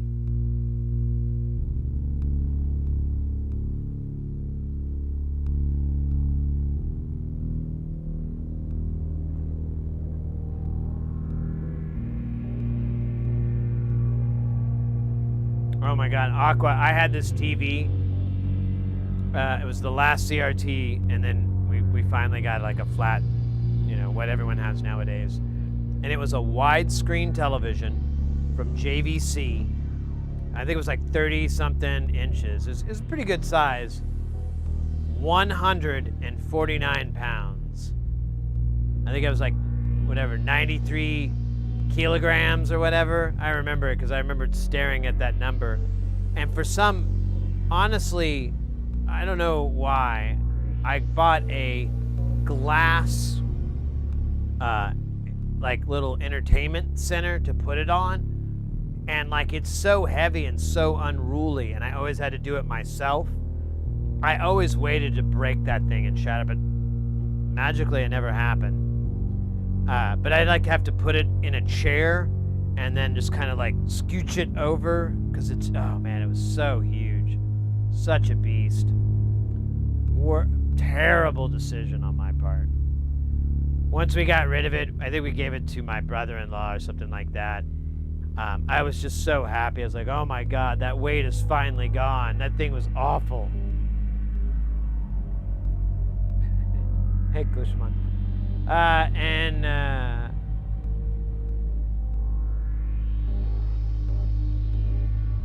Yeah, my mom had one of those too. I don't know if she still has in the bedroom. Like, the thing radiates heat. Like, it's insane. Like, I remember, like, I'd just get near it and I'd be like, why is my arm warm? Oh, that's the plasma TV. That can't be good. That's gonna come up in a report one day.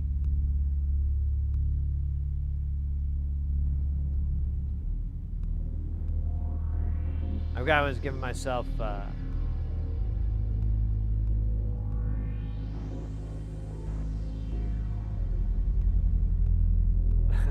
that's good.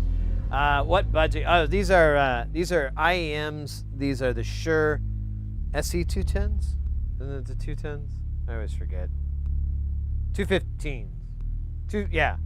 SE215. They're just like the cheapest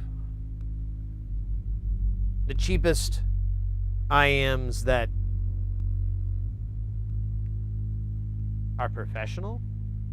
With these, the ones I had finally broke after like 10 or 12 years or whatever. The plastic started to crack, and we're gonna get new ones. And I looked at the better ones, but their frequency response curve was worse.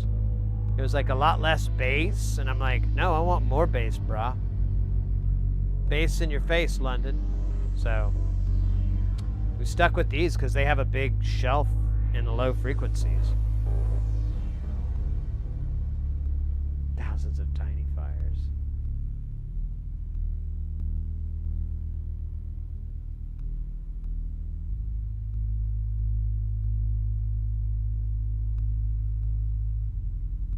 Text me.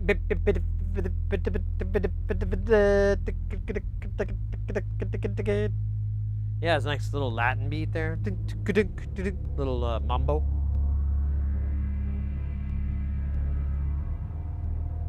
Let's get a little dance going. Yeah, let's raise that guy up. Let's get back to exploration of the space station. Oh my gosh, my butt is really hot from sitting on that chair. Oh my God, I feel better.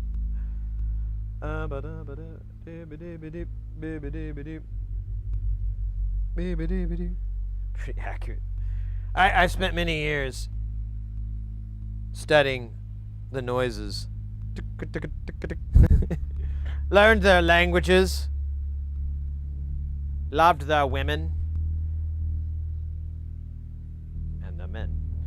And I studied one thing from them. That their language consisted of a simple vocabulary of about 5 to 8 different words. Or dibidips, as they would call them. Amongst them was the classic, which means incoming. There was also the, that means, are you there, cell tower? And that means mother is calling, and you must go to the restroom.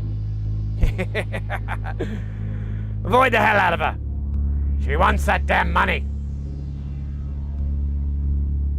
What money? Oh, you know, mother. You know! Anyways, I digress because that was dumb. It was kind of cringy, but I had a lot of fun doing it, and I might do it again someday. I'm a wild man. Let me catch up on chat real quick, and I'm gonna.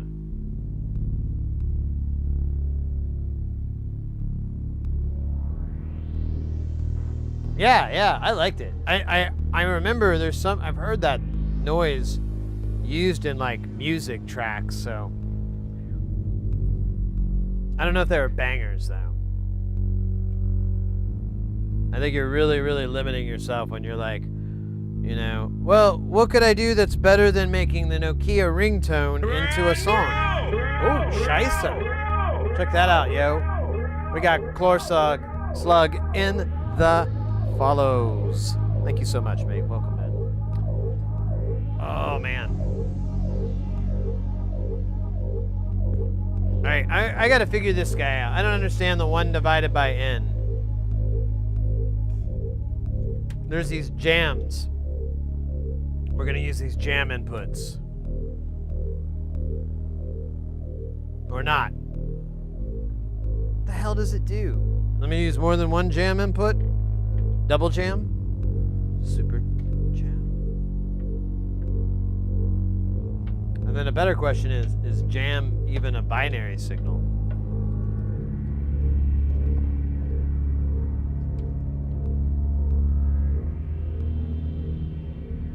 Let me go. Well, yeah, let's go into here.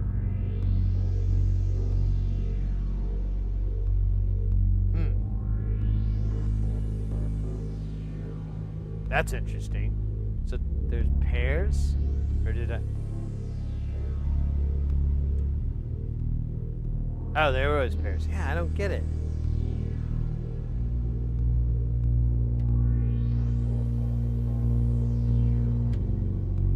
Yeah, that doesn't do anything. Alright, let me find a faster jamming. Maybe I need to go...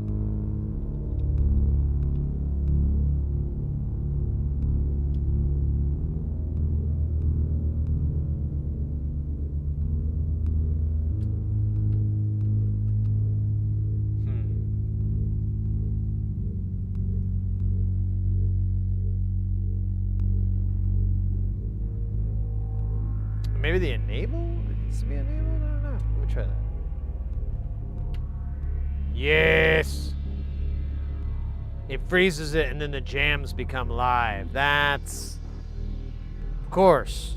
How foolish of me. I feel like a child that has learned his first words. Dookie. And plagiarism. Elephantitis.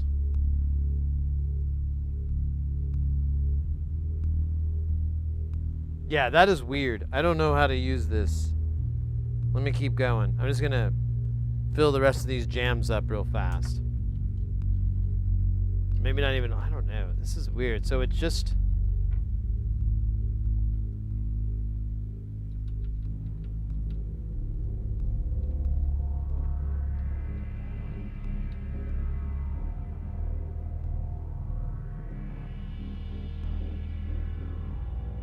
Okay, now it's getting weird. A little sexy, too. We'll deal with that later. Maybe they have to be out of clock division from this to be, which I guess they are. It's on the same timings, but like the... Alright, one more and then I'm gonna get a haircut. Or, not really. Just had to say something.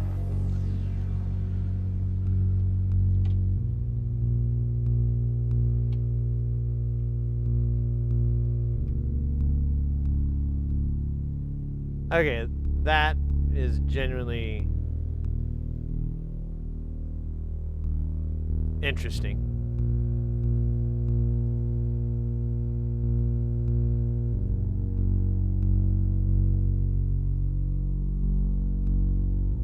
I don't know what to do with it, though, I'll be honest with you.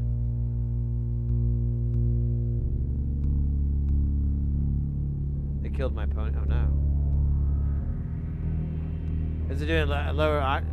this dude? Is it or I'm sorry, I think I'm way behind on the chat there. Finish your summer semester? Oh, let's go, mate. It's the first time in 5 years that I've gone to college. Had to drop out when I got really sick. Gone partly for the gummies tonight, and then just the vibe. Let's go, mate. I'm super hyped for you. Let's go. That's awesome.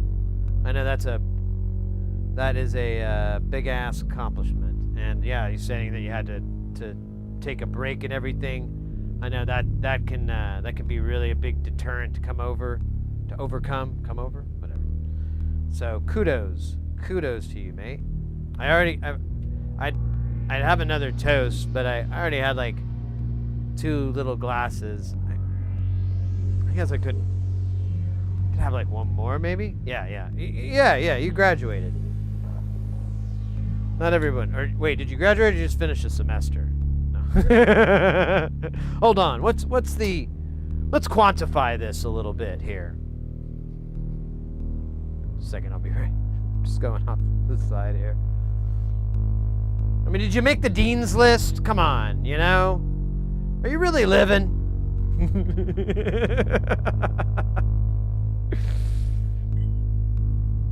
No. I hope you know I'm 100% Joshin. Or Carolyn. Or Sid.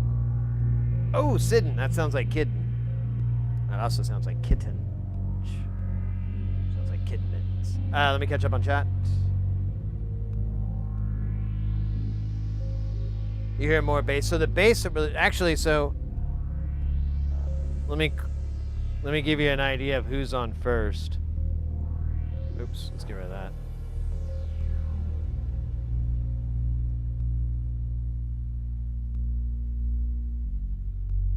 I want to be a high school home ec teacher, but it's called fax now.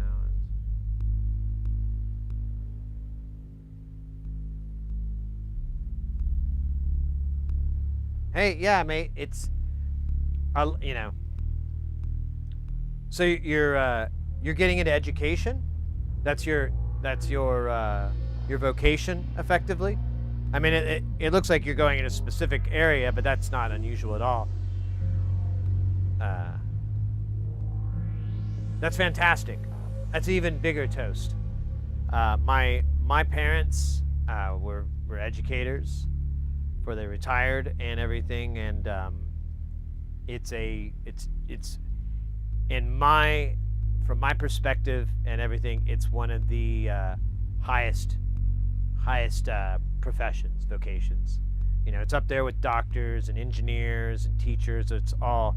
And of course, never an easy job, especially in this day and age. I think everyone's going to say that all the time. So, even bigger kudos to you for that. And yeah, mate, I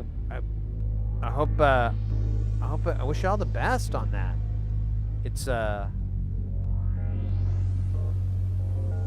It's cool. It's a lot of. It's very rewarding. Sometimes I never got into teaching. I always thought it kind of felt like. My parents didn't push me, but I kind of thought, like, in the back of my head, like, oh, I should be a teacher too. But I never wanted to because I'm like, eh.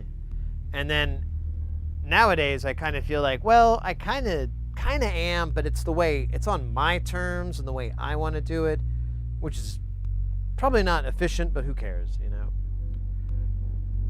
I think it's the benefit of, like, you know, walking someone and unlocking that thing and then figuring something out and, you know, getting all hype and excited with them together. I think that's for me, that's the best part of teaching, or the whole reason. That's interesting. Good educators are always in need. Honestly, it feels like my high school really dropped the ball. Yeah, me too. I didn't really do very well in school at all. I was terrible, monstrously terrible. I didn't even graduate. I was like, I got better things to do than fucking get reminded. So, yeah.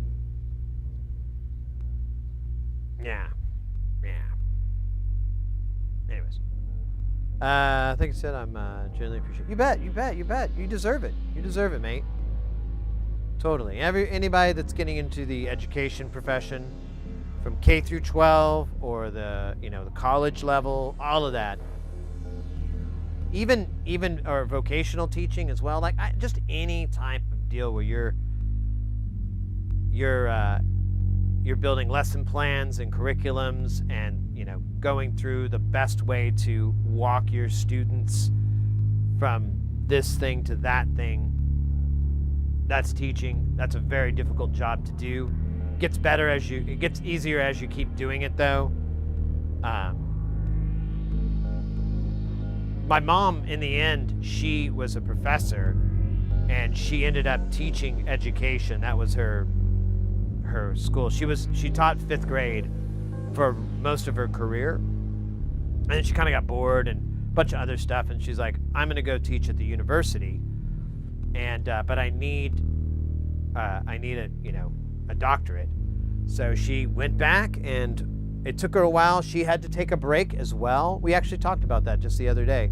She had to take a break, and she was almost worried she was going to lose her credits, and had to kind of scurry for the money and all this kind of stuff. But she made it.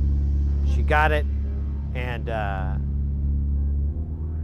first doctor in our family. No. She didn't even take the doctor title. She's like, no, I don't want that. Then people are going to think I'm a medical doctor. Nah. You can just call me Empress.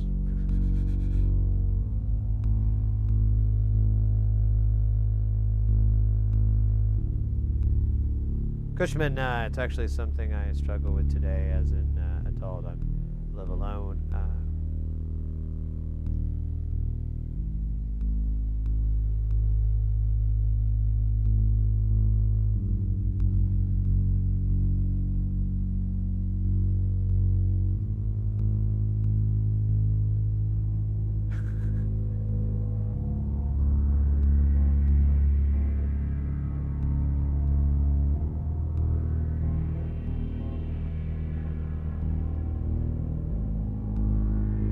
I love leftovers. I love leftovers. Because I don't like going through the whole process of making a meal every time I want to eat something. And leftovers provide that you just toss it in a pan or a microwave or in your oven and give it a little bit, like 1/10 of the time that it took to cook it. And then you got something that's almost as good as it was last time. My dad actually taught me a really good trick when I was younger.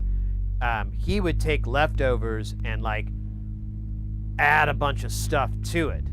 So I remember when I was a kid, we had a bunch of leftover rice and Chinese food or something like that, and my dad threw it all together in a pot and built it. Oh, we got ads going. That might not be a bad way to go. That way you get both of them. Well, you're not hearing me. I forgot those stupid ads.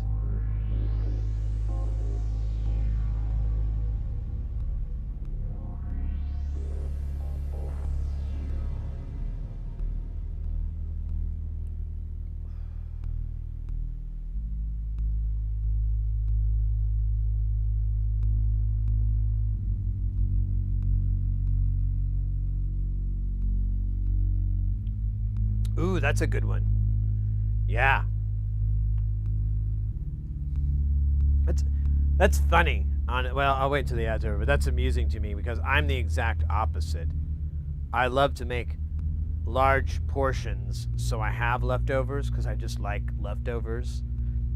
Often I'll do a big pre-cook and I'll make a ton of food and then just vacuum seal it so I can just throw it in the microwave and reheat it, and I'd have a little sausage biscuits. That's one of the things I like to do. Some stuff is a little tricky because it gets gross.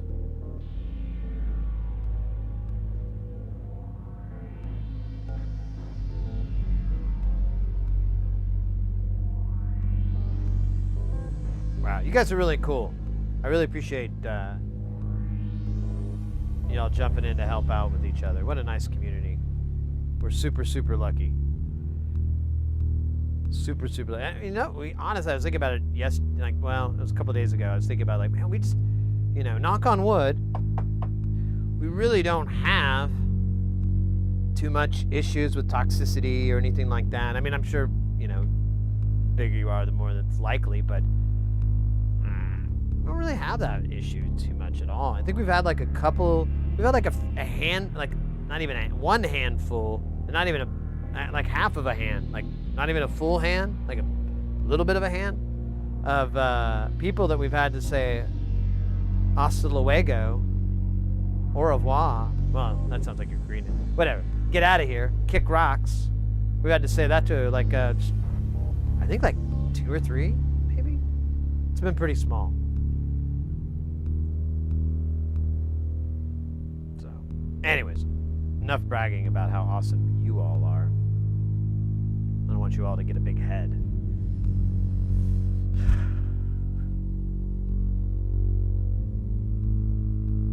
Yeah, exactly, of course. Like make different meals, make different things. If you, yeah. Like I would make like a meatloaf or something like that, and then the next day for leftovers, I would just slice that up and, you know, reheat it, slice it up, and put it on bread with cheese and make like a sandwich out of it. Probably not the healthiest thing in the world, but that's the first thing that came to mind of like transforming my leftovers into kind of a different kind of food. You try good, let's go. That's good.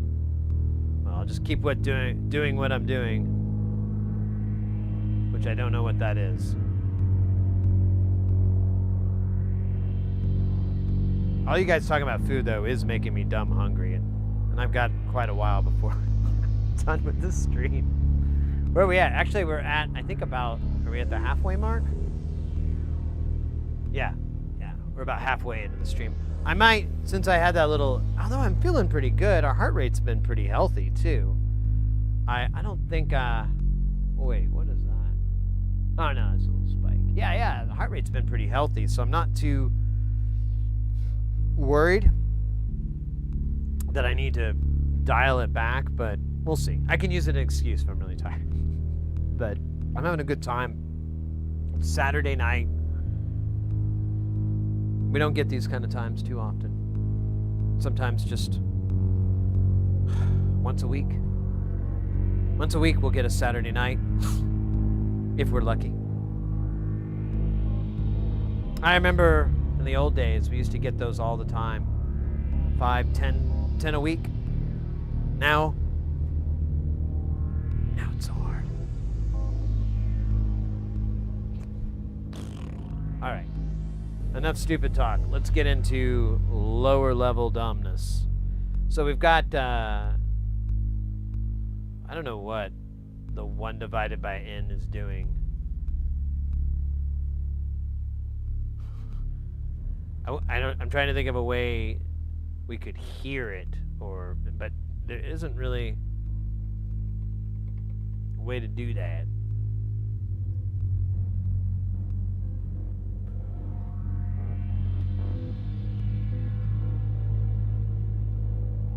I'm gonna switch this out, see if it's... Now it's doing the chase, where it's just doing the pairs. Oh, but then it switches out. Okay. Okay, yeah, it's weird. I don't know how useful it is. But, you know, it's there.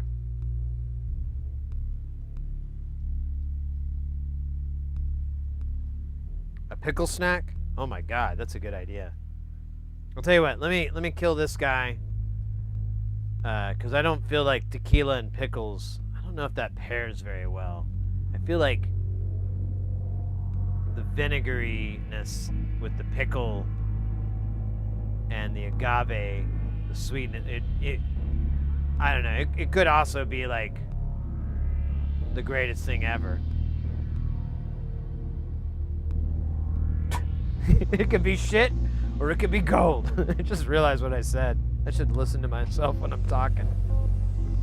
Instead of holding a glass like being all, it could be not. I'm not going to sip from this. I'm just going to hold it. Yes. Blah, blah.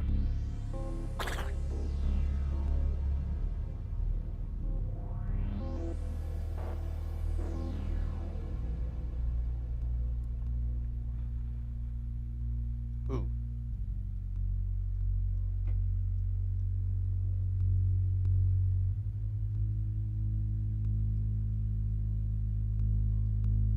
Yeah.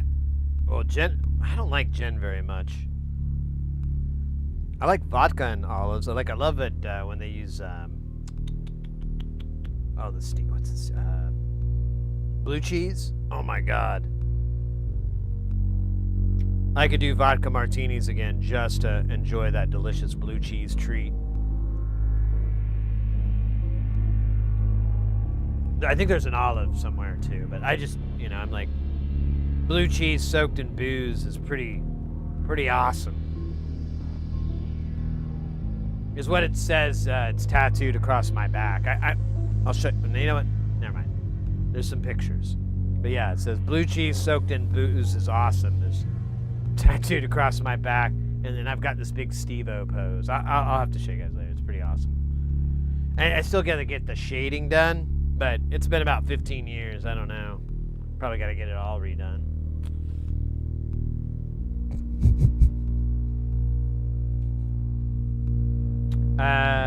Okay, so we've got the molecular relaxation module. I was wanting to. We were, and then, oh my god.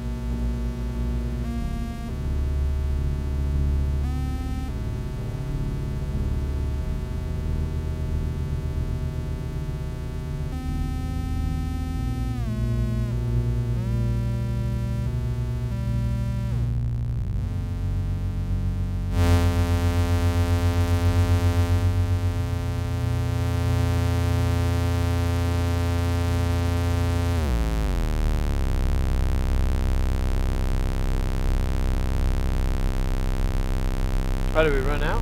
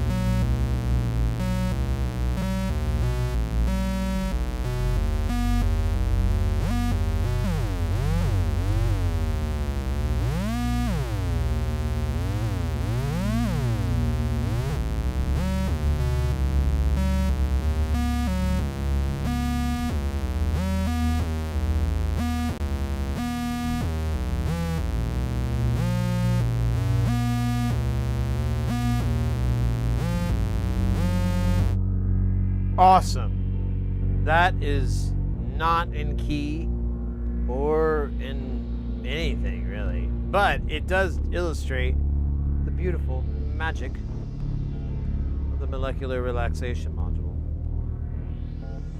As you can hear the slew. It's kind of weird though. I forget that you have to turn up level 1 in order for it to work right. Like, you can't just turn up level 2, you have to turn up to level 1, or at least that's what I was noticing. Let me catch up on chat. I think I'm way behind. Need more reverb, right? Just realized we're running late for something. Oh yeah, mate, no worries.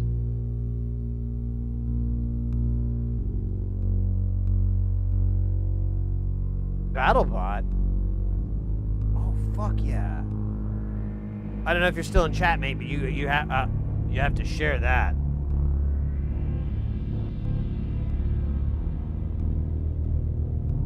I gotta go get some blue cheese.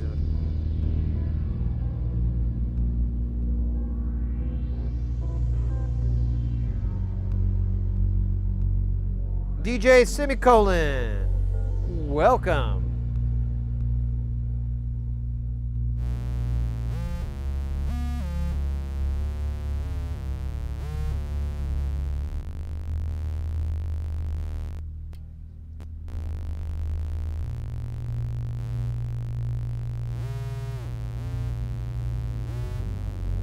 We should open a VCA on that. I don't know if it's gonna work right, but I don't know a lot of things. Oh! I feel like my mic is all jacked up. Microphone. Oh yeah, we got a bunch of VCAs over here. So...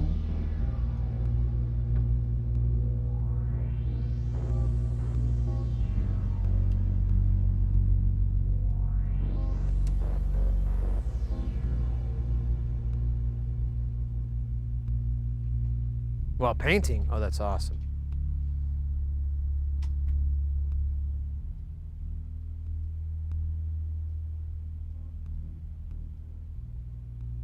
Yeah. Please do. And like I said, if you have a blog or a you know, some social media account or whatever that you're posting all your progress on and your work on it, and whatnot, please feel free to share it with me. I'm not a dick. Not yet. Working on it though. Thinking about getting a big dick sandwich salad hat made. From Dick Jones. Wait. That's the guy from RoboCop. He wasn't a good guy, was he? Well, I mean, defined good.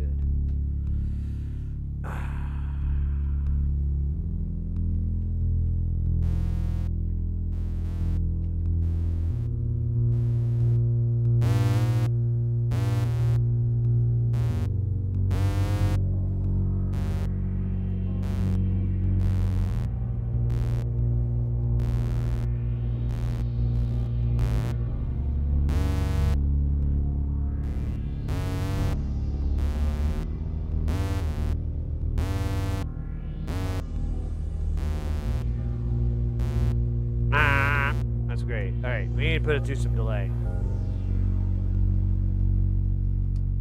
Oh yeah, where's this guy from?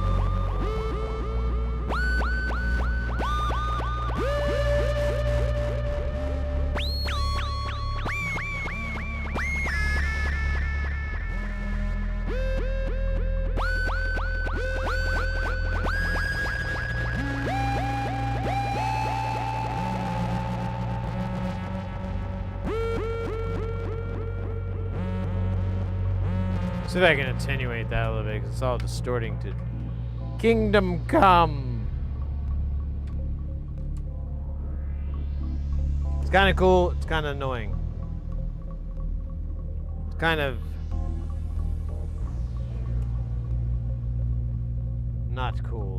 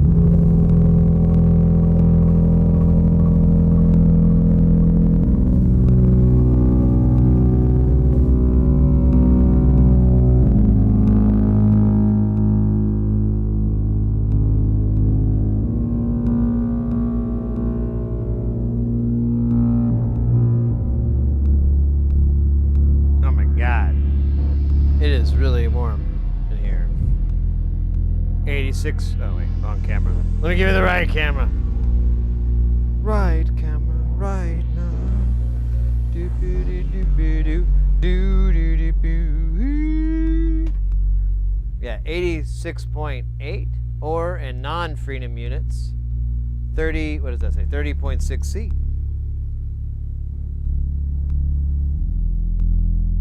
.67.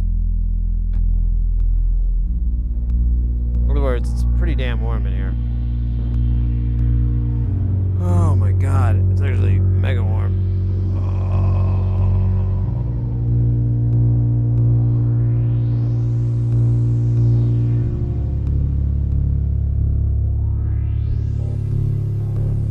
Open that crawler, welcome in. Oh gosh. Oh, good old Hans. Hans Zimmer. Alright, let me get another one of these cold dogs here.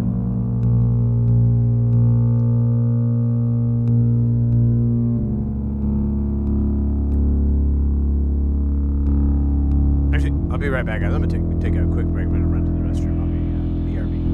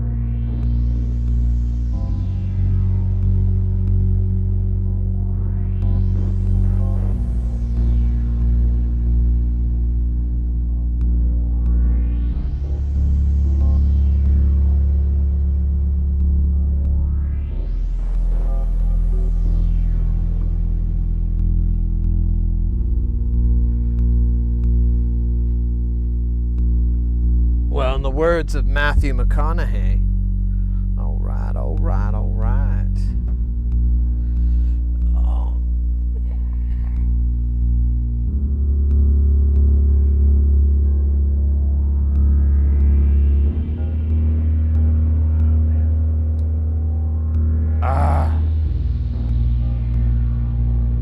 I'm glad I sat down. The old took us. We should change these notes. They're boring me. They're boring me.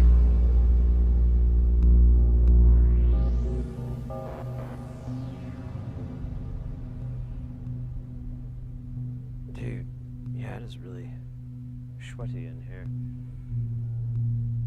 Oh my gosh. Yeah, let's chill for a little bit. Let me rest my back. Ah, man. I didn't stand for that long either. It's all that dancing. And the bass. Oh, the bass. The bass added the extra weight, which is what broke my back.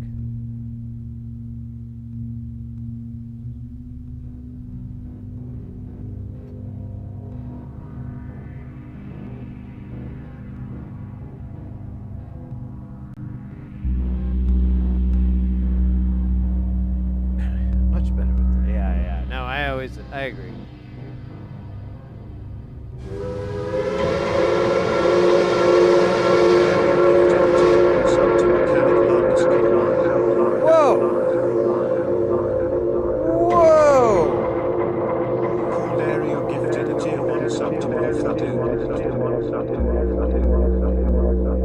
Caldario? See, I've been pronouncing it wrong. Caldario gifted a tier 1 sub to lady underscore. Whoa! Whoa, mate! Caldario gifted a tier 1 sub to LD603. Mr. Dangus, too! Gifted a tier 1 sub to student 67.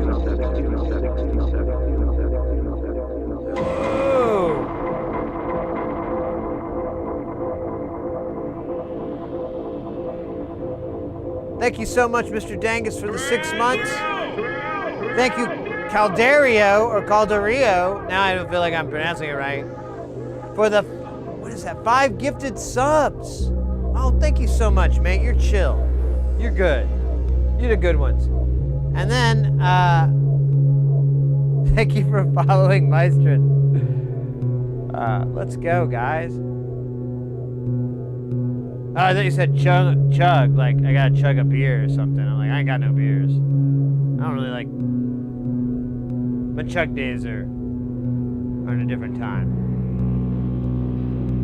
You bet, mate, you bet. I really appreciate that. That's awesome. Thank you so much for the gifted subs. And Mr. Dangus with the 6 months. Damn. Damn!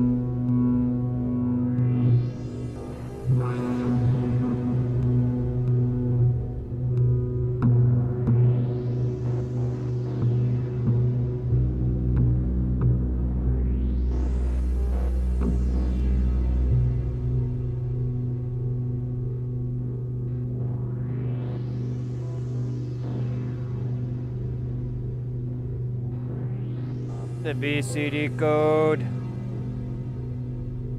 Let's go. Man, awesome.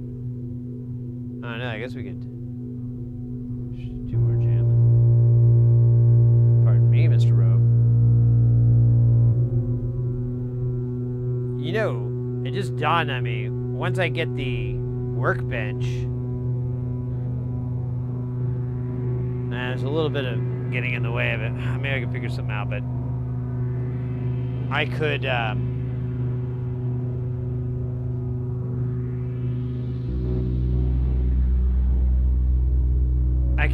could work on Space Station on stream without discomfort or pain. I was following on YouTube already, but I guess I switched to, hey, why not? You know? Thank you so much, though. I appreciate it. You guys are absolutely blowing my mind.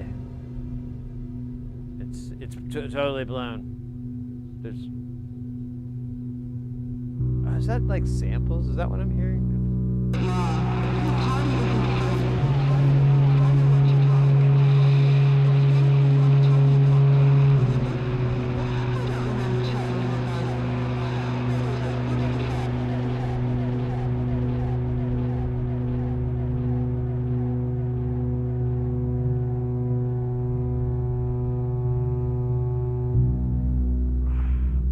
All right, damn.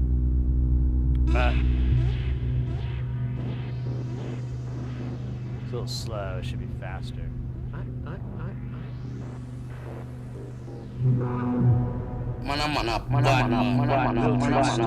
Whoa! Dave Meck with 100 bits! Pushing us up closer on that L2 action. Let's effing G. Let's effing G. Thank you so much, mate. Really appreciate that.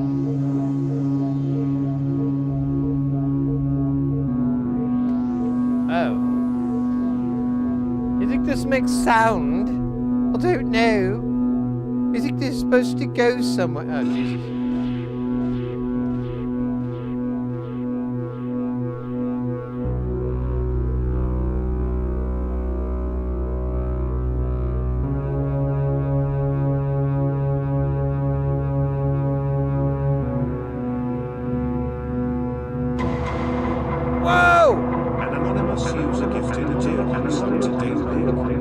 Anonymous with the tier 1 gift sub action.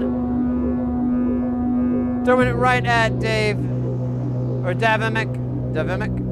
Whatever.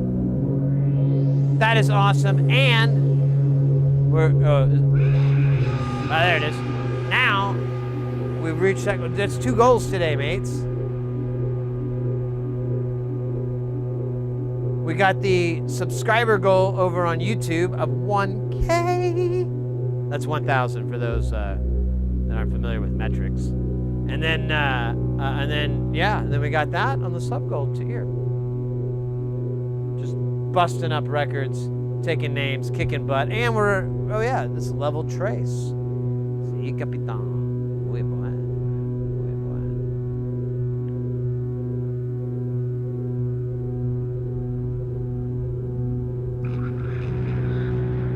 Need a cable guy in future? What? I don't understand that one. But I agree. Alright. What else do I have here that's making sound that's just not plugged in? Because that was embarrassing.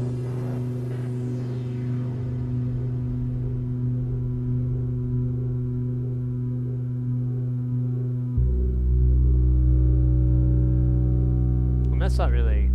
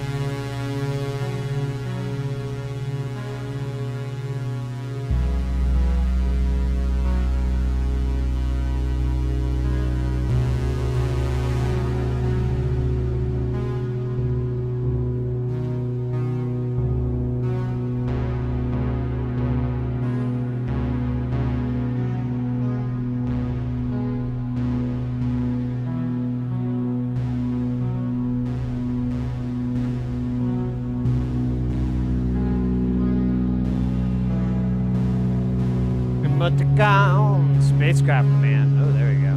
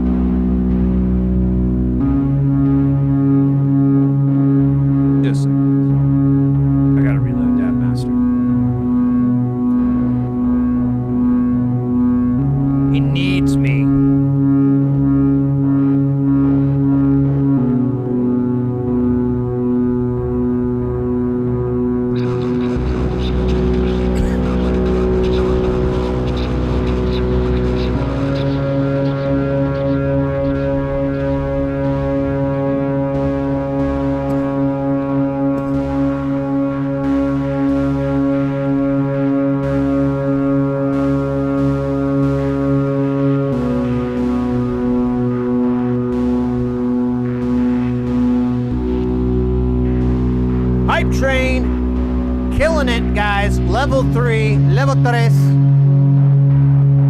7 subs, 100 bits.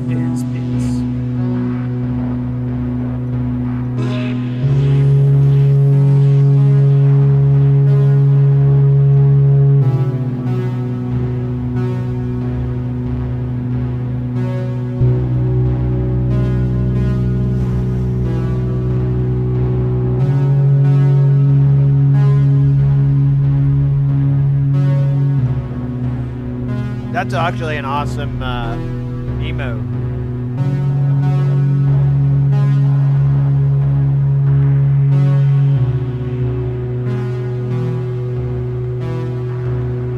Ah, it's not showing up on my thing here. I'll have to look at it on there.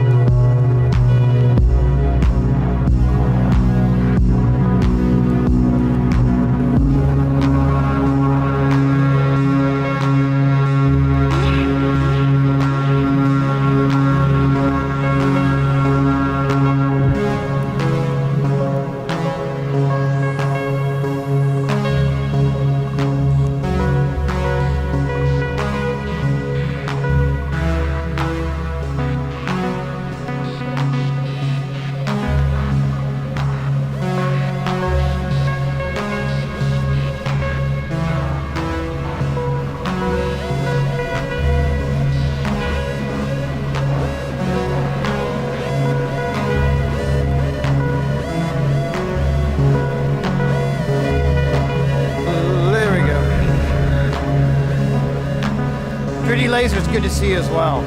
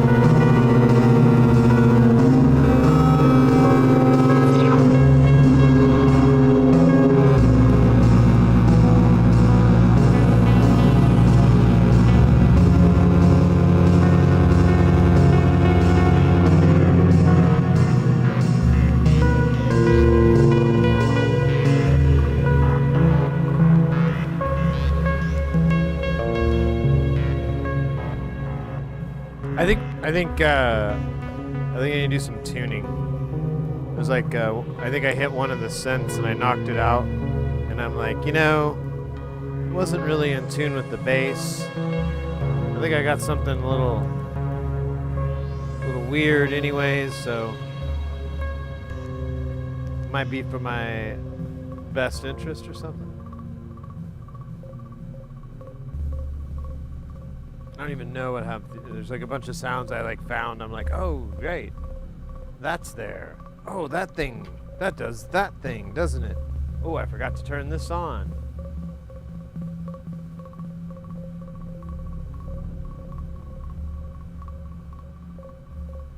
What the hell is that so noisy though? There's something like really fucking...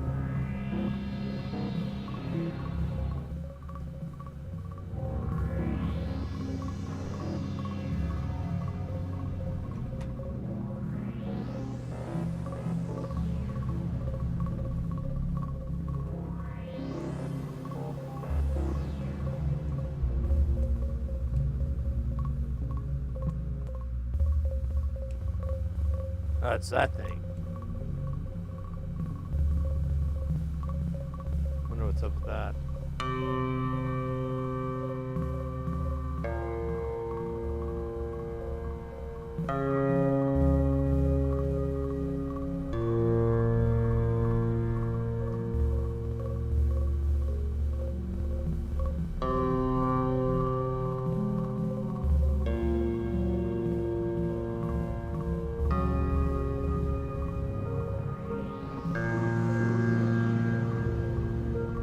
Oh, all right. I forgot we have this module. The beehives or plates and clouds or whatever.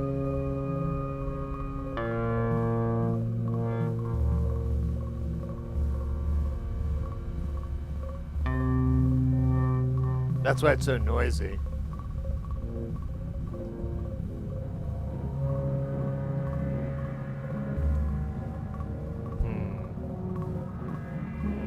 We could put like a filter on it or something. The way our ancient ancestors did. Oh my goodness, I guess I gotta do more of that sitting.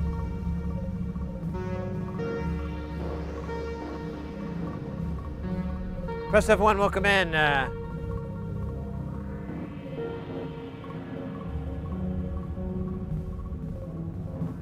Oh, you bet, you bet. I know it's kind of weird for you guys. I didn't want anybody to... Exactly. I want to slow it down a little bit so it's like a little funnier, but I'm going to mute it for now. Yeah, you bet, mate.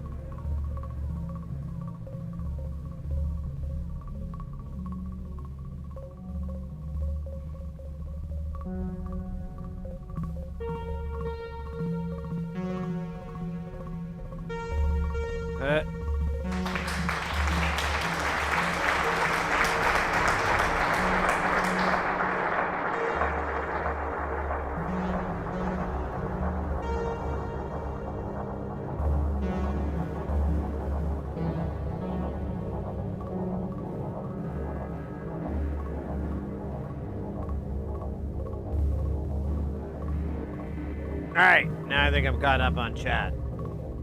Hoorah! Alright.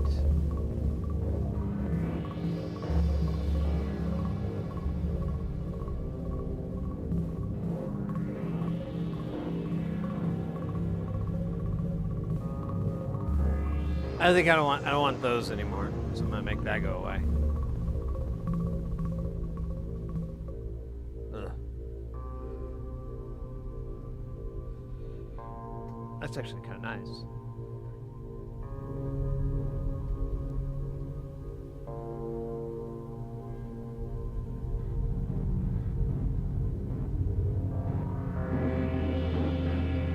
I wonder why it's noisy in that one, but not the other one. Is there like a gain difference? Quite a bit. So maybe that's it.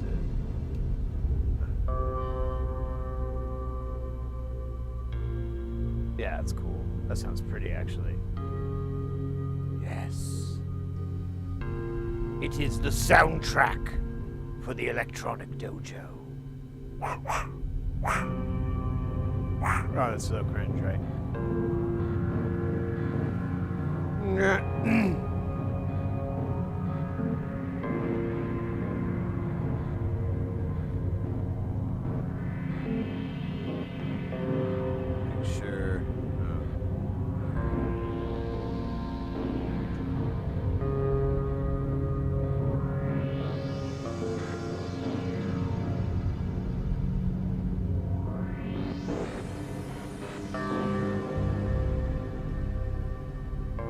So, I think there's enough new people in the stream that it would be advantageous for me to describe how Jamtown works. So yeah, it still makes that high-pitched ringing though. What if I just put it in here? Yeah, it's there too. Ugh. We're gonna have to fix that, dog.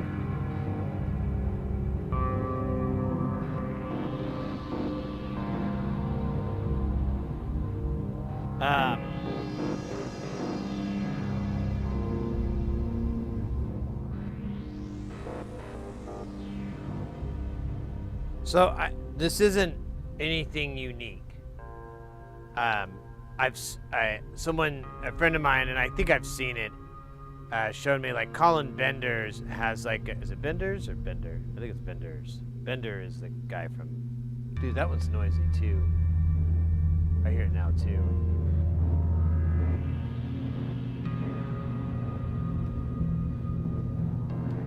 Oh man, we gotta do something about that. That ruins it.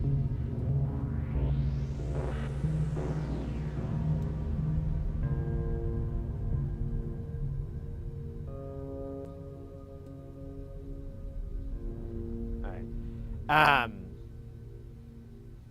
So basically, oh wait, could be the noise from the reverb.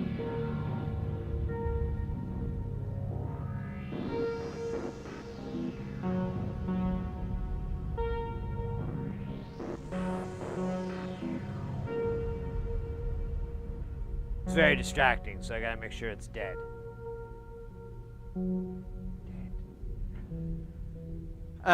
So the way the way this guy is set up to be jamming like all the time, really, I haven't changed it in years, is we've got two major components, but you could substitute all of this with other things. They're all like common items.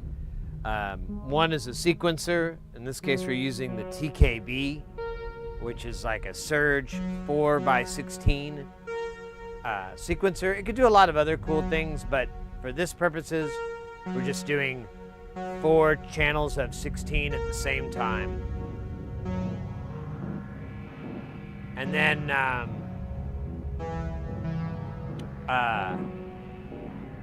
had to do something that distracted me.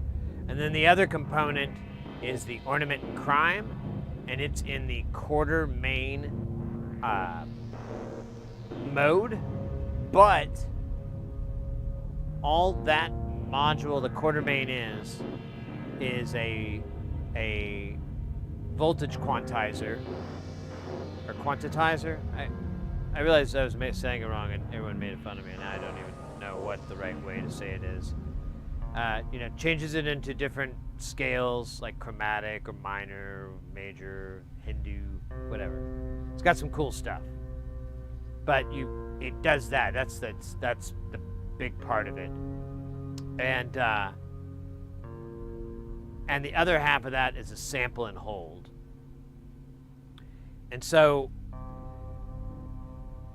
and I guess a clock is in there. So what I do is I take a clock and I divide the sample and hold module by an even number, and then I do the sequencer by an odd number. I then feed the sequencer into the sample and hold, and fuck with, you know, that, and basically what happens is, instead of it being sequential on a sequencer, instead of doing 1, 2, 3, 4, you can turn it into 1, 4, 2, 3, 3, 4, 2, you know, whatever. I fucked that up, but you can create these very complex patterns from these numbers that isn't sequential. You know, you can get some interesting, well, not complex, but it's going to mix them up. I just kind of call it the note blender. And so and then it goes, you know, through a quantizer to get the right scale and all that shit. That's. But what I like to do is I'll freeze everything on one stage, and I'll turn my oscillators up, and I'll tune it, and I'll try to tune them to different things. Like, I'll kind of have an idea, like one row is going to be a higher synth thing, the bottom row is a bassier synth, stuff like that. Really, you know, duh shit. And I'll stop them on one stage, and I'll just kind of tune them all so they make a chord, or, you know, some of them share, some of them won't, but it'll, you know, they'll still be complementary to it. It sounds good. And then I'll shift down and make sure that up and down for that, the next, you know, if I have the next stage built, great, but if I have at least the previous stage gels with that one, and we don't have like any jazz notes that are going to come out of it. And then and that's it. I mean, that's the whole method. You can mess with different parts of it. I like to do even numbers on the sample and hold so that everything lands on the beat, on like a proper 4/4 style beat. But you want them to be odd versus even. If you make it a different division, it basically just skips on the clocks for you. So you end up missing, you know, having your row. Yeah, the good old sample and hold is the jazz jammer. Because it's like...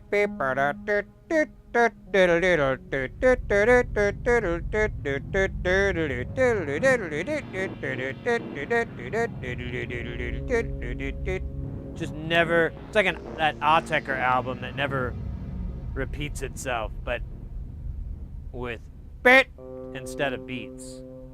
That'd be cooler if it was both. Honestly, we should just remix that whole album and put a... I'll just do that. I won't even need... I'll just go straight in the studio. Yeah, they call me the Scat Man. I can do that, sure. I got all the scat moves. Anyways, the benefit to this that I have found is that you can get a lot out of very little. A while back we had we were kind of taking care of another pretty large eurorack collection, and it had, I can't remember the name of the brand right now, but they had it was a 4 channel. Yeah, it's 4 stages. I think it was just 3 channels, and I did the same thing to that, and it worked great. So you don't even need like a big 16. I don't even use that. I usually use like 3 or 4.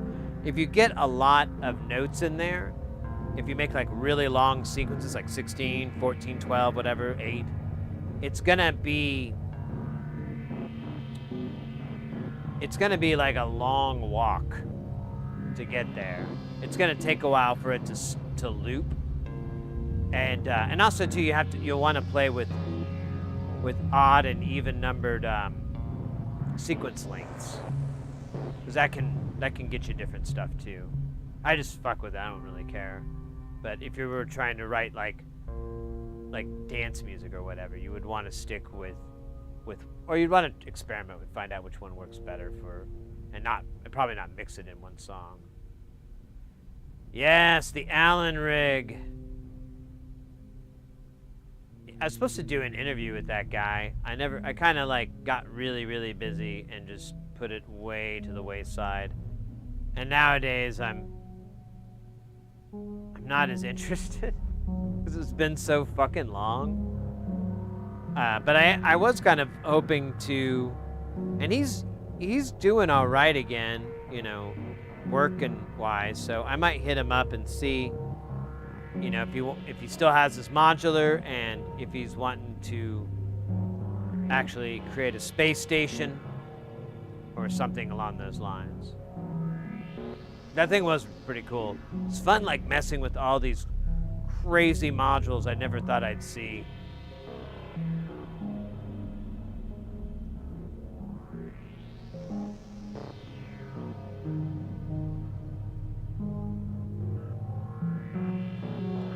Man, I need to grab, I had some coffee I made. Let me grab it real quick. All right, let me put it on, I have it on the stove and everything. I just need to turn the water on so I can get it going. I just got a big yawn. I'm like, oh man.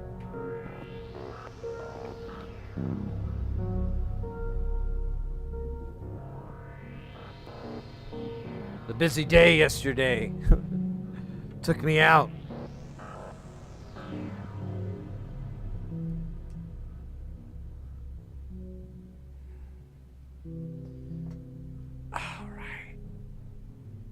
Colorio, I wanted to know what the boxes on top in the middle of Jamtown are exactly. I'm not familiar with those. Looks like samplers. Akai. Yeah, that's exactly what it is. We've got an Akai S5000. Debatably, although not much of a strong one, the most awesomest sampler of the S series. The 6 is kind of cool, but it's real noisy, so I don't know. It has fans and shit on it. Then we have above it, here, I'll get it. We've got the E5000 and then another E5000. These are samplers from Emu. And then above that, I don't know if you could show, it's kind of getting covered up, but it's a Novation Supernova.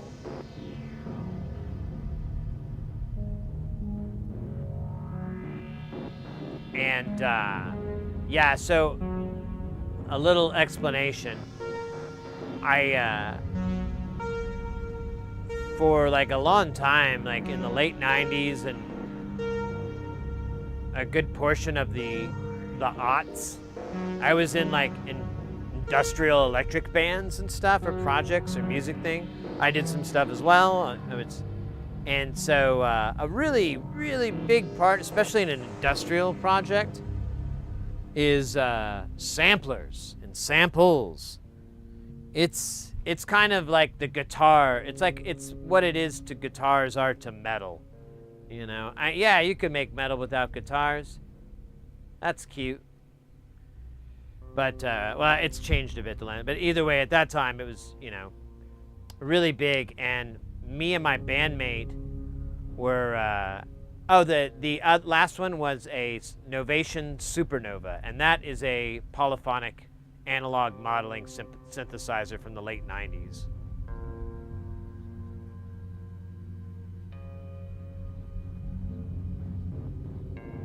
Yeah. So me and my bandmate, we had like a lot of samplers. Oh wait, he's gonna play the ads. Yeah, we had a lot of samplers. At one point, I think we had like 13 or 14. We had a lot. I don't even remember. I feel like I'm making the number bigger every time, but it was double digits for sure. I think it was like 14. And most of the time, we would get doubles, so that he would have one and I would have one, and we could swap stuff back and forth. And good times back then. But that's why there's 2 emus, and there's just nowhere to put them. The S5000 I was going to integrate into Jamtown, but it just never materialized. And same with the Supernova, but then I realized it doesn't really stand a chance against analog synth, so I don't know. I thought about using it for some other stuff, but I just haven't gotten around to it. So they live as weights. Nope, we got ads. Son of a bitch.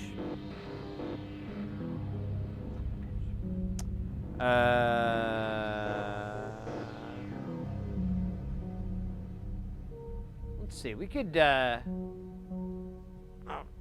grab this. Ah, my knee hurts.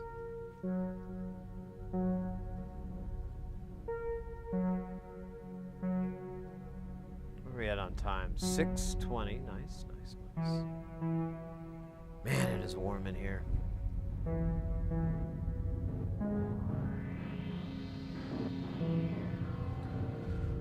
Whew.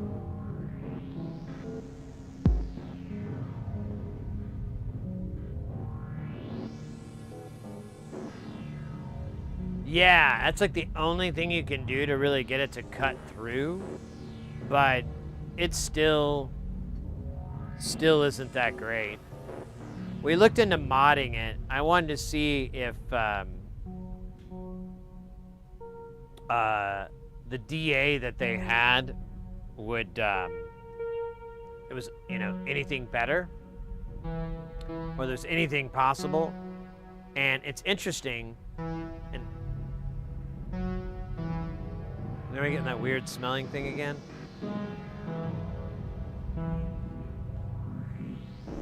Oh yeah, it's the fucking coffee, Sid. All right, just a second, I'll be right back. I gotta get my coffee. I'm like, oh, I smell something weird. Right, the coffee I brewed. All right, that's good enough. All right, I'll be right back, guys.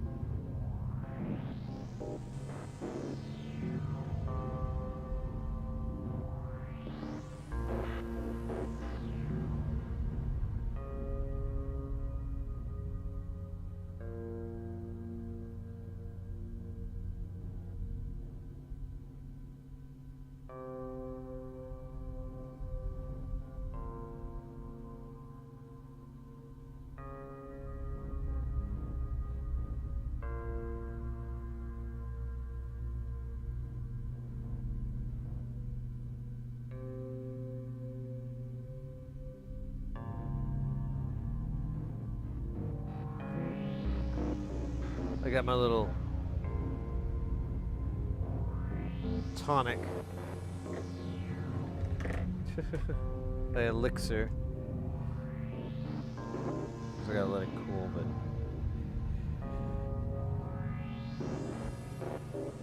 it should provide all that I need and more.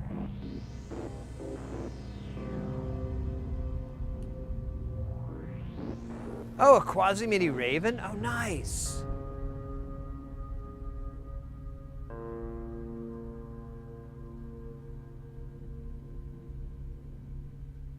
Nice. Yeah, right. Wasn't it crazy, the sizes? The S5006 can take like 256 megs of RAM, which was just unbelievable at the time. But like you would have zip disks and they only had 100 megs, so you'd have to like, it was starting to, the zip disks were turning into floppies.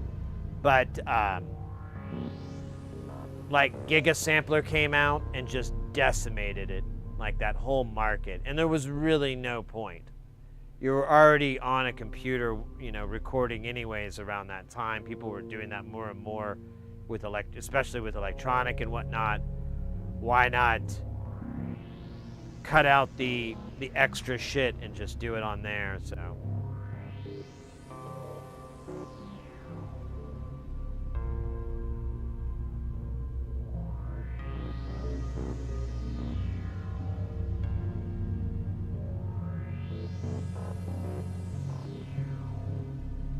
Giga Sampler? Oh my gosh. Yeah, that was its name, right? It was Giga Sampler. They had like the Giga Piano.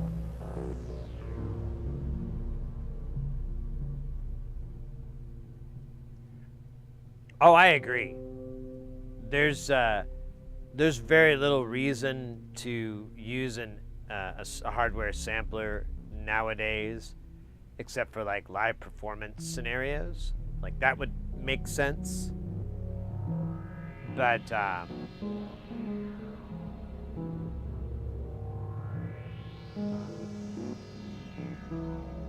but 10th, yeah, I still have one. We need to replace the screen. It's in pieces, but we can finish it off. I want to get a new screen for it. The one on there is DED.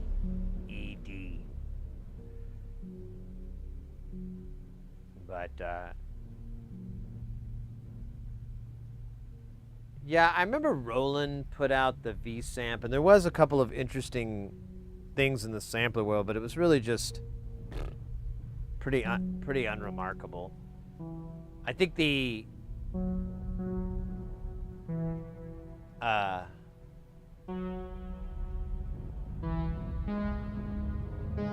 I forgot my thought.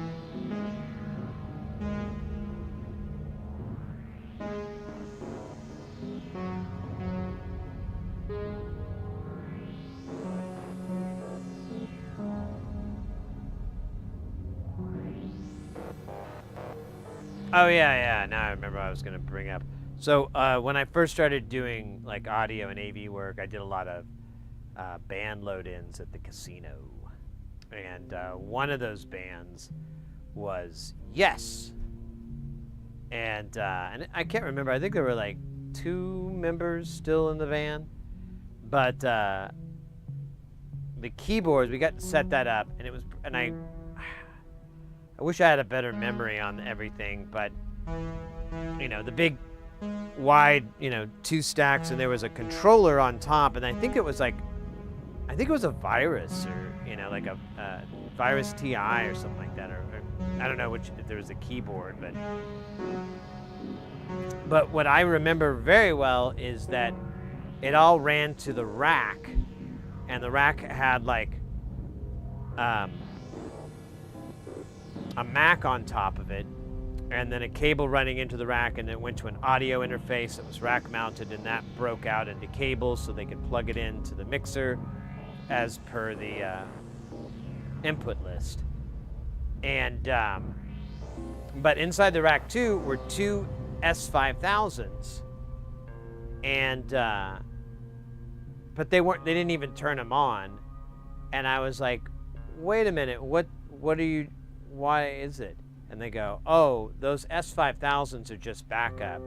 We'll just use the computer, but if it doesn't work or it breaks or whatever, the show must go on, so we use these S5000s instead. And everything's already mapped, but you know, we have some paper too to, you know, if he has to manually punch in, you know, program 72 or whatever, and to change the patches. I was like, oh, that's pretty fucking cool. But it one of the things I've noticed, like if you pay attention to some live audio rigs and what they have, sometimes it's,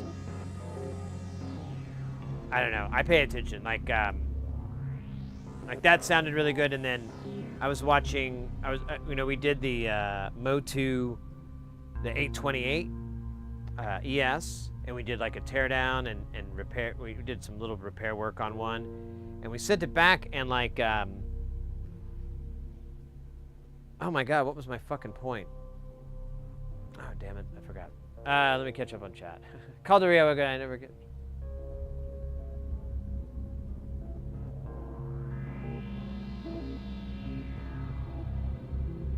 Beardy Man, yeah.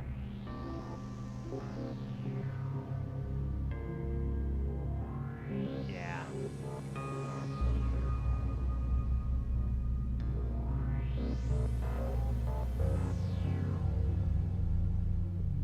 Weird. Anyways, second. Processing.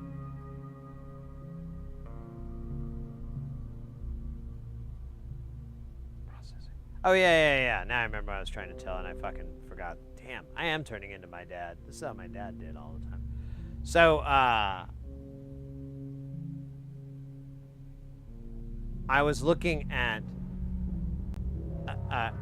what was it? Liam Hallett from The Prodigy? Yeah, I think that's his name. Let me do that thing. Liam. Someone's on the phone for you. Yeah, that's it.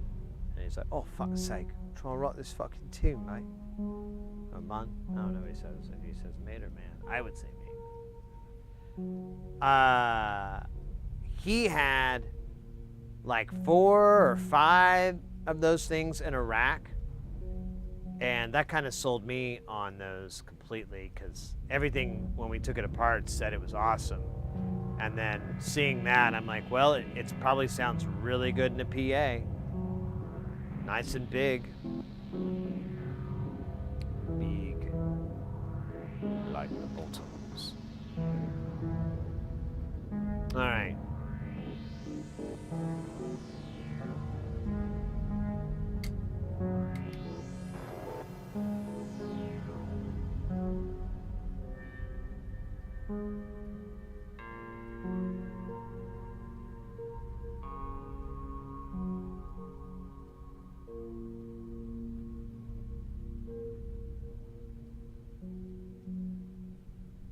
Trying to think what we should do in Jamtown Space Station now.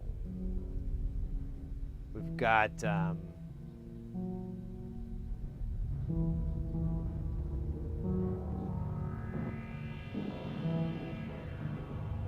some stuff in Space Station, but to be honest, they're very intermittent. They're kind of like, they're cool, but they're not cool for like 10 minutes non-stop.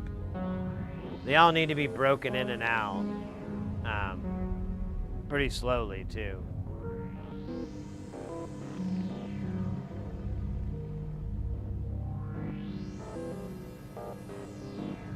The gate delay, I got it just because I always wanted one. I have no patches for a gate delay.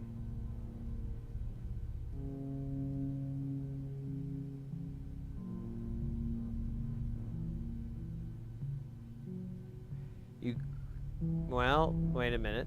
I take that back a little bit. I don't know. You can do like a cool double tap sound.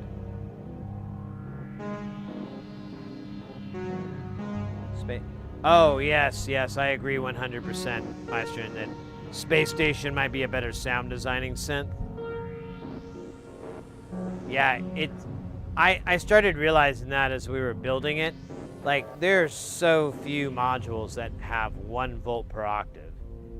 And there's no voltage quantizers. So there's no way to get chromatic tuning. It's just strings, it's just tuning pegs. So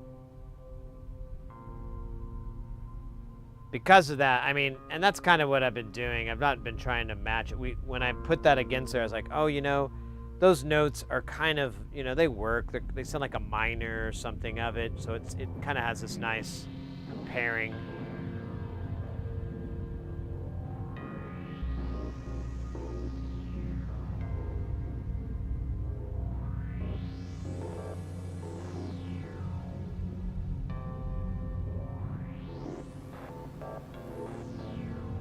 You know,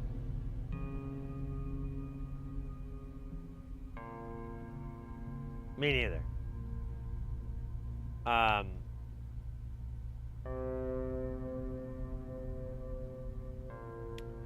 just thinking about. I guess that's what Jamtown is. I don't know.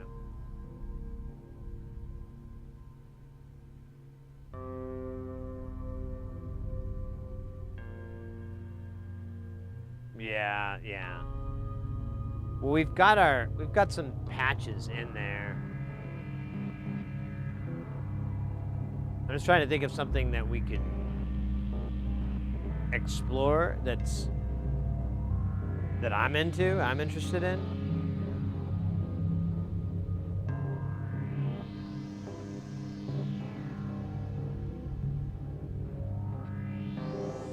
Yeah, I would agree with that too. Boring synths or quote unquote boring.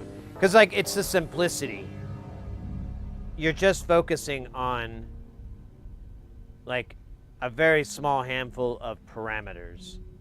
And you know, if it's a good synth, you can get a lot of mileage that way. And then yeah, the experimental ones, yeah, you're spending a lot of time like digging and kind of trying to find something that's going to work because of like it not falling along any normal music stuffs. I don't know. I lost track of what I was saying. Too Big, welcome in.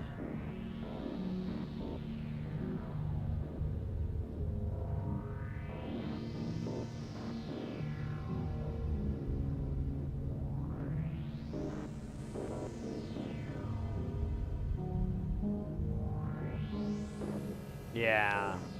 I don't think there's any buttons on this thing.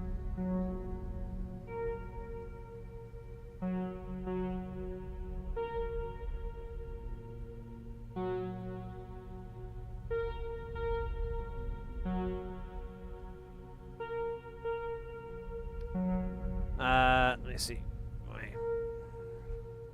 My beverage here. Oh my god, I made a mess there. That's awesome.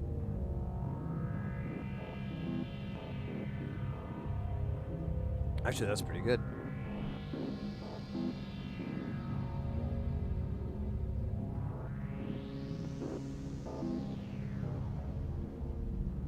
Ekin, welcome in. I am. It's probably a good time to tell the story again. I apologize for people who already heard it. I'm going to try to really shore it up this time. But if you watch the last stream, towards the end, the last hour or so, I had a weird little heart thing where my heart rate went up to 210 BPMs. It's happened in the past, and usually it lasts 30 minutes, and there's no real crazy things that happen afterwards. So I was like, well, I'll just, wait this out. But it wasn't going away, and I ended the stream, and it actually started to get worse in the sense that it started to hurt. But there's all these Vegas maneuvers, all these things you can do to knock it out, and so I was just doing those nonstop, and or not nonstop, but I'd rest on the bed, which actually helped, just laying down. I actually lowered my heart rate down from 210 to like 201, 198, and then I started doing more of those exercises, those little maneuvers, and it was weird. It broke. I was feeling really bad. It was like 210, and I'm like, I'm gonna, I'm gonna have to call somebody. And then I was kind of looking at my phone, debating it, and then all of a sudden I just felt fine. And I looked at my watch, and it said 113, and I'm like, yeah, it does that. That's nothing. It needs to stay that way for like 5 minutes before I'm going to buy it. But I could tell that my heart wasn't beating out of my chest, and like my whole body was kind of, moving too when it would happen. I felt fine, and I kind of like just pressed on, and then the next day, I posted about it, let you guys know everything was good. But the next day, a friend of mine who's a nurse, I think he's done a lot of work in different hospitals and so forth. He was like, he was adamant, extremely adamant, that I go to the ER immediately. And I kept trying to put his fears aside, but everything I'd say goes, dude, that's worse. He's like, that's even worse. Every time I say, it's fine. It's like, I've had this happen 2 other times. This isn't your first time? Dude, that's even worse. You got, it was awful. So he eventually kicked me in the pants, is what I kind of called it, to get over there. And went over there. Everything was fine. Everything was normal. They were like, you need to start seeing a cardiologist. And they got me that info to do that. And that's all she wrote. There was some weird stuff that happened from it, like it messes up your, or last time it messed up my taste. This time it messed up my smell. I don't know what the fuck. Although I could have just been, stupid. My brain all messed up. But either way, yeah, I should be able to get some medication I can take as like a as needed scenario. So if that happens again, I can take that. Should calm my heart down, and then, I'll make an appointment with my doctor or whatever to do a follow-up.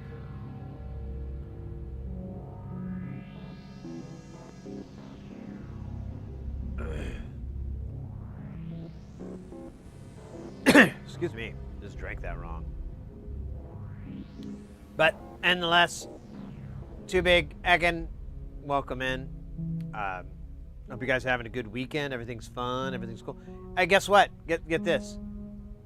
We passed 1,000 subscribers on the YouTube. For now, I mean, they could leave any minute, but currently, I think we're still at 1,000, and which is a big milestone for as far as YouTube cares. And I think we'll get that sweet, sweet monetization, baby. We had like a video. We had like a short go viral for reasons I have no idea, but I wish it would spread out. I wish like the other ones that are like very, very similar would also go viral. But Mrs. Harrison is like, maybe we should use that song again, and I'm like, yeah, maybe. I didn't even think about that. Could be the song. I know that can weigh in them their algorithms.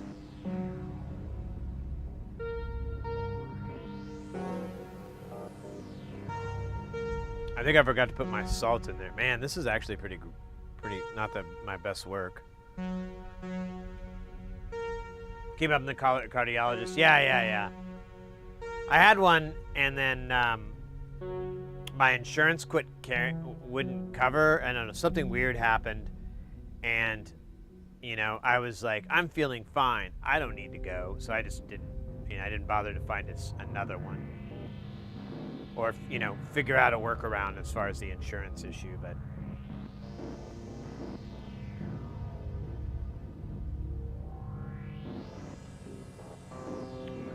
Nonetheless, guys, everything's good. I'm feeling good too. Yeah,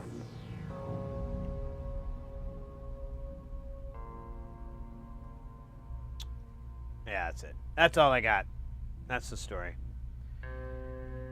If you ever have one of those where your heart rate is like really, really high, you feel like your heart's beating out of your chest, definitely go to the ER. Go, don't be smart ass like me. But on the way, you can do these vagus maneuvers, or stimulate your vagus nerve or whatever, and or vagas. It's VEGAS, by the way.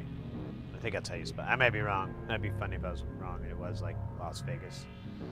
But there's you can splash cold water on your face. You can you can kind of cough until you kind of sort of gag, make like, you know, activate your gag reflex effectively.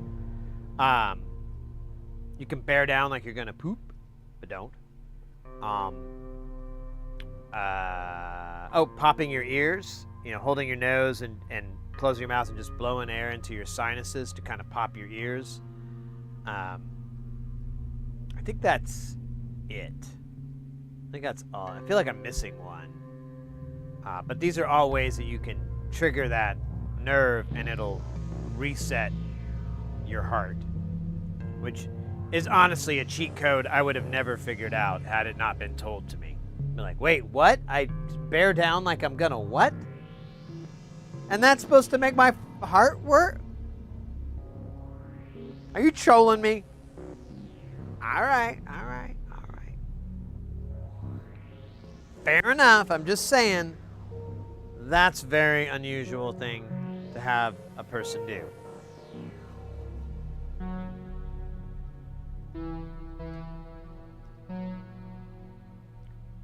But anyways. Oh, scheisse. But,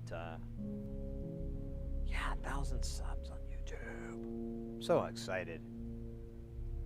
Hope it keeps going forever and ever. Actually, I don't know how their monetization works. It might not retrograde, so I'd just be like, Oh my goodness gracious me amigos. Let me sit at the end. Actually, honestly, let me scooch this chair so I can read chat better. My old man eyes. So hard to see. Come closer. As I drink my hot yes, as I enjoy my delicious hot chocolate. Yes. Hey, Jay, over on the YouTube says, Sid, the fan bases all around the globe on the internets are doing the wave for tonight's outstanding show. Can you style and profile some Bootsy Collins? Oh man, what's a beat I know, or what's a bass line I know of Bootsy?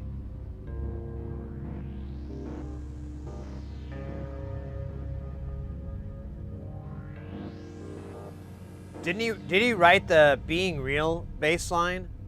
I learned that one. I forgot it, but I can figure it out again. That's the one that goes boom boo doo doo doo doo doo doo doo doo doo doo doo doo doo doo Being Real. You know that one? That's a sick ass bass line, and it's so fucking fun to play. Like you really want to sway when you're playing it. It's a I mean, anything that makes the bassist butt move, that's a good groove. I think that's a Bootsy, right? It may not be. I may be.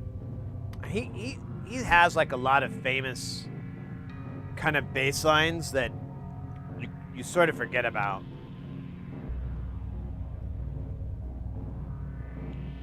Do. Oh my God, we could try to figure it out. That's a long one, isn't it?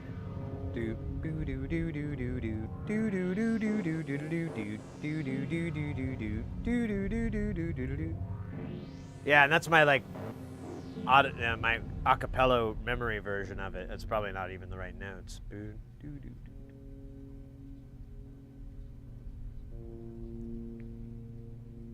All right, let me kill this and we'll give it a try.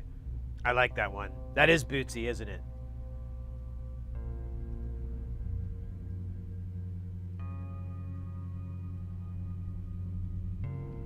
Yeah, have you, I don't know if it's me, like the algorithm or what, but have you guys been seeing Bootsy, like, doing interviews and chats and storytelling and podcasts and fucking shit? Like, I've been seeing him on my feed a lot. That dude has seen and done some shit. And he's like, totally, I don't know if down to earth is the right word for a man that's like wearing a giant sequined hat and like sunglasses that have like giant stars. I don't know if down to earth's the right word, but chill. He's very chill. He seems like a really chill person. Nice dude. And he's got some just incredible stories that have been popping up. I keep seeing of him, you know, working with James Brown and stuff like that, and like crazy little anecdotes.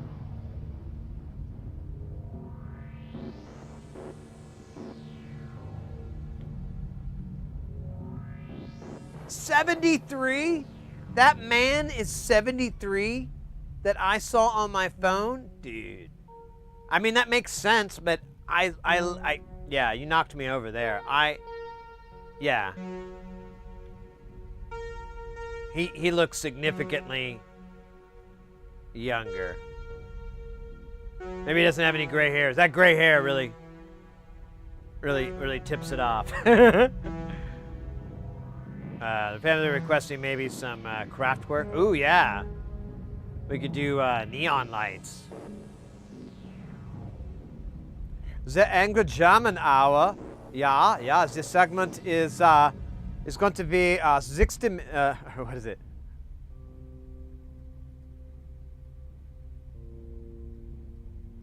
The segment will be 60 Minuten. Is it? Wait, I think I got my grammar wrong. 60 Minuten? Yeah, I think that's right. Yeah, whatever. Yeah, to be 60 minutes. Yeah, and each one will be filled with the German anger that we all feel. Yeah, this is good. Yeah, and then after we are done, we will smoke a cigarette or something. That was dumb. Anyways, RGB audio.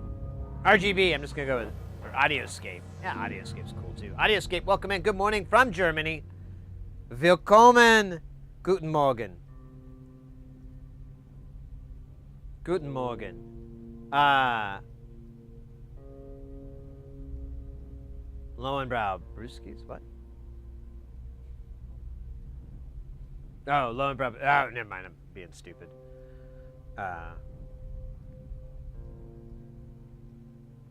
Man, my favorite German beer that I've had, and granted, I haven't had a shit ton. I know there's some other goodies out there. One of our mods, Mr. X, he lives in Germany. He's German.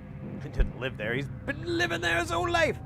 And he's a beer connoisseur, and he has a few that he'd recommend. But I really liked over there was Warsteiner or Vorsteiner. I'm probably mispronouncing it. I went over there back in '99, and long story short, me and my friend, we were in like kind of a not such a great part of town, so we felt like the safest place at the moment was just to hang out inside this little tiny bar that was the size of a closet. And they just had this giant, gorgeous, crazy tap that was Warsteiner, and I was like, well, at least I know beer in German pretty good. And I was like, Zwei Bier, and lady hooked us up, and it was some of the best beer I'd ever had. I had it here in the States, and I think I've gotten the import or whatever, but it just not as good. And I don't know if that's me or what, but when I go to Germany, it might be next year, in fact. That is on my to-do list, as well as many other German beers. I've kind of taken beer out of my life, but I think if I give it a long enough break, I can come back to it when I go to Germany. I'll be fine. The Rhine will will heal me. The brewed waters of the Rhine.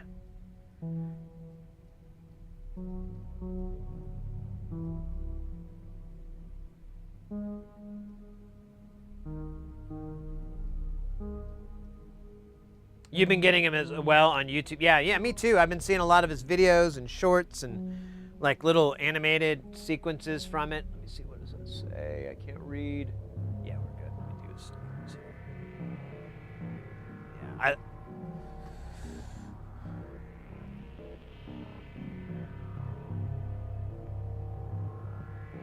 What kind is it? What kind is what? I'm sorry. The beer or I mean, Warsteiner, they make a couple of different kinds. I think it's like a... I think it would be like a, what do you call that? Like a Pilsner, I think. I think it's a Pilsner. It's a light beer. It's not like, it's like a, 4% or something like that. And it's, very clear. They do make a Dunkel. Dunkelblau, I believe. The Warsteiner Dunkelblau. And I used to get that too. That was actually kind of fun. I didn't have that when I was in Germany. So I never tried it. So I didn't have anything to compare it to. And it tasted pretty good. I'm, again, very interested to have it in actual German brewed beer in Germany.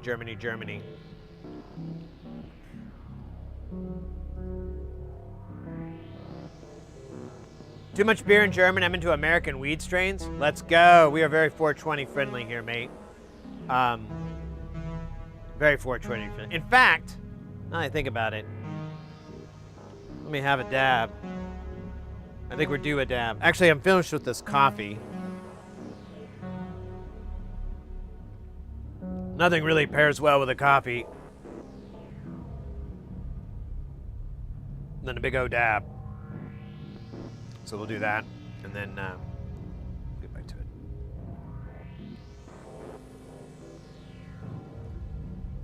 Yeah, honestly, that's one of the things. One of the reasons I've kind of put off beer is I'm like, I still like tequila. And I don't have any problems with that stuff. But just beer, I drink enough. I just don't feel very good the next day. It's not like a hangover. It's just not worth it to me anymore. All right, stand by.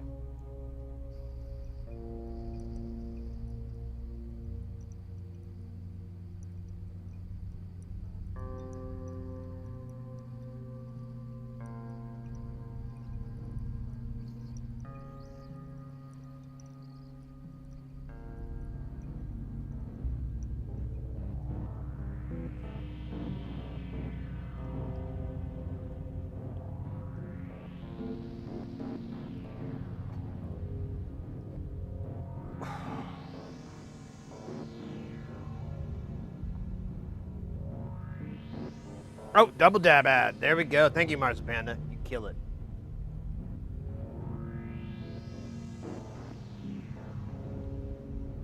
Athletic non-alcoholics. What is that exactly? Hey, Delamorte!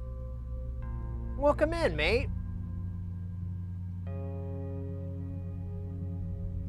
German brew, yeah, right.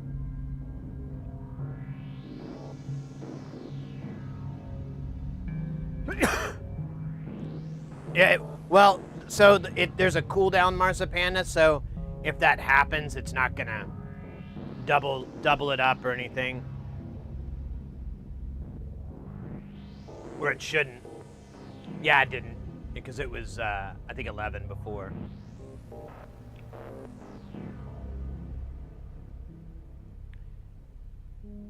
So, Aqua, you kind of intrigued me. So you like non-alcoholic beer. I was out and last show I did, one of the dudes I was working with, he would go and order that. And I asked him a little bit about it, and he didn't have too much to really shine on it. He's just like, oh, I'm just trying this out or whatever. I didn't really get it, but I'm curious, like, what do you enjoy about non-alcoholic beer? Or what's the... I mean, I'm and it's a serious question. I mean, I could make a billion jokes, but I genuinely am like, because I kind of don't love the taste of beer. It feels like that trade-off of the buzz is kind of like our handshake. Like, yes. Some are pretty good, though. I used to like drinking PBR a lot. But eventually I just kind of beer just kind of, like I said, I just don't feel good the next day, so.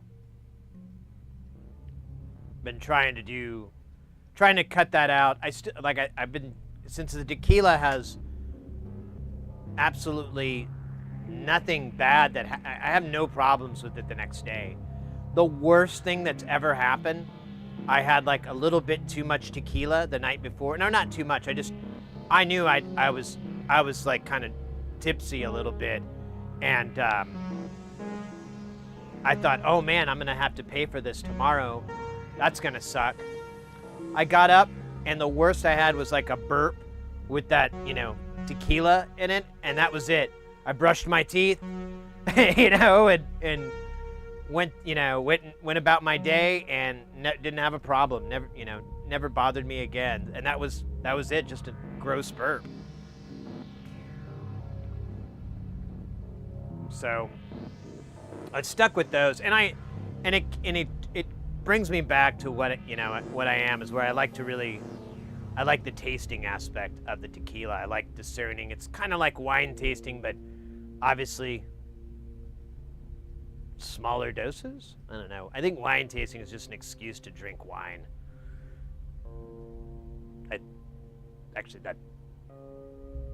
I don't think that's a very fucking mind-blowing statement now that I think about it. Yeah. And cars are meant to travel inside and move around from place to place. That's all they're for, okay? Same with bicycles, all right? Just gonna keep stating obvious stuff. My last day at work was today, so my time is my own again. Oh, nice.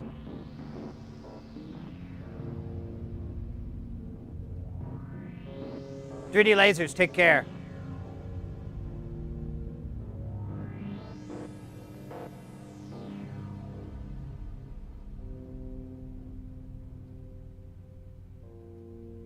Drink less of it? Well, that's good.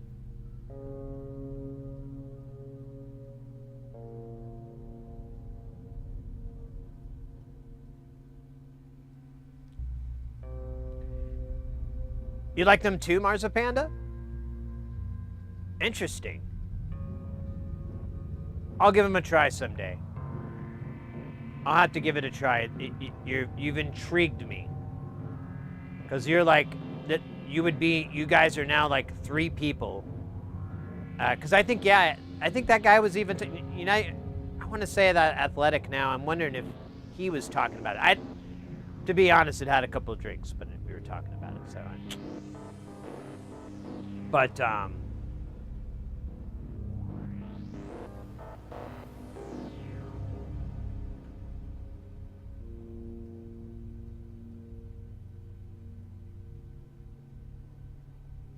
Ooh, yeah, that's a good point. One of those little, what do they call those? They have a cool name for it. Oh, man. I'll think of it. Man, yeah, what is it? Isn't there a cool name for... They always have to call it at the stores, like, the, build your own. But I thought it, like, cool... Because like some liquor stores would have that, and you could just get a deal. I don't know, whatever. Fucking think I'm making that up now. The more I think about it, I'm like, are you sure, Sid? And then I'm like, nah.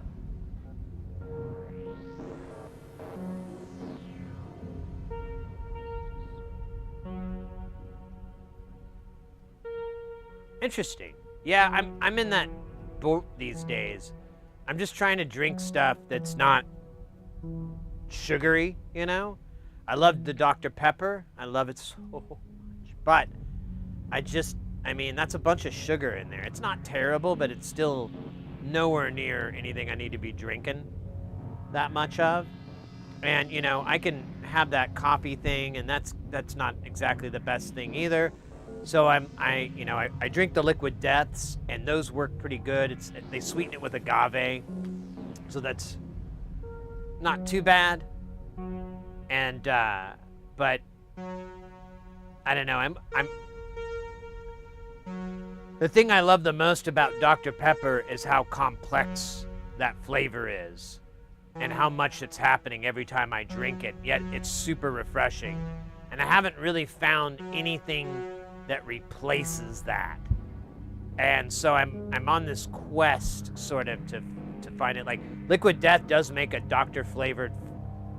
Pepper flavored drink, and it's good.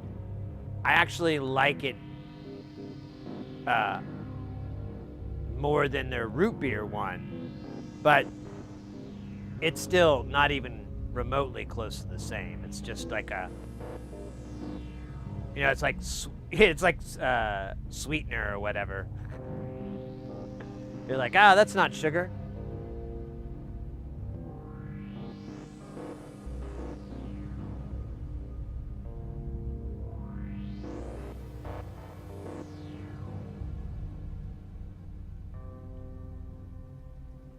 Oh, ads, lad.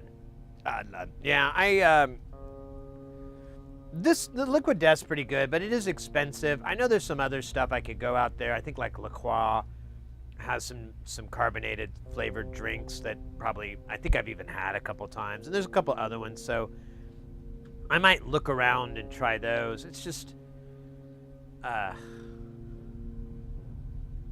don't know. Dr. Pepper is so freaking good.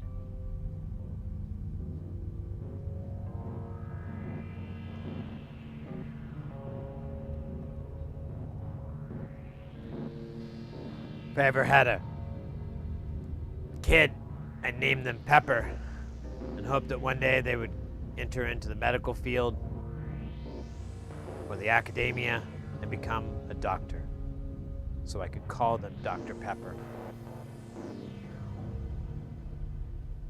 Really, the only reason I ever wanted to ever have children was for that great joke to possibly arrive. Of course, I wouldn't push them into sort of thing, but I would gently nudge them.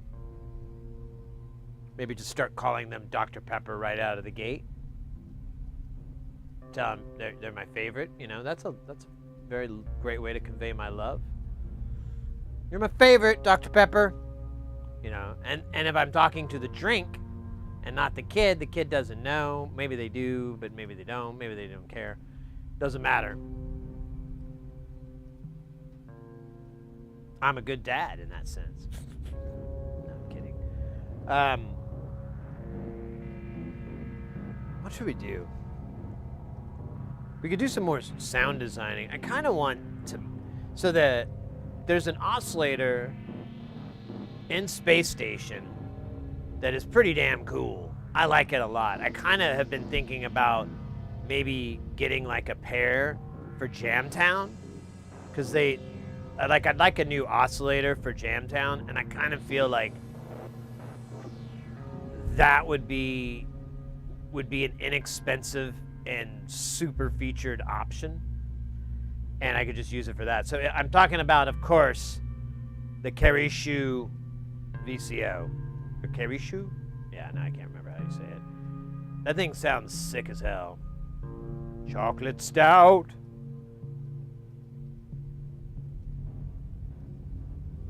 Yeah, I can't do the floats.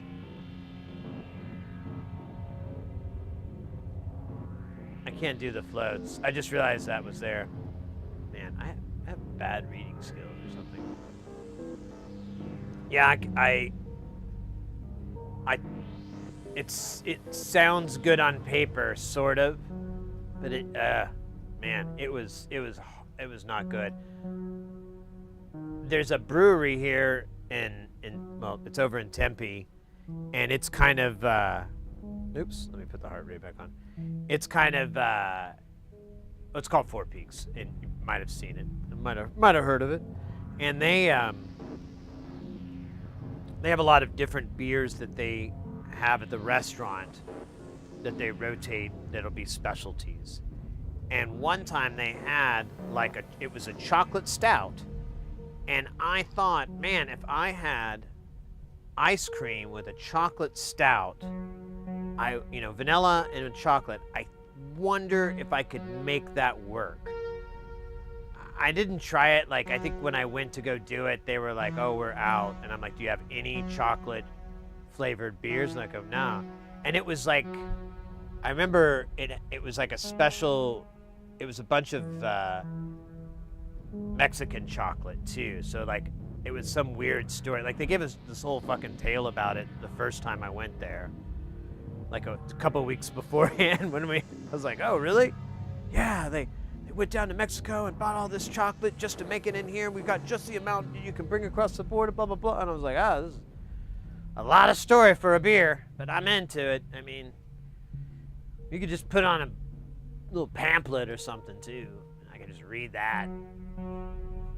It is dark in here, though. Maybe that's not such a good idea. Regale me with your stories of the chocolate beer.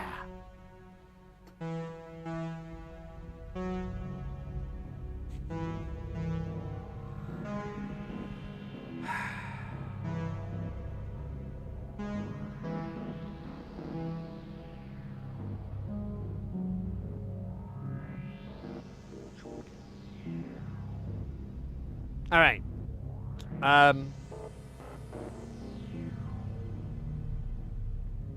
Quick thing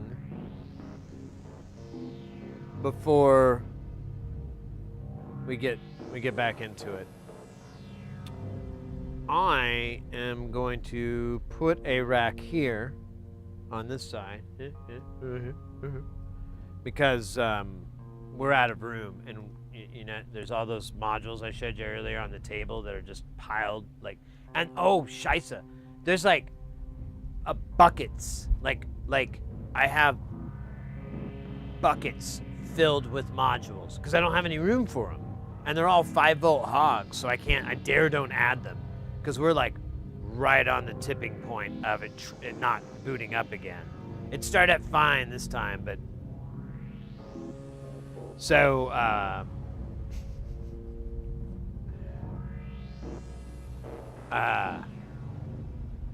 I need to do that, and I need to get this here. Oh God, hello little man. Oh my God, you are a son of a bitch. Oh my God.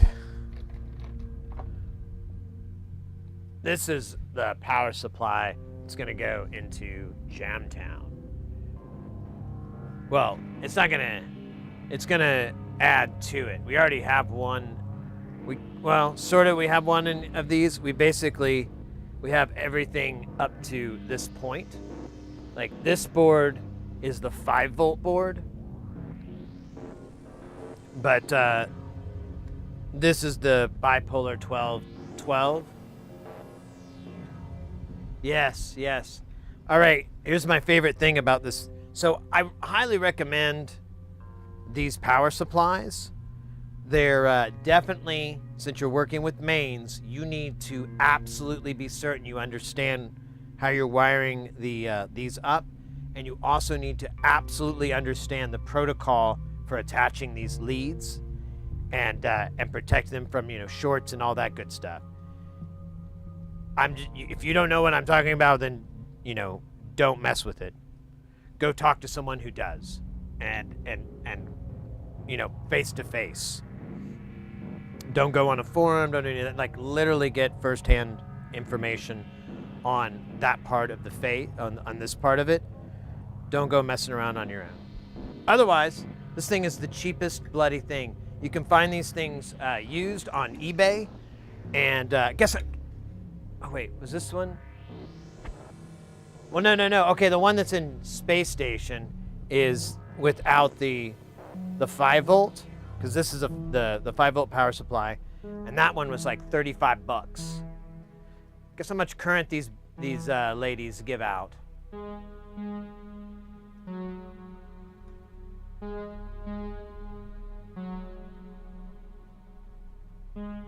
Yeah, I just say, I want, you know, if you're messing with mains, you need firsthand, physically, knowledge, information. You know, don't just go online. If you get one thing backwards or one thing wrong, you're gonna hurt yourself. You're gonna cause a fire. I mean, it's just, the list goes on and on. It's super, super, super, super bad. Now, you can take a ton of safety measures, like you can infuse your line or something like that. Cool, but honestly, just go talk to someone who knows what they're talking about. But this, I don't remember these you can get really cheap. You just find them on eBay used. Here's a pro tip from me to you. If there are wires connected or hanging off of it, get that one. 2 reasons. 1, it's cheaper. They're always cheaper. They just cut the wires and they throw it on eBay. Now, they're almost always guaranteed to work, so you should be okay with that. And obviously, don't get one that doesn't, as is or whatever. Get ones that have been tested as functional or pulled from a functioning system. And then, what was it? Oh, what was 2? They're cheaper, and I think that's it, actually. I think I kind of proved the other part that they probably work. What was the other one? Whatever. Doesn't matter. But, nobody's okay. No one threw out their guesses. I'll tell you the numbers. So you can actually change this board to do 15 or 12 volts. Jamtown has 2 of these in here right now. One runs some of the frac rack, and that runs at 15 volts, and then all the eurorack stuff runs at 12 volts. If you run it at 15 volts, you get 3 whole amps. 12 volts gives you 3.4 amps. Looking at this cap, this might be a telltale, help you out. What do you think the current is for the 5-volt rail? And I'll give you a hint. It's comical. Like, it's amusingly, it's hilarious. Like, I'm doing everything I can to not think about it so I don't laugh my ass off into oblivion. Oh my God, this thing is so fucking unruly. Close. Move that decimal down. Oh wait, watts? Ah, shit, never mind. I can't do the conversion.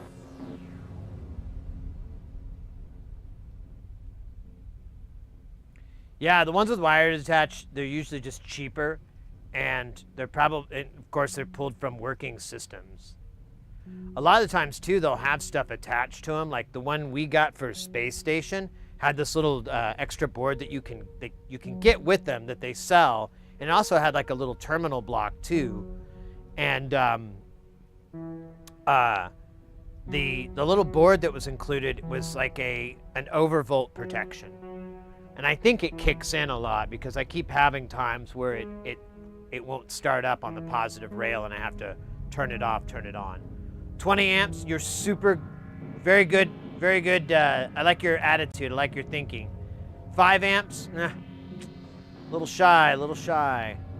The number is 12 amps for 5 volts. Now, just to be clear, eurorack uses 5 volts, but it rarely actually uses the 5-volt pin on the power connector. A lot of them just pull off the 12, which is an issue. But I don't even think the IDC ribbon cable is rated for that much current. It's such an absurd amount. But we'll never, ever reach it.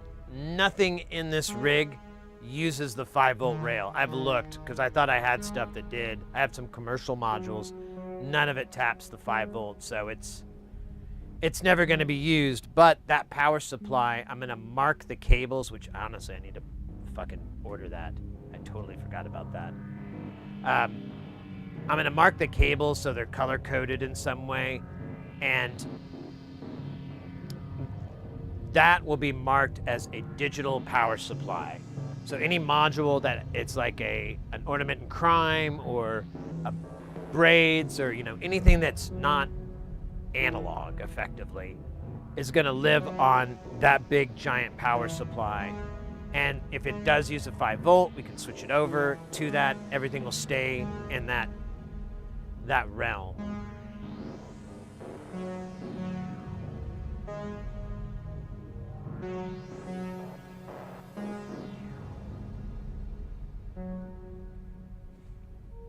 That would be an interesting fire. Oh, no. Well, I mean, I've seen, welcome in, Grizzleby. I've seen repair videos about it, and I've seen some pretty wild damage done. That's kind of absurd. And it's, yeah, there's a bunch of reasons. Loose connection, because that'll cause arcing, and that'll increase your resistance and your current, or your heat, you know, all that good stuff. Some of it was the materials weren't sufficient for the heat that was going to deal with it, so they would start to break down. Yeah, I remember a bunch of different things. I remember Northridge Fix dealing with that a lot. Let me catch up here.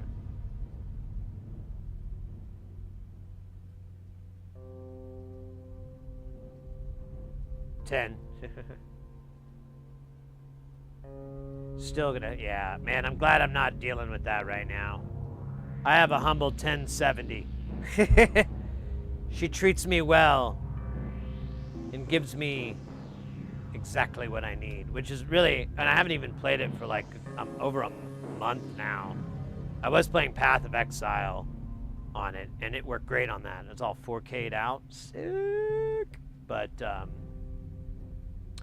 I haven't felt like playing it lately. I've got all these other irons in the fire, and I'm like, oh, you know, I should really work on this iron rather than play a game that takes like 2 hours for me to level up now, and I'm like getting annoyed with it.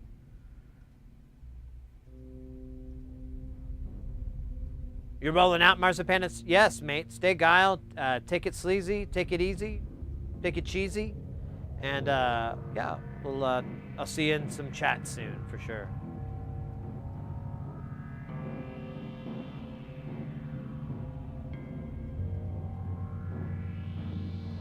Exactly, Maestro. They pull from the 12-volt rail, which is annoying. I've seen some where you have like a switch or a jumper so that you can switch it over to the 5-volt. And I guess, you know, sometimes if you had like a power supply that had like a bad 5-volt or a noisy one, you know, whatever, if it had one reason or another to move it over, you could. But none of the stuff I have does that. It's kind of irritating. They're all just 12-volt pullers.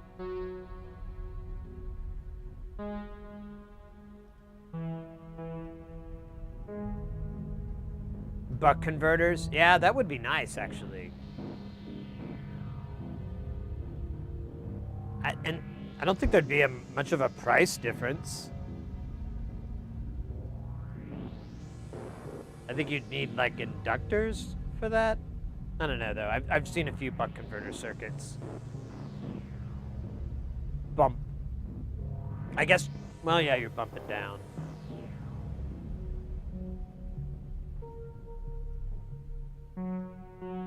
Noise engineering? Yeah, I don't, okay, so that's one. I don't have any of their stuff. I have, and you would think it would, Expert Sleepers. I have like a few of their modules, and you know, honestly, I think I did check the disting. None of them have a 5-volt switch, and they're all digital. I mean, there's an analog side for the audio and the processing and everything, the CV and all that, but the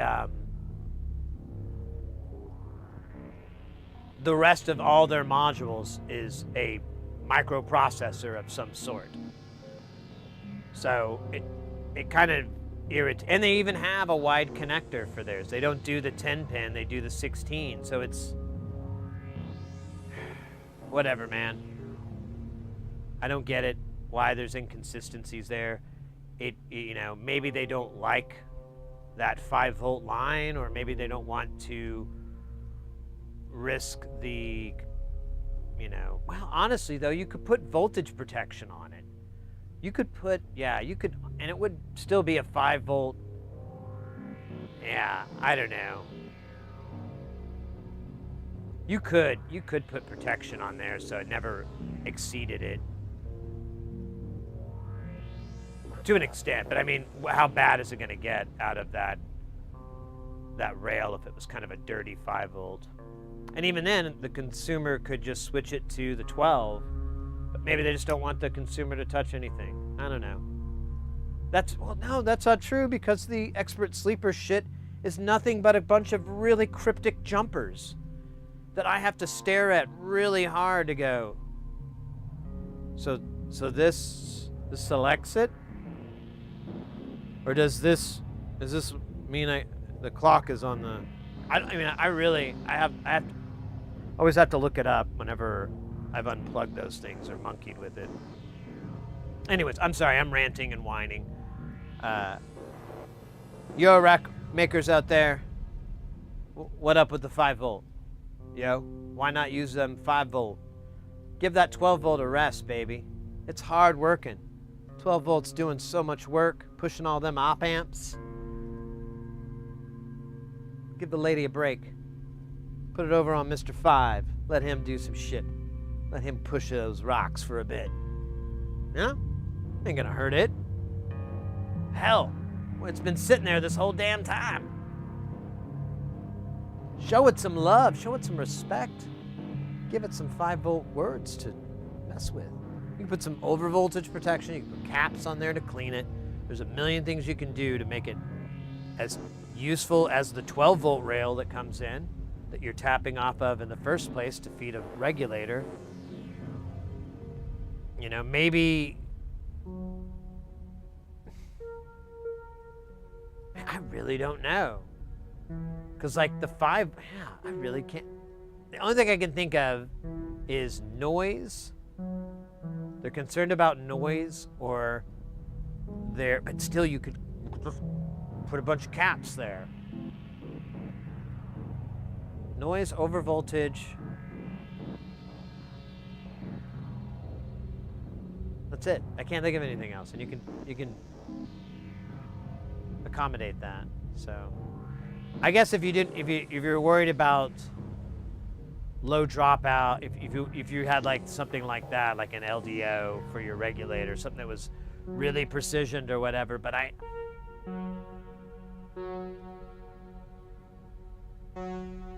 don't know. Whatever. I'm not an engineer. I'm a simple man with simple vocabulary words. All right. I feel like we need to expand our senses to the space station. All right, let me punch this bitch in. Hold on a minute. This is sick. Boom. Hola. Hola, mi amigo. What are we doing again? I forgot it already. I was watching some stuff on the TV. Oh yeah, the Karishu. Let's go. We need to add its awesomeness to the soundscape. It is the will of the synthesizer gods. As we appease the will of the synthesizer gods, we are granted infinite awesomes. With our infinite awesomes, we can touch the stars. Figuratively. Not literally. Alright, I'm gonna... I'll let that go, I guess. Oh yeah, we were gonna tune, too. Should we tune now? I feel like tuning now would be the adult thing to do.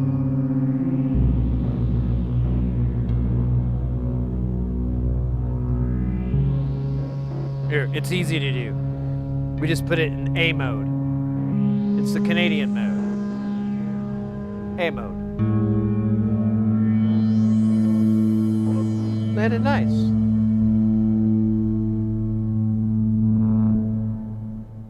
Alright. Let's get that verb off. It's weird.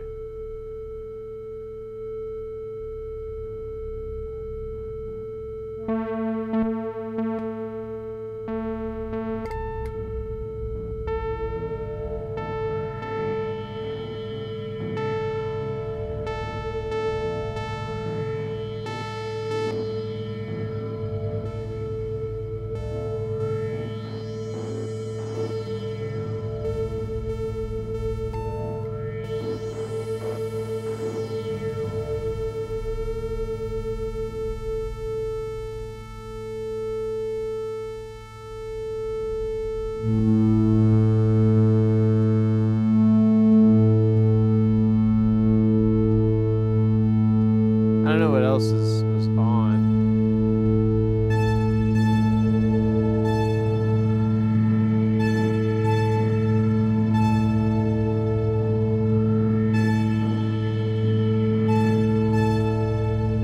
The fuck?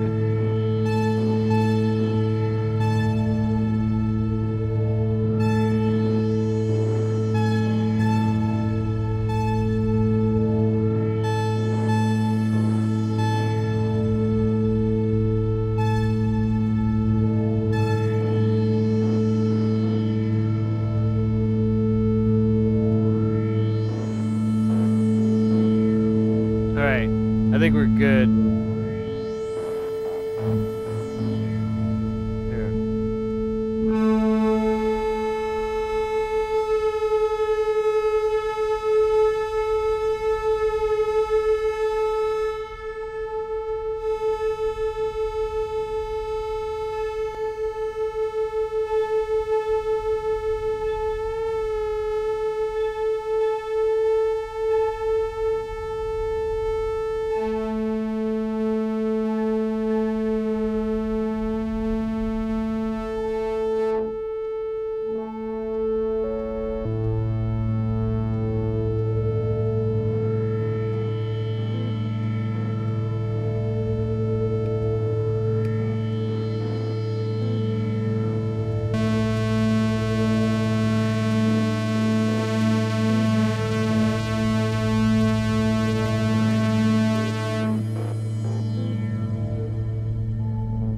Alright.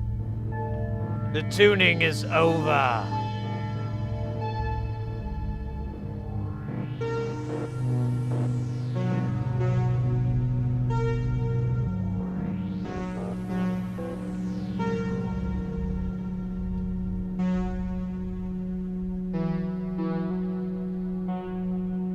Yeah, but I mean, if you had a switch to go between the two, you could allow it to be either or.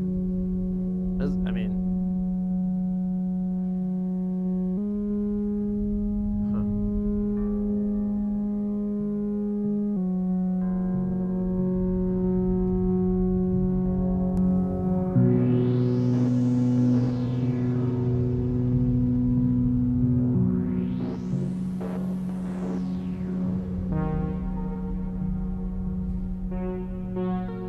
oh shit.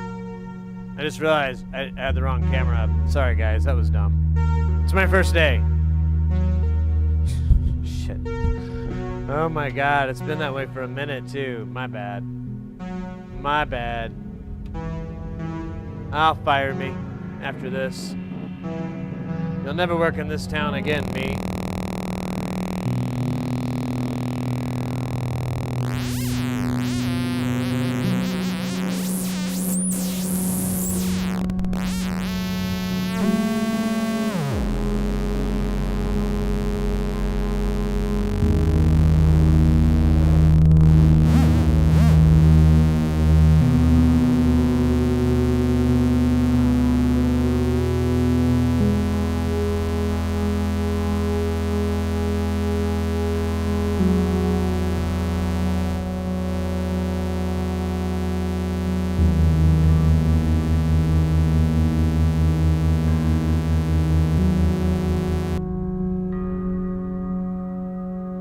I think we have it.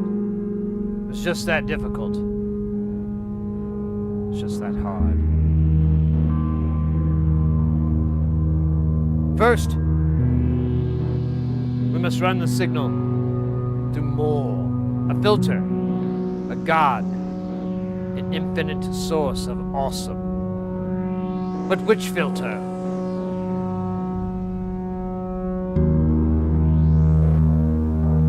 We have the Noise, which is a Steiner Parker. We have the Resonate, which is actually, I'm not even going to waste our time. I'm just going to do that one, because that one is sick as shit.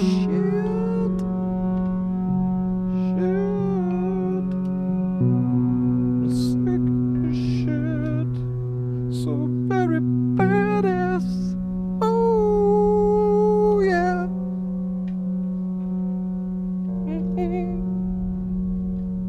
Telling you right now, it's badass as it can down and find out. That's what my mother said. Right before she went to jail. For Credit card fraud. just kidding, Mom, you know. It's just a bit. How do we want to drive this thing? Do we want to drive it with our buddy, the LLLLD Rama. LD Rama is an interesting little device here. You can see it in the screen, yeah. So if you see there, here, put my hand over it, the lights go away, move. So each one of these little spots is lined up with these different quadrants. Each one of these puts out an amount of CV. You can dial it in with this knob. It uses all of them, but still. You know, why is that there? Wait, where's my, oh, wait, I have a whole gotcha. Where'd I put it? Oh, yeah. So, you'll take where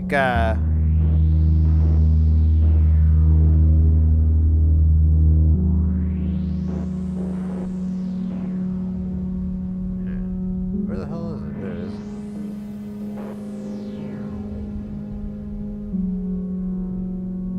We go to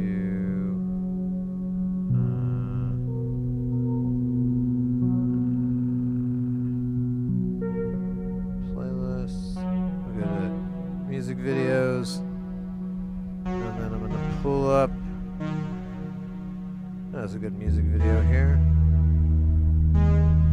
And then, oh, we gotta wait for an ad because I don't have premium or whatever the hell it's called.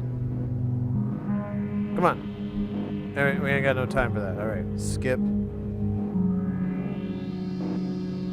Turn it vertical.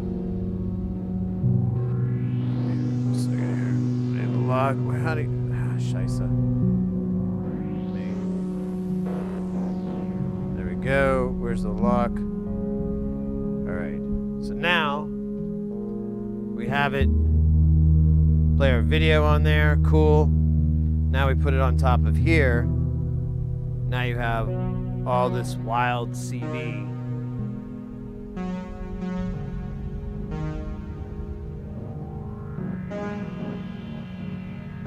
Unless it went to sleep.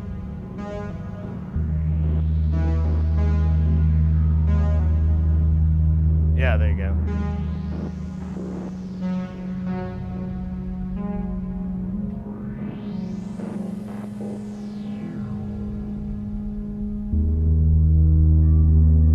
So this is all coming off of video that's on top of all those sensors. So it's generating all this crazy CV with it. It's honestly the coolest thing in the world. Next to Jean-Michel Jarre, it's Laser Heart. That's pretty cool too. Oh my god, guys, we got a boss battle. If you haven't done a boss battle before, you should give it a try. It's a classic RPG turn-based battle thing, you know, fight thing. You have the way you get in is you simply type in ! Ranger, Druid, Bard, Necromancer, Priest, Mage, and you can get into the game of games. This works on YouTube as well, although I'll warn you, it's a little bit tricky. If you're a healer, you have to write out that whole person's name because it won't autofill from the other one unless you've got another YouTuber you're healing with. Just a heads up. It's a little bit of a pain, but I believe in you.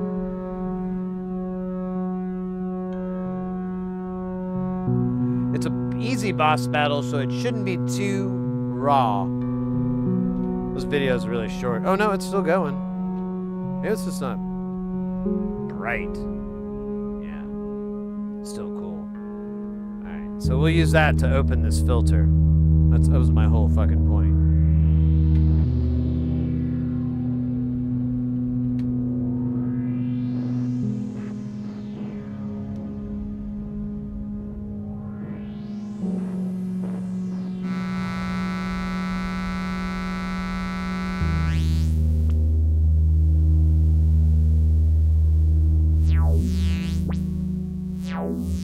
Isn't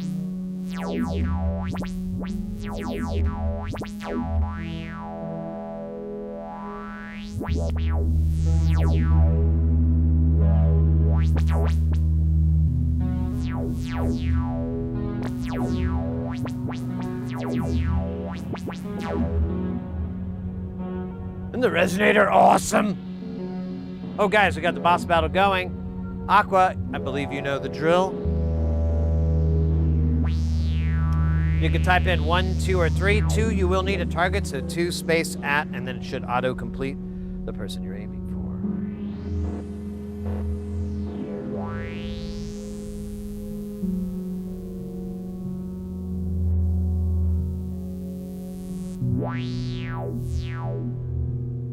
That's awesome. I'm cool with that. I'm gonna have that go through something like a delay. Just gonna go into here. Oh wait, then it's all the other guys too. It's kind of annoying. Well, maybe it's not. Maybe it's interesting. Fun.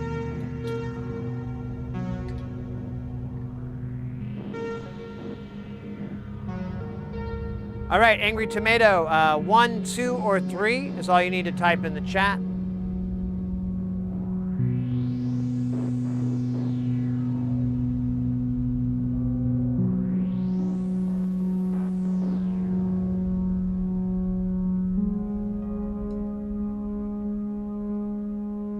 Dude, I'm running out of cables. I'm gonna have to start. How the hell's that? That's crazy. Does not make any sense.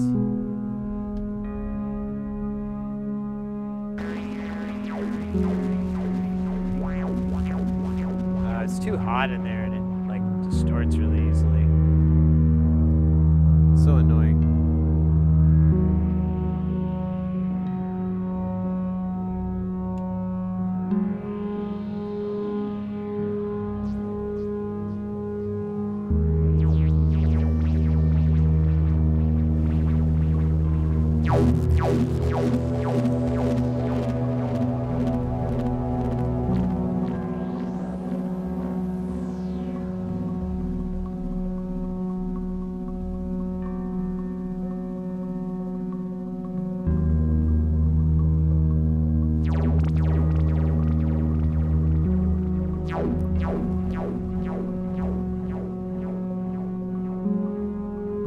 That sounds cool.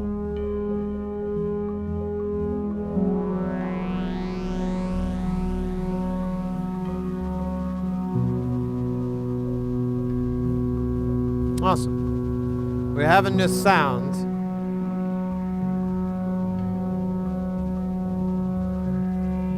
All right. Should probably help.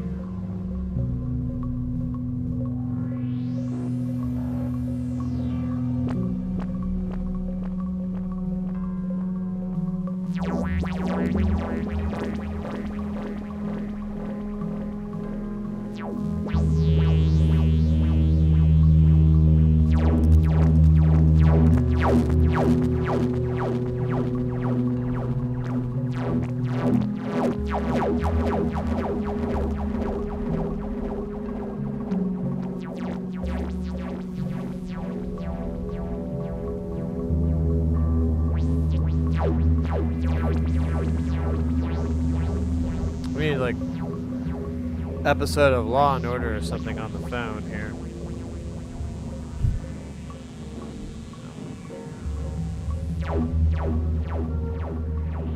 But you get the idea. It's pretty cool. Great at parties. Ladies love it. Fellas too. See what that looks like. All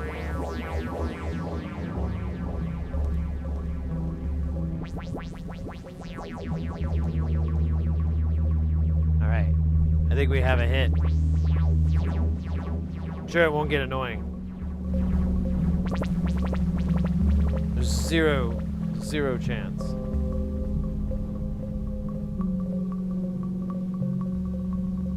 Maybe not zero, but it's like, it's pretty low.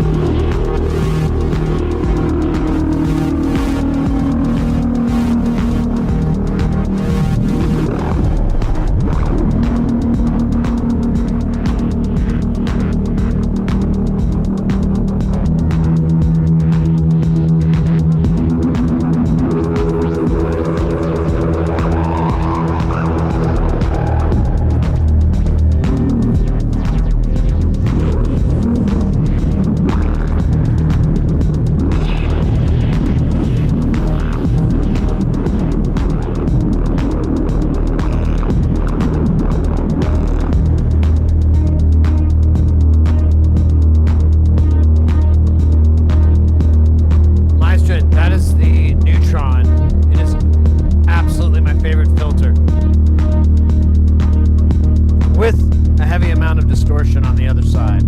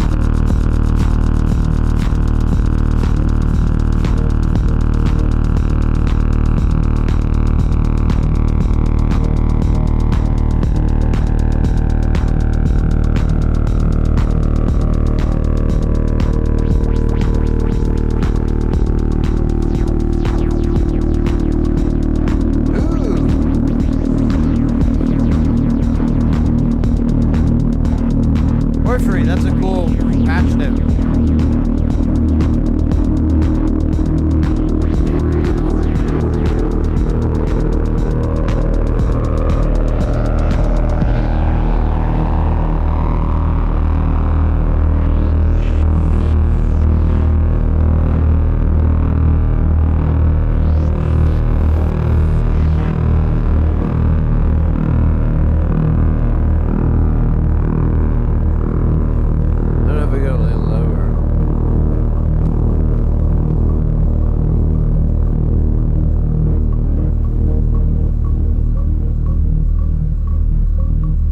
Song. That was a song called My Peanut Butter is in My Chocolate, or Is My Chocolate in My Peanut Butter? Yeah, it has very inappropriate connotations. The work is controversial.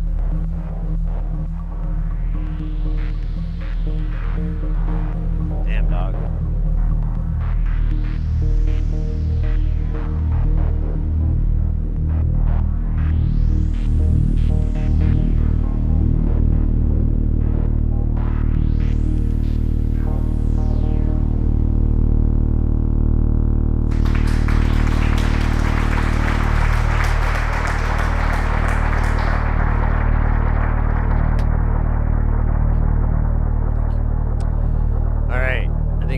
That deserves a sit down, doesn't it? Where are we at on time?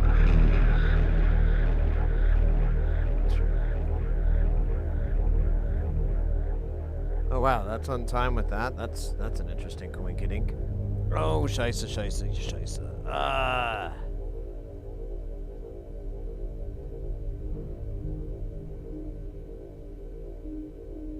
Here, I want to kill that.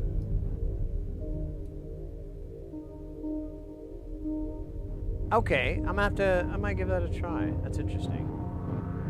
I think I remember him saying something along those lines in the write-up. Oh shit, there's that extra box. There we go. What if that was there earlier? Oh, I hope not. That would be annoying. That'd be super annoying. Peanut chocolate butter. Hey, that was my name in prison.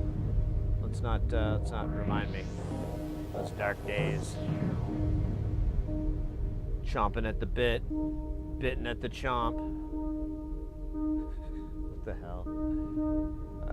Let me open this. I gotta see.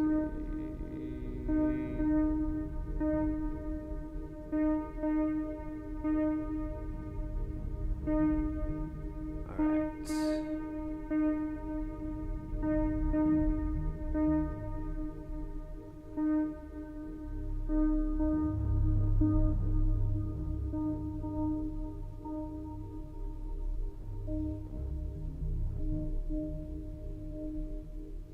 Oh, man.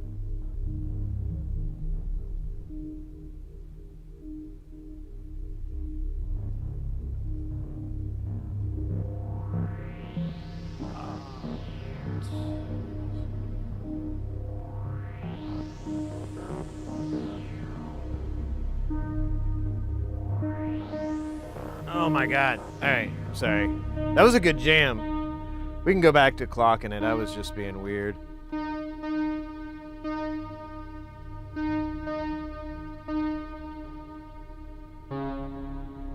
don't know where the hell that's coming from.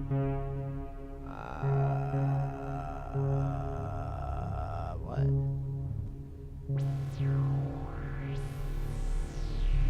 Oh, I didn't know that was there. That's new. Sounds pretty. I don't know what it is from. Let's follow it. Oh, yeah, it's the... No? It's the other part of the beehives or plates or whatever the fuck it's called. Awesome. That answers a lot, but not the most important thing.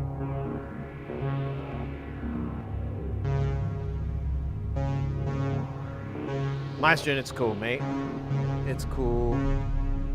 Okay, I'm gonna turn this down a little bit. Well, let's chill. Little. Give our ears a little teeny tiny break. And now you listen to my vote now. So the filter that I'm just living off of, and you know, if you watch the stream long enough, I always worry that I'm just doing it too much, but it's so good. Is the filter in the neutron the Behringer neutron. If I remember correctly, I was watching a video about it, like a demo, and they were explaining stuff and all that, and they brought up that it's an original filter design from one of the Midas engineers. When they incorporated Midas, they had some of the engineers move over to the synth division, and I guess someone came up with a original filter design. It does low pass, band pass, high pass, but obviously it sounds amazeballs.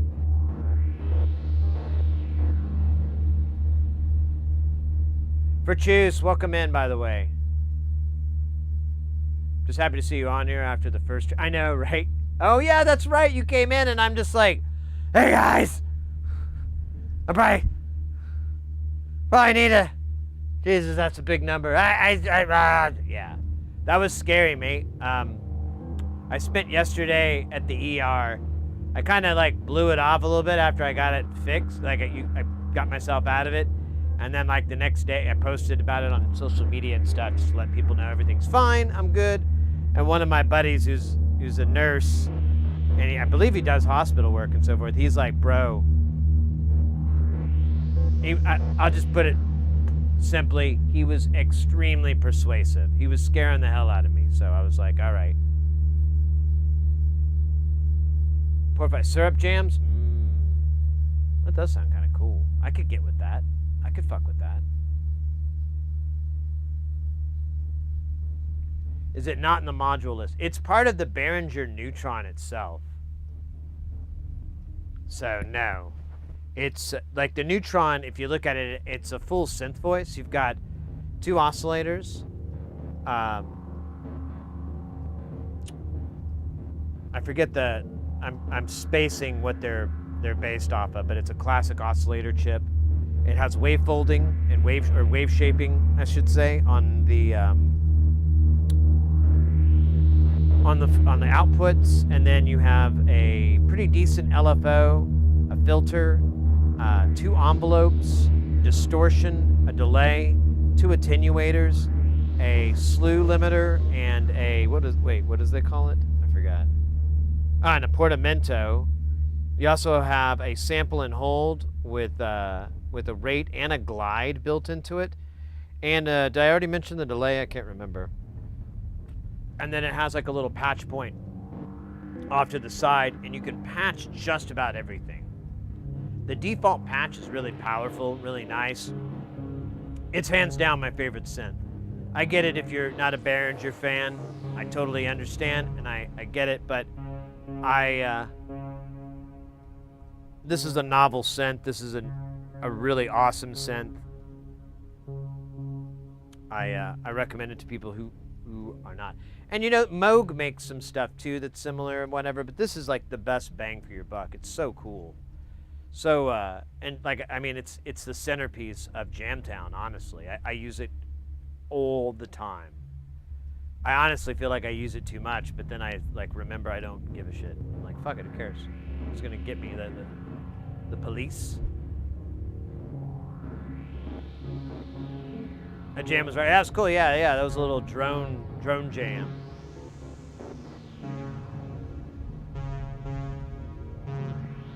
And it's supposedly Maestrin. It's an original design from a Midas engineer. I have no idea what it is. I don't think they give a lot of detail, but I'm sure somebody might have reverse engineered it or did something to it. Hell, maybe we could do it sometime. I don't really know shit about making filters, though, so I don't think I'd be that big. The sound, what's expensive? The Neutron? It's not. It's like really, I think it's like somewhere between $300 and $400, something like that. I got mine for like $250.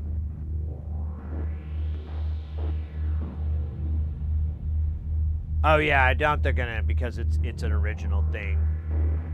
But actually, for a long time, Calder, we did have a scope on it. We did it in the what's it? I always forget what it's called. The XY deal. So you have like the spinning, you know, deal. And what's interesting is you can tap out of the oscillators, and they'll keep shooting out audio, but it won't. You won't have to hear it or anything. So you could constantly measure it. And we're looking at the oscillators, and you can see them like temperature drift out, and then they get corrected. And it's pretty cool. I should hook it up sometime again, but you'll see like the two, it'll be like perfectly, you know, rotating, and then all of a sudden you'll get this separation, and it'll start to separate, and then you'll see the correction come in, and it'll just lock back in. It's sick. Yeah, it's fun. It could be me. It's kind of weird how it works. Ooh, cool. But it's good times, fun stuff. Well, welcome in, mate. Yeah, we normally do electronics. Anybody who's new to the channel, we normally do electronics, soldering, making, and building, but we gotta play with the stuff that we've built. So there we are. We've got our two main systems over here. Let me do the wide shot, the wide world. So I got two systems. We got Jamtown over here, and then we got Space Station over there. Then we got Sid here, see, right? Fucking here.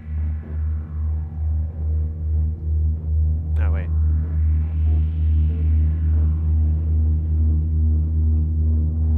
All right. No. There we go. Anyways, it's good shit. Cost us millions and millions of make-believe monies.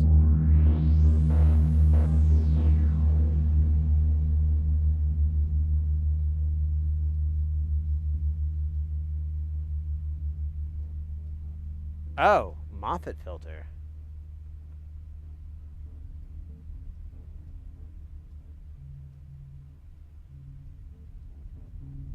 Oh, okay.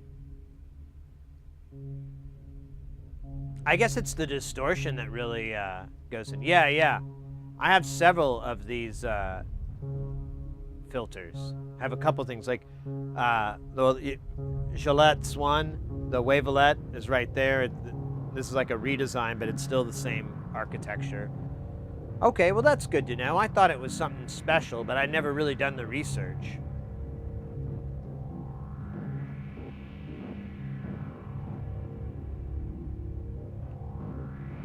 Where did I buy this? So the components I mostly get from Mauser for like the circuit components and so forth. Then the hardware from various different places, like, you know, jacks and switches and stuff. There's a couple different companies you can get them for cheaper than other places. So you kind of do that. The circuit boards, they're from various things. Like, I don't know, I've kind of been doing different stuff lately. Space Station, I've ordered those all directly from the designer. His name's Andrew's over in Australia, Nonlinear Circuits LLC. And so I just ordered the PCB and the front panels from him. They're anywhere from like $20, maybe $20, $30, all the way up to $40, $50. They kind of bounce around depending on how big it is. And I generally find that cost that you're going to spend for the panel and the PCB is pretty comparable to what you're going to spend on components. Like, not every single time is it perfect, but usually they're like, oh, well, this is big. It costs me $48 for the panel and PCB. I'm going to have to put 16 pots on it. Well, each one of those costs like $1. There's 16 bucks. Okay, you know, well, it's more than that, actually. And then the knobs, those each have their, you know, the price and so on and so forth. So it just adds up real quick, and it lines up. But you can also go to SynthCube if you're in the U.S. SynthCube's a really good place for it. Modular Attic, they have a lot of cool different kits that are all kinds of noisemakers, synths. Guitar pedal, there's a couple of different places. I'm spacing. Man, is it Guitar PCB? I can't remember. There's a couple of different companies out there that specialize in guitar pedal PCB kits and so forth. One of them does work with Tata directly, and that's what I'm trying to think of, but their name's not super memorable, so I can't quite. Maybe it is Small Bear. Well, Small Bear does too. Anyways, whatever. I'm getting off the topic.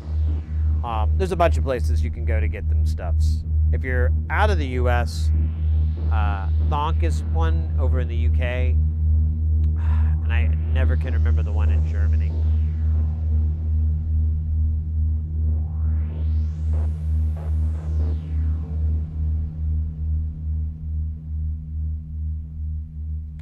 Yeah, you might give that a try. There's a lot of different designs, and they all have their own little characteristics, even though they're implemented similar.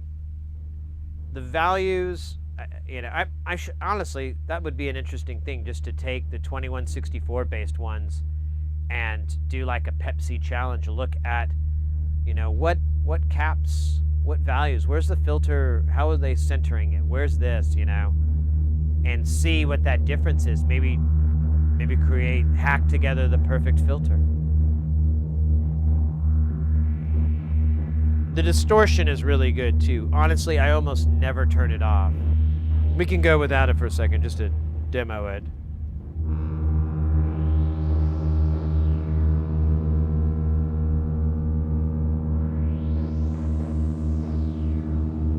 Why is it not? Oh, I'm in the wrong spot. That's hilarious. That's why it hasn't changed.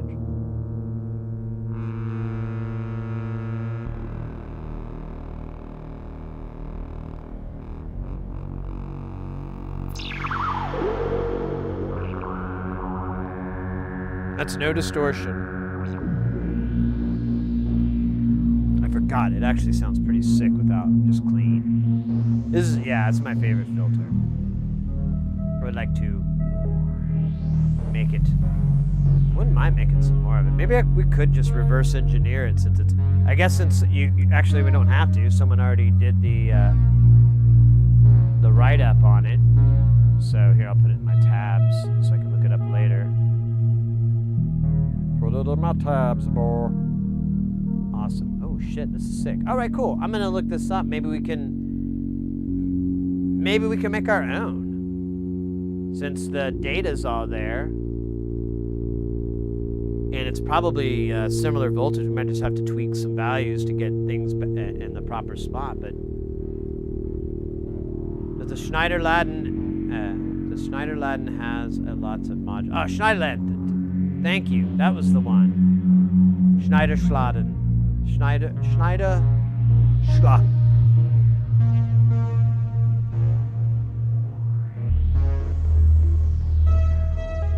I think so. They're like an option for Europe. I need to get a better list. Maybe maybe sometime I'll try to put that together. Maybe I can put something in the Discord or something. People can contribute some places that they know of over in Europe. We have a pretty good list. I need to put one together. I kind of have it. I just need to finish it. But I have a web page where I've listed. Jesus Christ. That's no distortion. Lots of resonance. Saw and square going into it.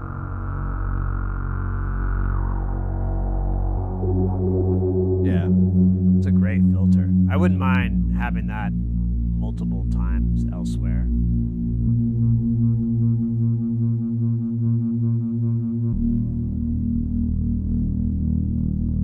It'd be kind of funny. Yeah, why not?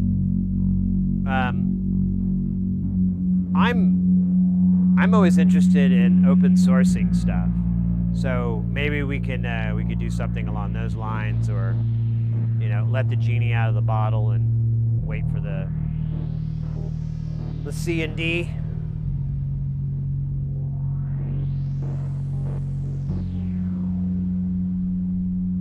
I know, right? It just sounds really, really like it has a kind of a folding effect that I hear. Now you're making me think we should really just do some audio, like put it on a scope and an RTA, and really, really look at what's happening to the signal. Because I'm kind of curious now. I can hear like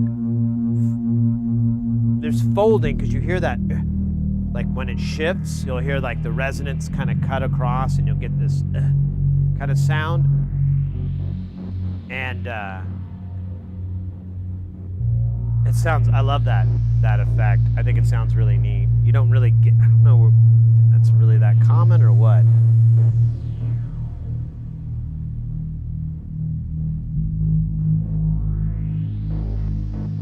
Tengo el emblema del evento.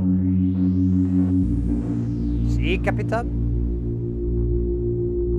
Do you have a ripples or a clone? Yeah, I've got the wavelet.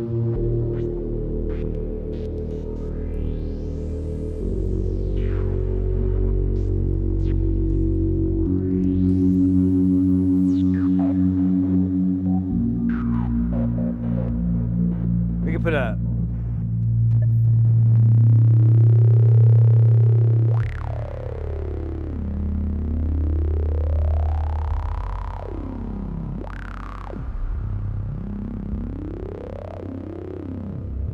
I don't think I have anything changing the notes on this thing because I was using it as a sample whole balloon.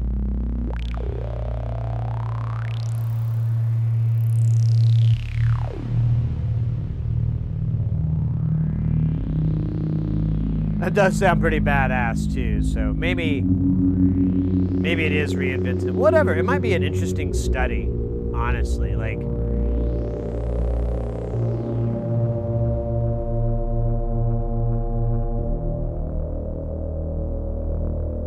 So I kind of like doing measurements. Oh shit, we got ads. I like doing measurements though on audio. I've been working on this audio interface review thing, and it's annoying because, well, it's not annoying, but there's absolutely nothing remarkable. So from measuring it, I'm like, ugh, I'm not even gonna bother putting it in the video.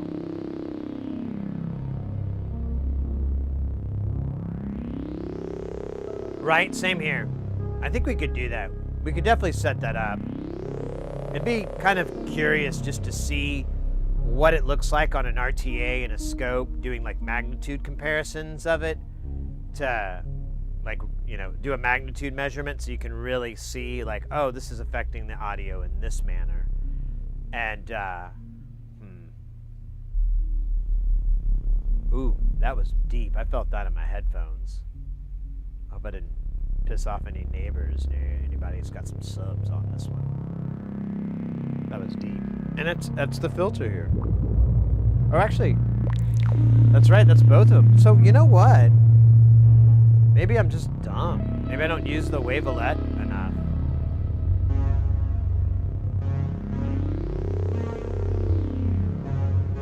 Yeah, you know, honestly, I'm kind of...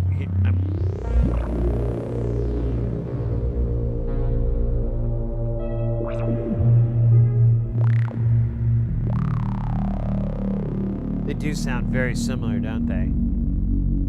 They're both clean, so I guess that's where it's easier to tell.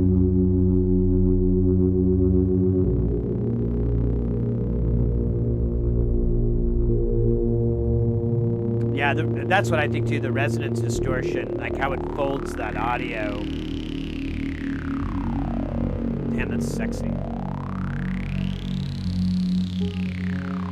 It's like a cat yawning.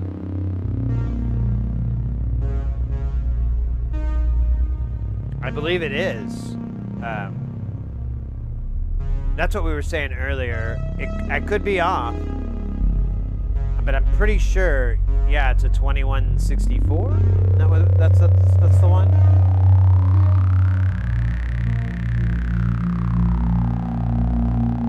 I can look it up on my computer, but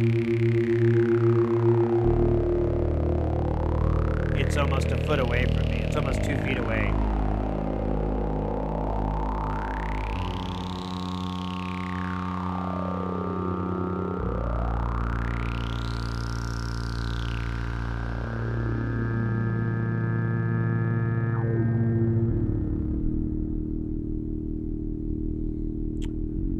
How long have we been streaming for? It feels like a couple of minutes. Let's see. 8.5 hours. All right, not too shabby, not too shabby.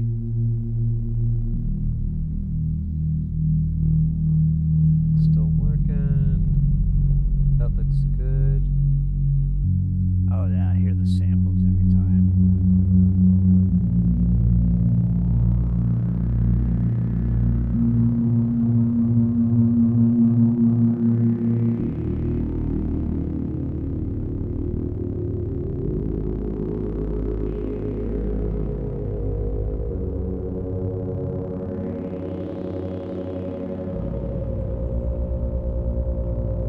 Alright, let me go back to the... There we go.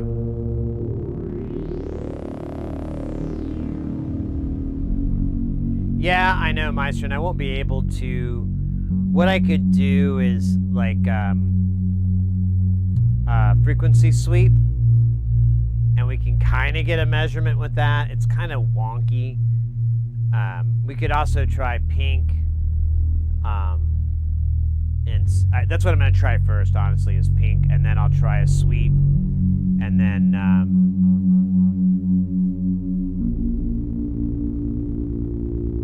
we could do... Well, there's a couple of things we could do. We could figure it out. Hey!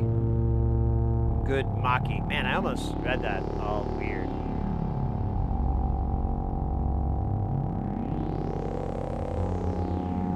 Bring forth the jams. I await the jams, sir. Take me to Jamtown. Take us all. Take us all to Jamtown.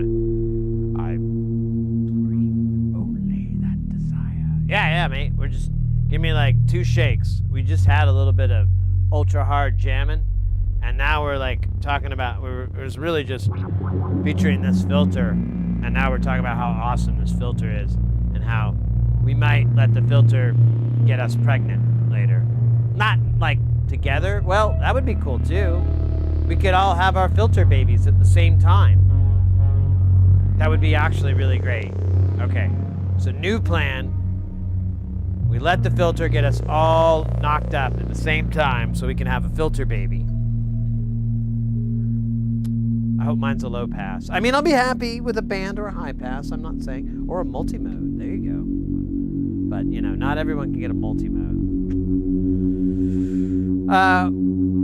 Good, Maki, welcome into the channel. Thank you very much. This is Jamtown. We hang out here in we're an electronics channel. I don't know if you've been here before or whatever. We got Jamtown over here, and then we have Space Station as well. Space Station, let me give you the... Wait, there it is. There's Space Station going around.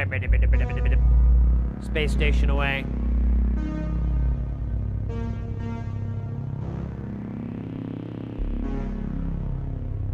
But we're just taking a quick break, and then we're gonna get back into the jamming. We've got another hour-ish of stream to go before I say that's good. However, just a reminder, we'll be back on Tuesday for more Jamtown. And guess what we're gonna be doing Thursday? No, we're gonna jam. Jesus, no. No. Why would you do that with cadmium? That's dangerous. It's toxic. Anyways, we're not gonna be doing anything like what you just said. No, we'll be jamming. Jamming at the side of the beach. Of course, I live in the desert, so the beach is a metaphor for concrete that is poured outside of my home. Let out all this stuff in your racket.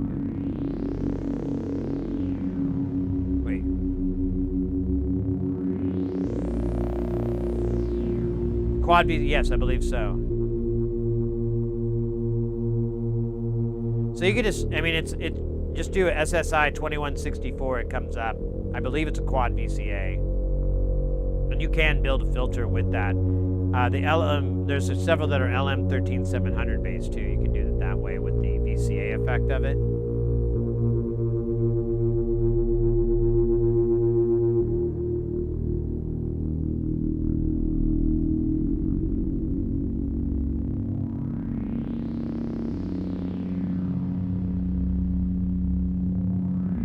Yeah, Maestrin, SSI makes, just put that into Google, and they make a 2164 chip. They make a bunch of different chips.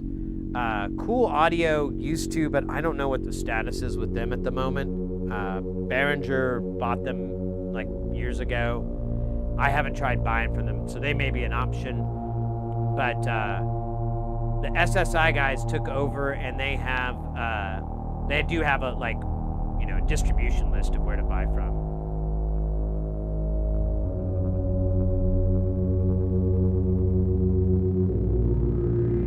Hey, Lady Pamela, welcome in. Yeah, we got some cool gift sub action earlier in the stream. It was sweetness.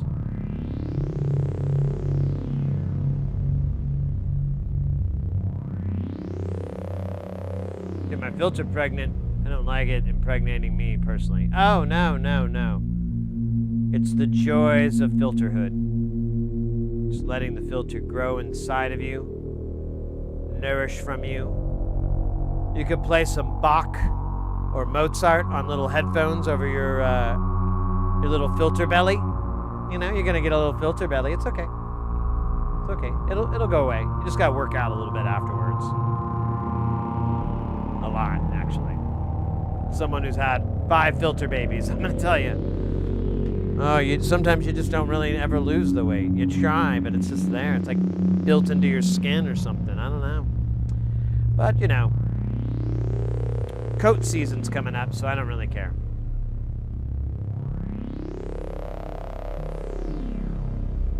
Awesome. Yeah, I was gonna say it's got to be a better source than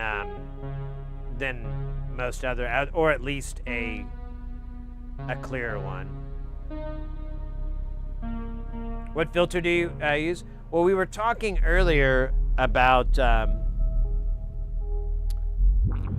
this filter here that's on the Neutron, and we were just talking about it. It's basically the same filter as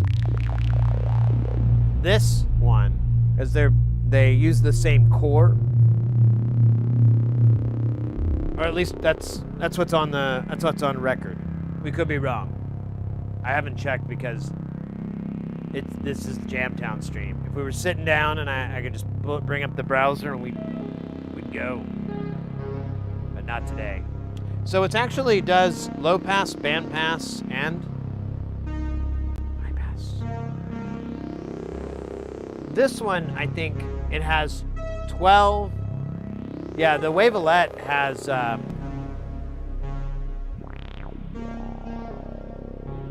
it has different yeah. The Wavelet, I think it has different poles. Like it's 4-pole or 6-pole. I can't remember.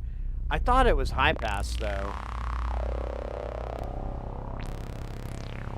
But they all just seem like low passes to me.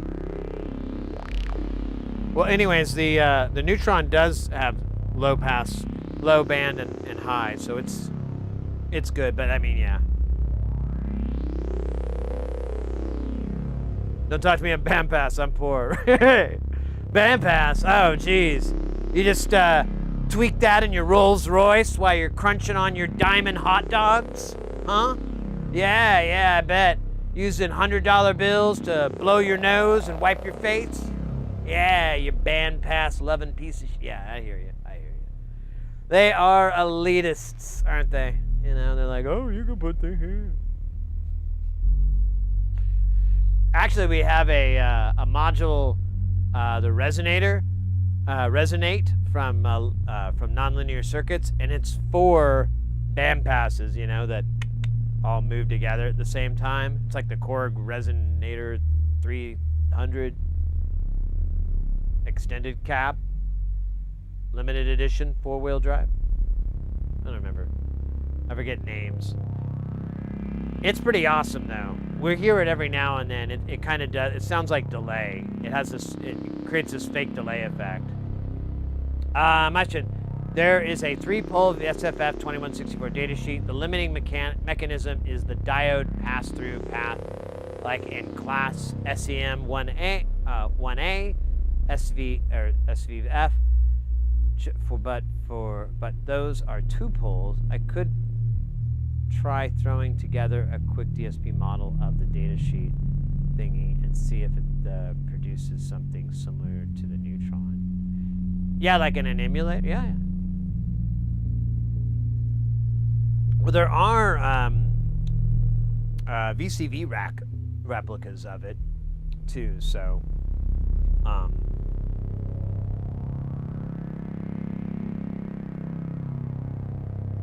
not sure.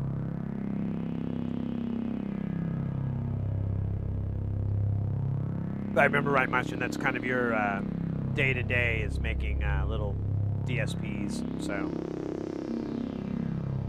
If you do the model, it helps you. Well then, don't let me slow you down with my stupid. Don't let that mouth of mine keep you from grinding that one out. But I won't do it today. Oh, okay. Well, whatever. If it's a little bit more of a, gotta have your thinking cap pulled with the bill pulled forward, or is it pulled back? Like would be. Well, I guess pulled back. It's like you're more relaxed. Pull forward. It's time to be serious? I don't know, mate. I'm out of it. I don't have any good, I ain't got shit, mate. I ain't got shit. Anyways,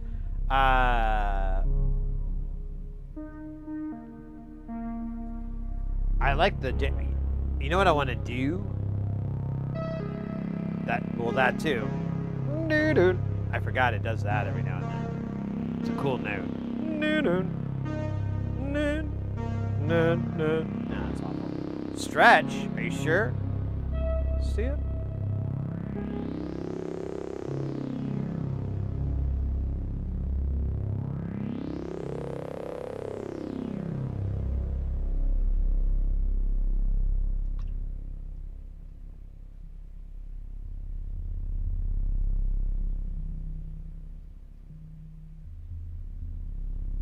It does, right? And you know, a lot of people have the whole ladder, filter, you know, the transistor ladder versus diode and all that. And those sound really good. But in my experiences from my builds, man, there's some other really awesome cores out there. Polyvox is one of my favorites. We got this guy. Oh wait, is he not gonna?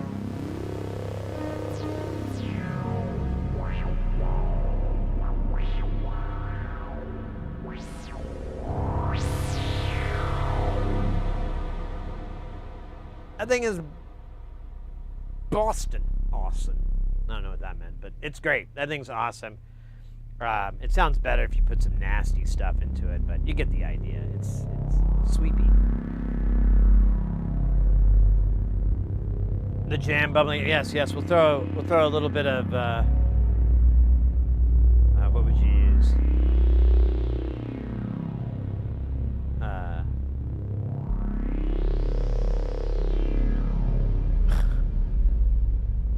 Smudge, like you'd smudge with incense and whatever. Coca-Cola tabs. Old Febreze bottles. Just crack those open.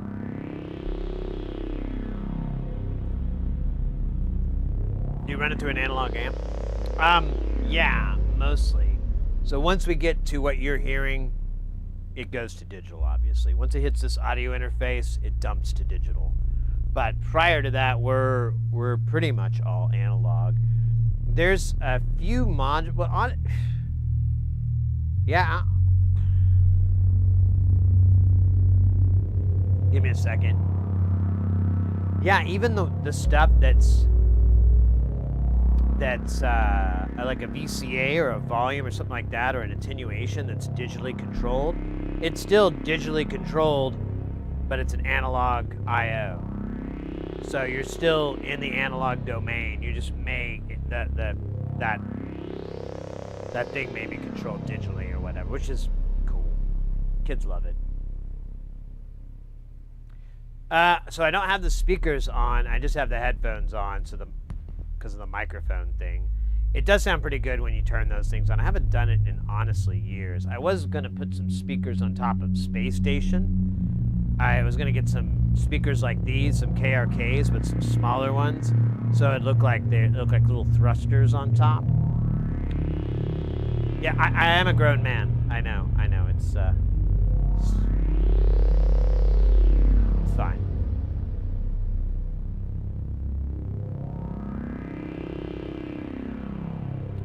In Analog Glory, if I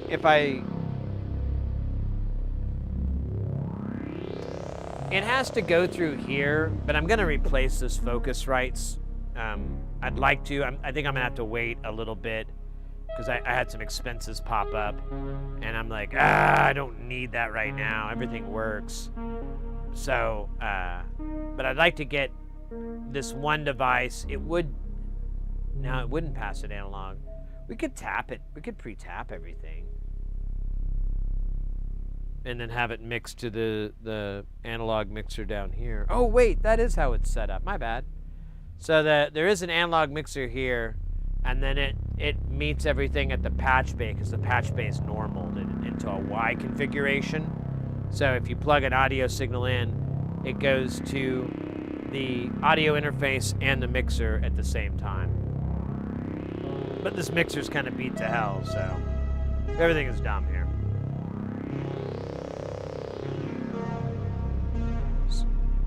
Spartak, welcome in, by the way. So what is the initial input for the setup like this? Is it like literally a static voltage, or even everything built off that, or there's something guiding it to start its sounds like music before the filters and such? Apologies for the very noob question. Oh no, this is a really excellent question. Someone was, in fact, it's not uncommon. We were kind of talking a little bit because someone was asking, like, you know, how does that work, or where is it coming from? Because it all kind of looks like just they were thinking it might be a microcontroller, or you know, there might be a computer element, which there sort of is, but that's not how it works. So we have a bunch of different voices we're listening to right now. they all have different sources. Here, we could do. Let's go to this one. Alright. Well, we can do this guy.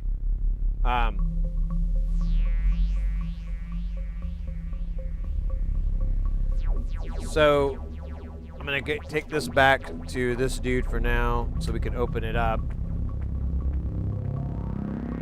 Maybe. What did I get wrong here? Hold on.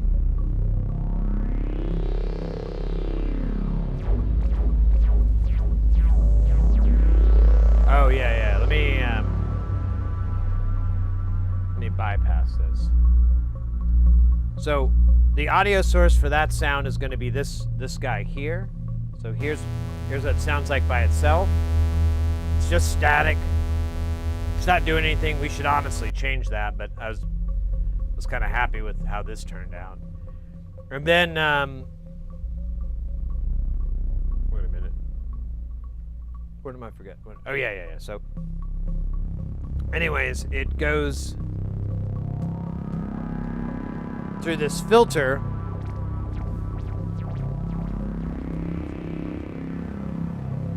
which, here, let me...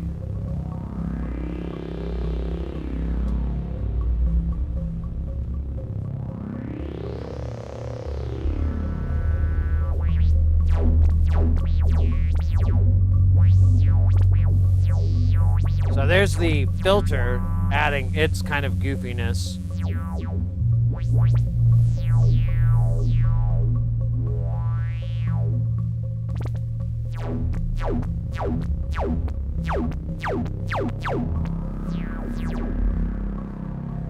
But then we run it into, oops, wrong guy. But then we run the audio into delay, and that kind of just colors it up some more, so we get some.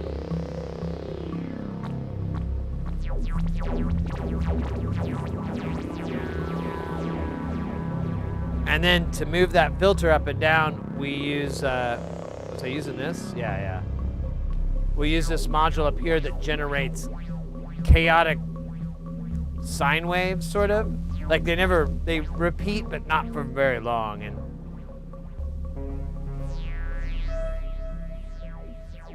And that's one voice, and it's just making that goofy sound in the background. This particular unit is kind of good for making goofy sounds. But this guy's more for making rug-cutting jams that put you on Stillboard's Bop 10. It's not really like Billboard's Top 10. It's actually nothing like it. It's entirely made up, in fact. But if you don't understand English, it might actually sound like I said something that was, people have heard of. It's almost good enough to LARP. Yeah. Now we got all the shit running. Now it's doing the.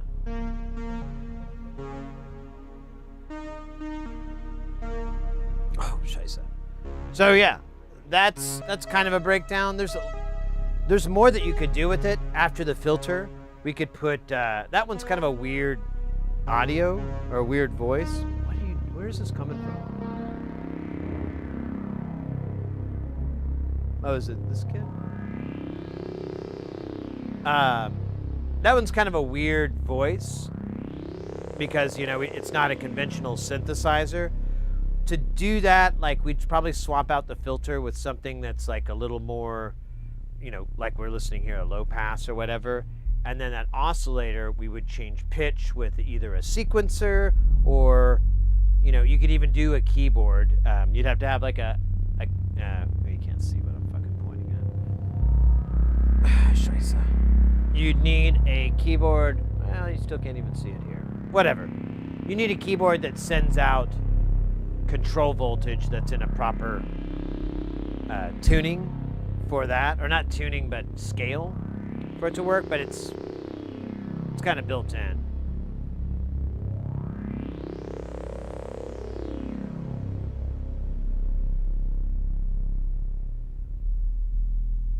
I thought you got, but also no. Sid is live. Yes, mate. Welcome in.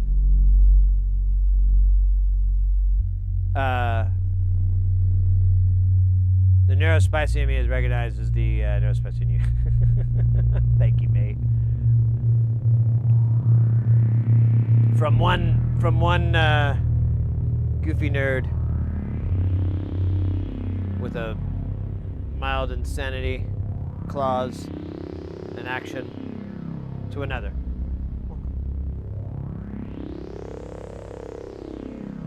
Yeah, you could put, so, yeah, I never did finish it. You could have that changing the pitch like you would with a keyboard, and then you could take the filter to kind of shape it, and the last part would be what's called a VCA. And a VCA, you would normally just have it closed so nothing comes in, and then you'd have an envelope open it. And that envelope would be triggered by a gate signal, which is part of this system too. Like anything that you just see like beep, beep, beep, just flashing on and off is typically going to be something like that. Like this is gate signals. These are clocks, in fact. But it's still a on-off binary signal. That's note down, note off. Key on, key off. So you can set it up that way.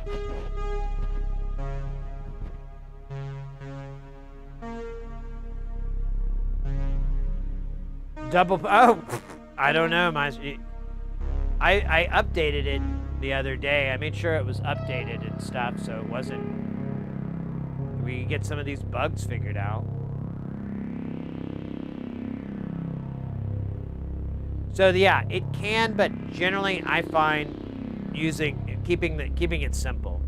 Like a lot of these sounds, we just have we have like 6 different voices, 6 different synths patches that are just doing their thing. And I'm trying to keep, like, here, I'll turn this guy on. He's kind of noisy. See if he comes on. Come on, buddy. I believe in you. Do I have to turn your friend on too? Yeah, there it is. So there's that sound. It's kind of that kota. It's coming out of this thing down here. That's actually kind of cool.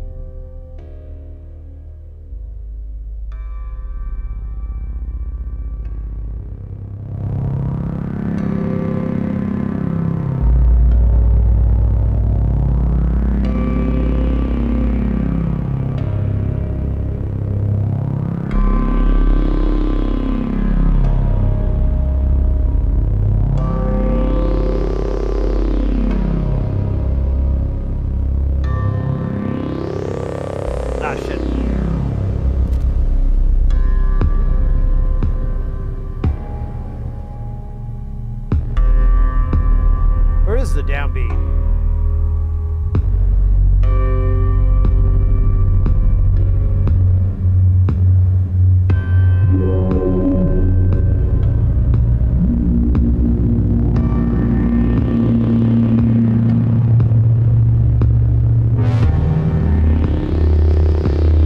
That's like not in key with anything. I think that's why it sucked earlier. Probably want to tune it. But anyways, we can go nuts. We can get wild and crazy.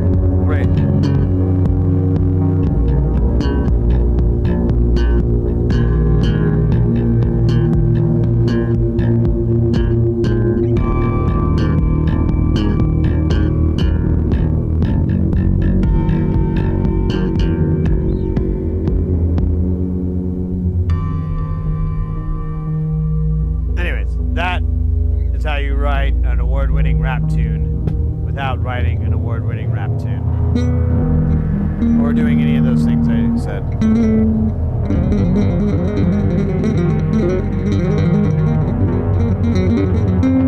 That's awful.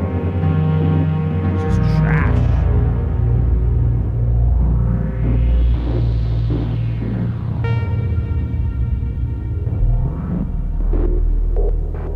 Oh my god, it's warm as warm.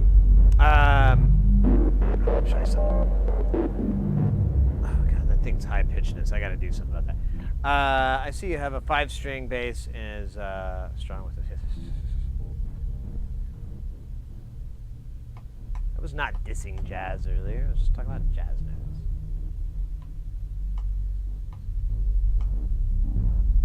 Do something really weird. I don't know how to do that per se. But I might another day.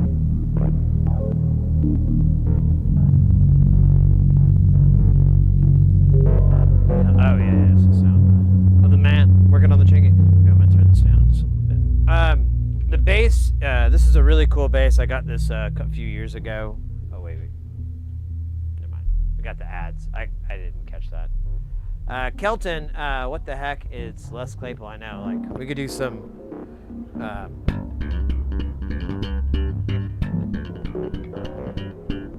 Where's my bit? Oh, did I turn it on? Oh, because I.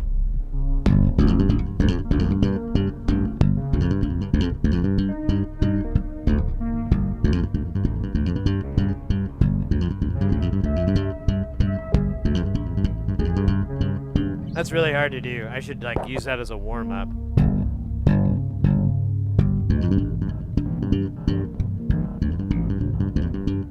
And we can do I can do the Tommy the Cat either. Oh.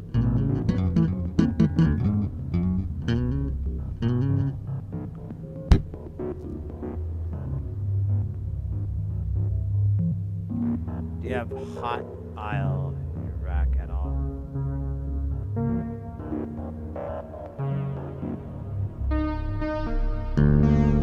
Oh no, it's pointless. This thing sits in a bay window and just radiates heat.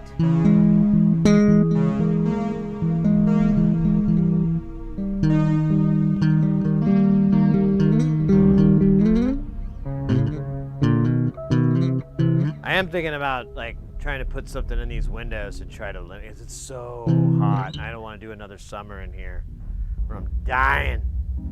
So, oh, should I need to quit announcing when I spit on myself?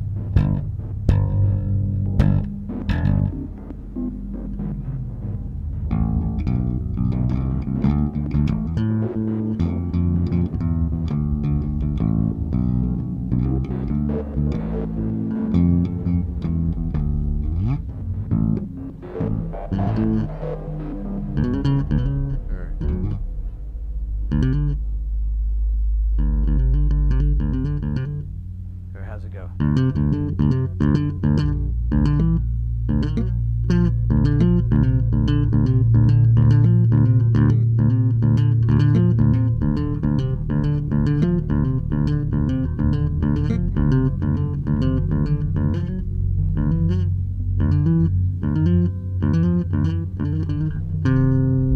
Time for a little bit of those block rockin' beats.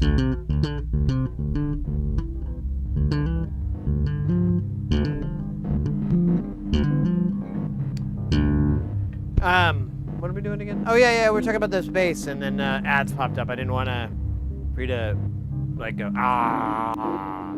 So this is a Michael Kelly. Oh scheisse, there's that stupid box. How dumb. So this is Michael Kelly bass. It's they make kind of boutique guitars and so forth, but they do some mass-produced ones that are pretty darn good. This is a really nice bass. It's not very expensive. It's under $1,000. I think it's like 5 maybe. It has really cool circuitry on it. You have active and passive. You can just flip this switch if you want to change that. You have a bass knob, a treble knob, and then your mix between your excuse me, your two pickups. If you take it into passive mode, the EQ doesn't work, but you still can go between these two pickups and, you know, kind of mess with your tone. Sounds great. Absolutely, really, really good. I love these pickups. I don't think they're anything magical, but they really do the job. The action on the bass is really, really nice. It's just like a real pleasure to play.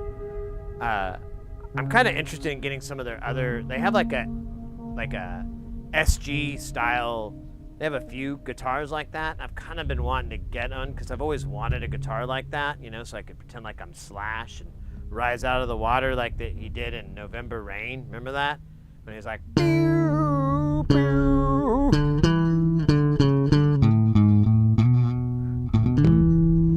I can't do that. Anyway, you know, that part. That was really fucking life-changing for me as a child. All I could ever think was, one day, I will rise from the seawater as he did. What do you have it plugged into? I'm going straight into the instrument in on the audio interface there. Although, I recently was, I tried it in something that brought out beautiful tones I'd never heard before. So I'm kind of thinking I need to really up my game and get like a better preamp of some sort.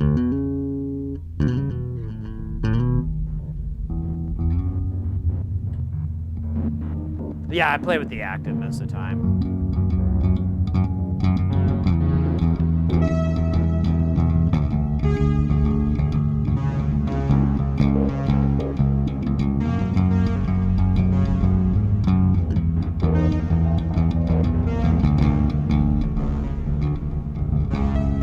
Yeah, it sounds wonderful. That's why it's a really good bang for your buck. And I mean, it's a pretty, I can't remember the name of the wood. It's like I think it's like a Japanese wood or whatever, but it's really nice and light. And bass guitars, they're famous for just being big freaking heavy weights on your neck. This dude does all right. It is a bolt-on, but you know, whatever. I don't need I don't really need a neck-through bass that bad. I really wanted the 5-string, and I was really happy it was active. Mic cap, yeah, I hear you.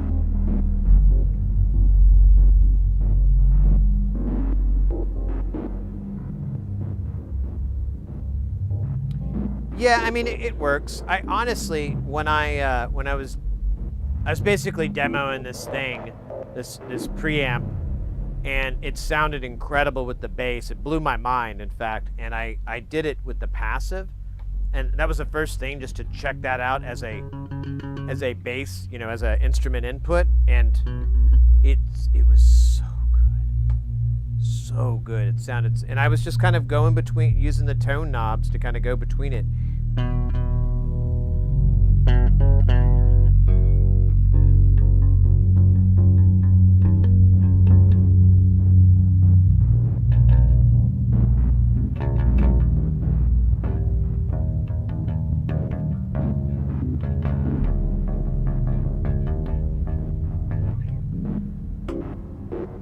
But I digress into a regressed, impressed chest pest.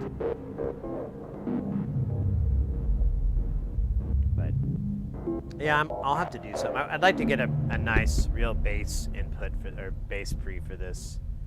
I'd like to get a better guitar pre for what I have too, but I haven't gotten around to it.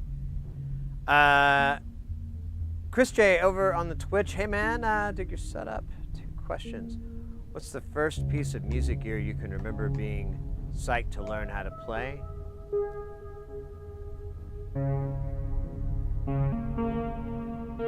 Like the first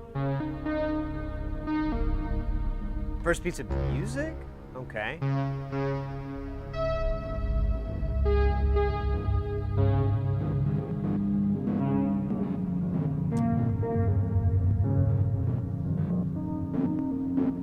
First, so welcome in, by the way. First music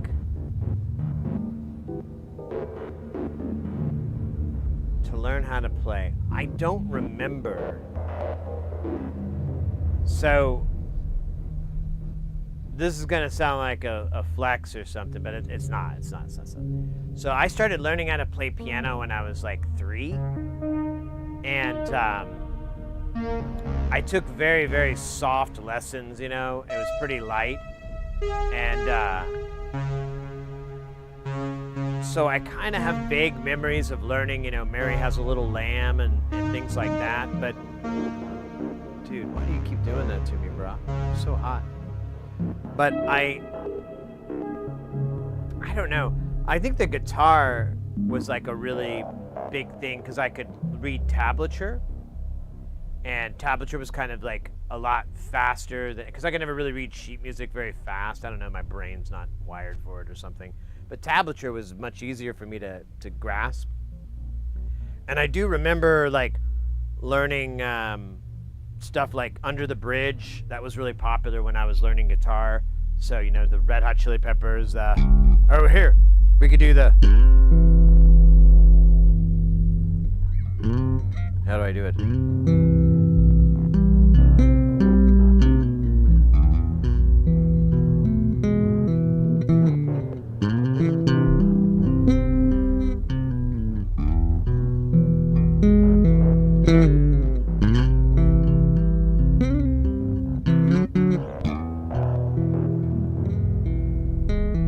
I remember learning that on the guitar, like with a C, but I remember that was kind of cool because it was very difficult for me to understand. And when I was learning guitar, I had a really cool teacher who would kind of unlock a lot of it, but eventually he kind of helped me learn like a lot of just like figuring it out by, you know, hunting and pecking around. And I did that a lot with the piano. I'd figure out songs by just kind of hunting and pecking, and I probably wasn't even the right notes or anything, but it sounded alike, you know, sometimes. And then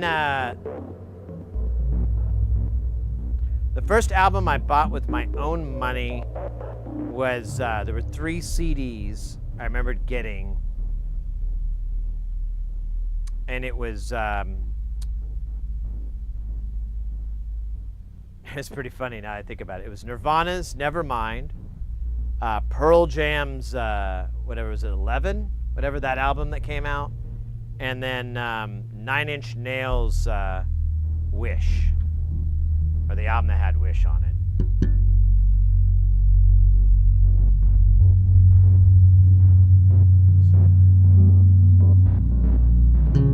Right, yeah, teacher.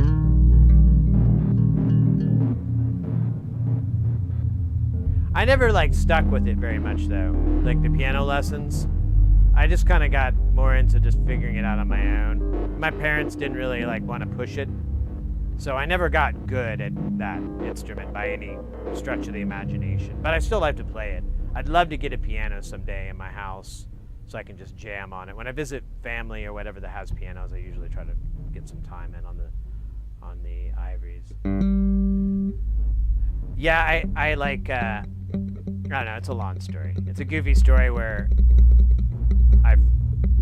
my parents got a piano and I like figured out how to play it pretty quickly, and my mom was like, oh wow, my son's, you know, whatever. Wasn't true. Gonna drop for the night. Good night. Hey mate, take care, stay guile. We'll be back on Tuesday and Thursday. It's gonna be 2 more Jamtowns, and then next month will be August, and we'll be back to good old-fashioned soldering and electronic fun. So take care and stay guile.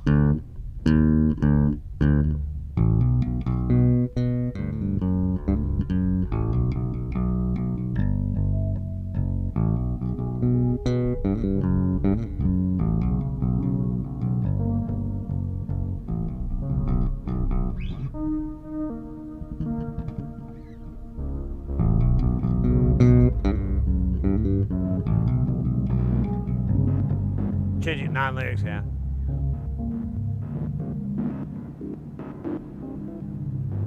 Most people are happy. I've lived in this house for like over 15 years, and next house I plan to live in longer than that. So unless we leave the country, then yeah, I'm gonna get rid of that piano.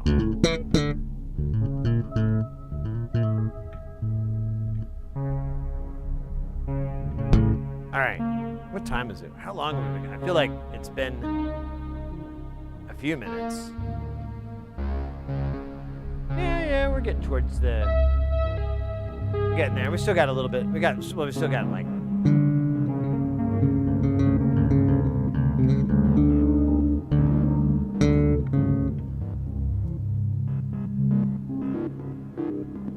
Almost midnight, East Coast. Oh, dang. Right on.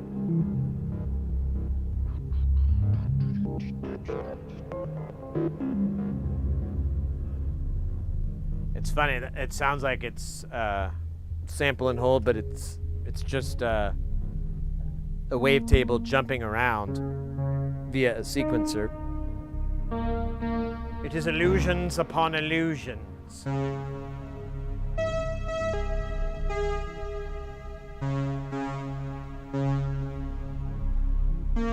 Yeah, I'd like to. We don't have any room in the house. Eventually, I'd like to get a bigger place.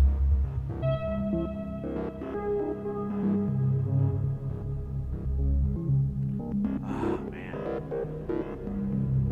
what temperature is it now? It seems like it's cooled down. I feel like I gotta stand up. Yeah, it's 84 in freedom units, and then in the rest of the world units 29.3. It looks like.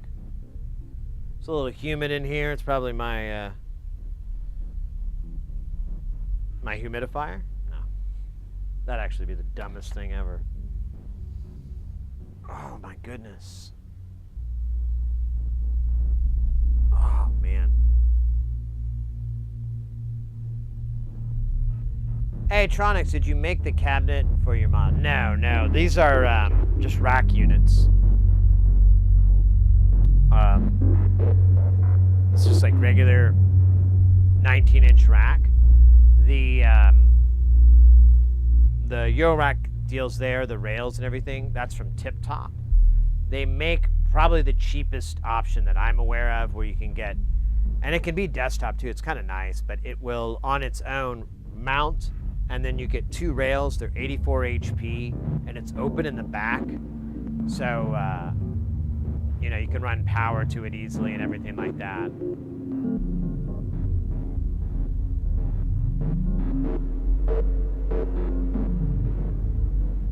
$81 in there? Oh, wow. Yeah, the outside, I think it's easily over 100 out there. It's probably cooled down a little, but it's so hot in here. I'm like, it's got to be 100 plus day. Not a good time to live in Phoenix.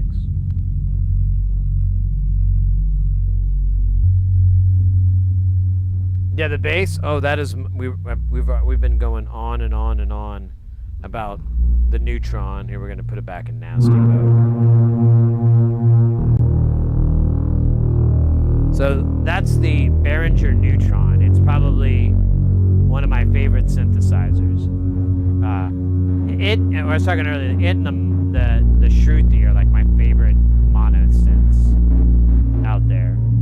I don't know which one's better. I don't think that's fair, but whatever. Oh, it's 76 outside, so you actually got it warmer in your casa? You're cray-cray.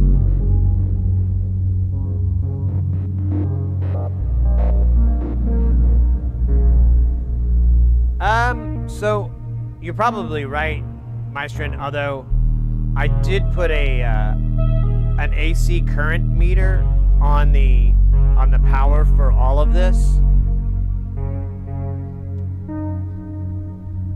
What do you guys think it is? What? I tell you what, I'll give you the AC current number for, where is it there? For Space Station there. What do you think the draw is on that? I might not be able to see the stupid window.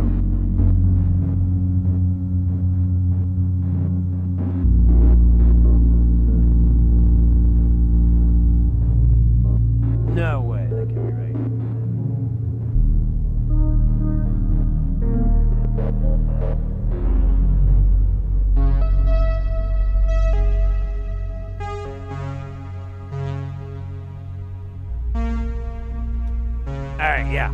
So what do you think space station is?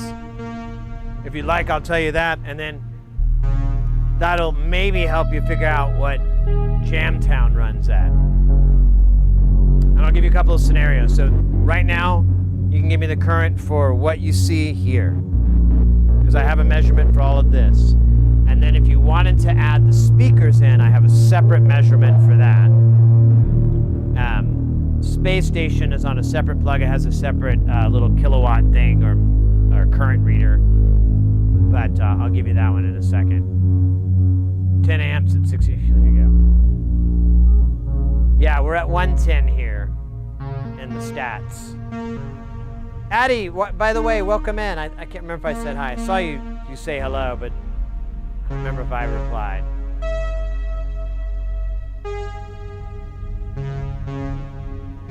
Into the racks? Yeah, that is a point.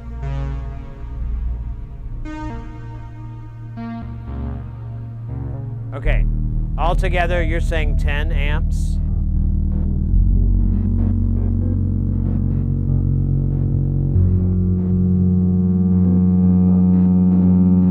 Maestrin is saying 2 to 3 amps for everything. Okay.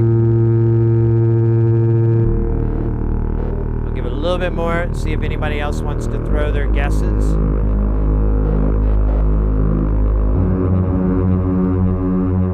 I wish I could get it to stop saying the chat games.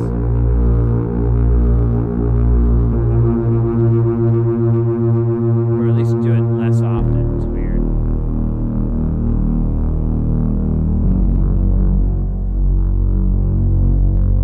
All right.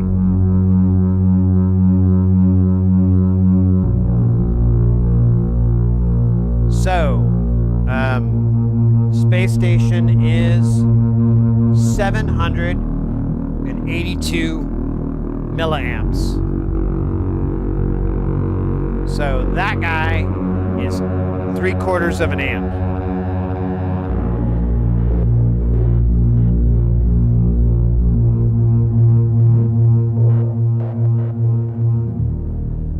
This rude boy is, which Maestrin got it right, is 2.2, 2.4. It never really gets to anything higher than that. When you put the speakers on, it will go to 2.6, 2.8. Yeah, amps. Amps. At the AC. At AC. We're just counting that because that's kind of where you're going to dump it out to. These will get up to 3 amps, but it's a spike. It doesn't last. So if you turn it up really hot, it'll inrush current and pull it up to about 3.2 is as high as I've ever been able to get it. And then it settles back to 2.8, 2.6. So very, very close assessment there, Maestrin. Good one. It's not as crazy as you think. It's why I bought these. I got one of these things ages ago because it just blows my mind. I thought it was all this high current, but man, we're really living in a day and age of efficient electronics. Trying to pull a Windows update. Yeah, the lights dim and the air conditioner doesn't roll over.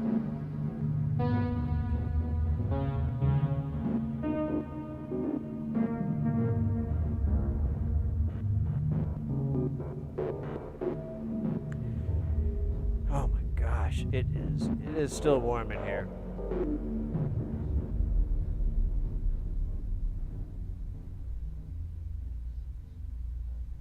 I can hear it like I hear the samples still in the background. Oh, my back is a little angry too. Let's see. So we've got 9.5 hours. Let's fucking go.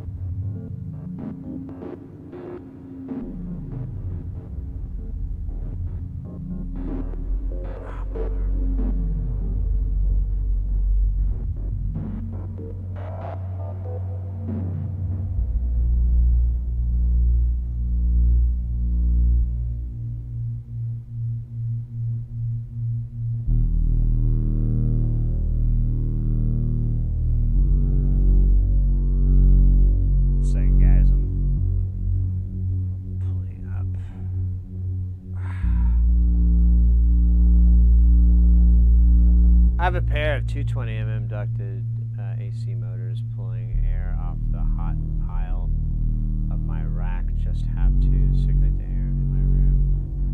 Pull the cold air off the floor outside. Oh, damn.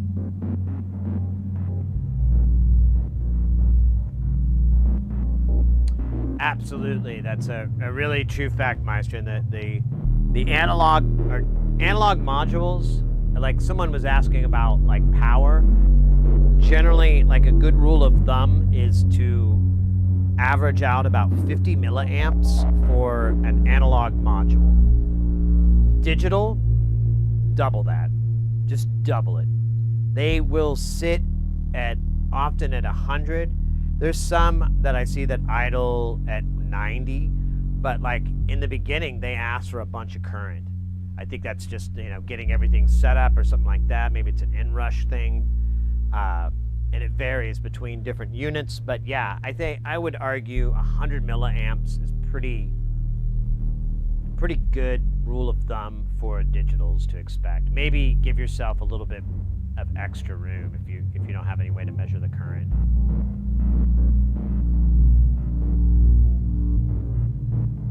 Yeah. Well, the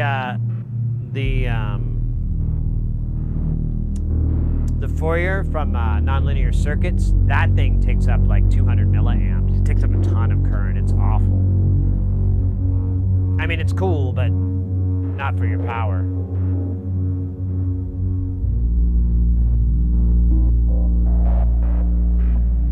Power amp is your most power-hungry thing. Have you ever put like a little amp reader on it, like a kilowatt or something, to see what it's drawing out of the wall?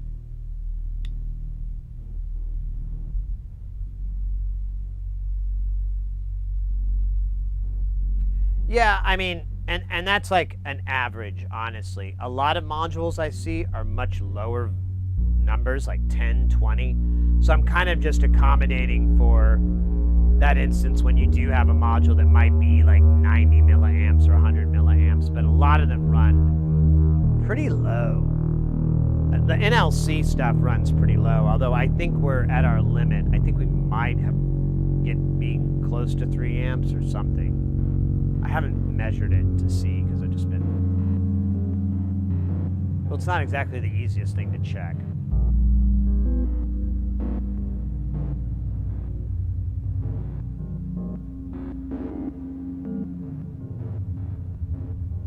Right, tripping the brake, exactly. 15 amp service. Oh my god, I probably should test. I knew this one dude, he like was posting on Facebook and everything, and he's like, oh, I keep tripping my breaker or whatever. I can't remember what the deal was. And he's like, I paid for a 20 amp service, you know, like a outlet on my wall so I could plug my computer and all this stuff into it. And he goes, and it keeps tripping because he has like a hypersonic cleaner and an electric, not a coffee maker, like it was even crazier, like a hot plate basically. And he would trip his breaker. And I'm like, well, yeah, bro. I mean, you're just putting short circuits on that line. Like, the hot plate, the hypersonic cleaner, those are all heaters. They all need to heat up. And the only way you can really do that is to short the circuit out. And that, you know, turn the current into heat. And that's a lot of current. That's like a hairdryer. It's like plugging 2 hairdryers in. I think I even made that joke. I'm like, did you try plugging a hairdryer? But the guy doesn't, he's bald, so probably wouldn't make any sense. Maybe I didn't. Maybe I had that sensibility. You never know. But anyways, what was funny was they had a kilowatt thing, and they were like, it only says I'm pulling, what was it, 120 watts, and we're like, or 118 watts or whatever, and I'm like, dude, that's your voltage readout. Hit mode until you get to amps. households are residential is 15 amps, but in the kitchen, you usually have at least one 20 amp outlet in there, if not more. It just kind of depends. Refrigerators are sometimes a 20 amp run, and then appliances will have like special ones, but most of your wall outlets in the US are 15. At 120, if that isn't entirely obvious.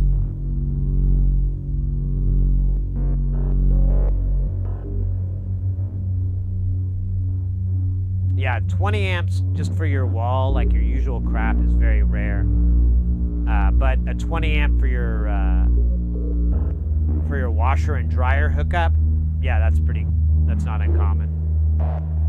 Well, for the dryer, but you know what? It's a 240, isn't it? So never mind, that's dumb.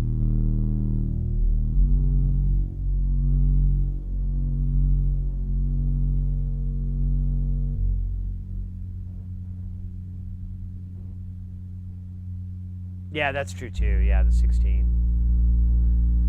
Yeah, there's usually, everything's breakered for the most part in the US. And they're 15 amp breakers. They're the what is it, the Mylar or whatever. Yeah, and so like a hot water heater is a 220, 240. Your range, your stovetop is a 240, 220. And I believe the dryer hookup is as well for your clothes dryer, which I know in Europe isn't very common.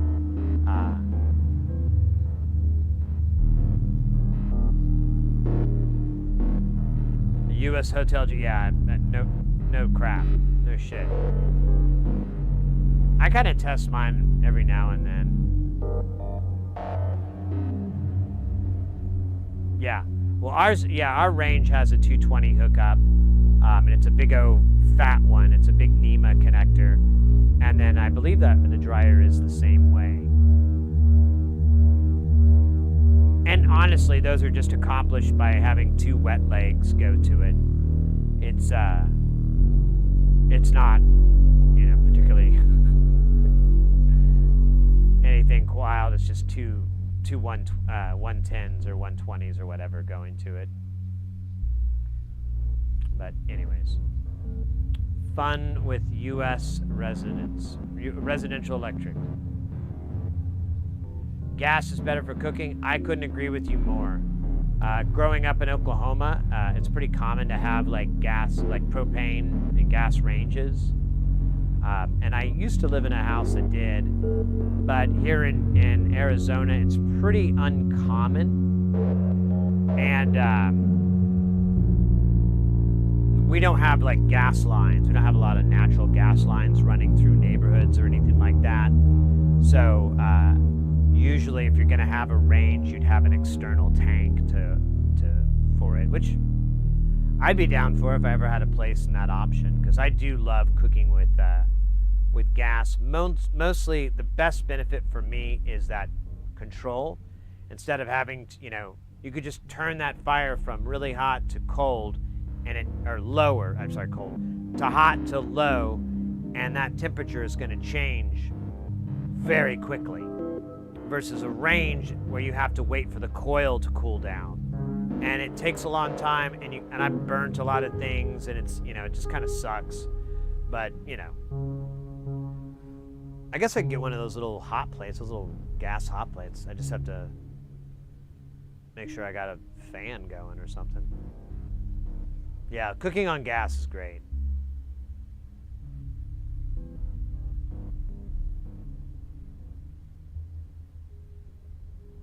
Big old standing take, there you go.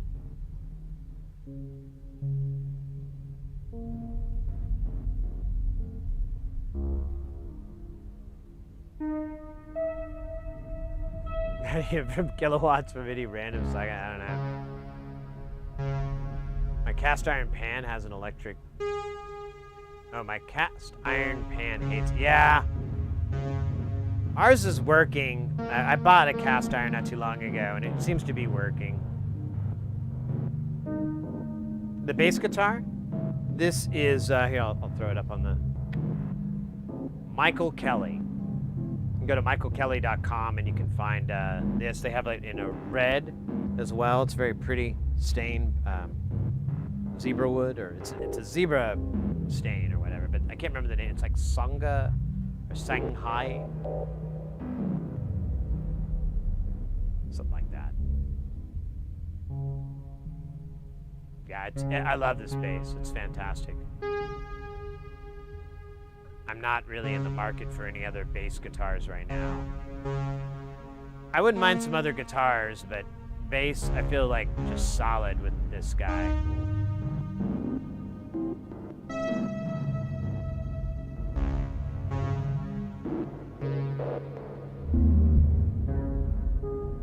Man, I think I'll be right back, guys. I'm gonna got a little neck kink that's driving me nuts, and I'm just gonna grab some aspirin real quick. I'll be right back, guys.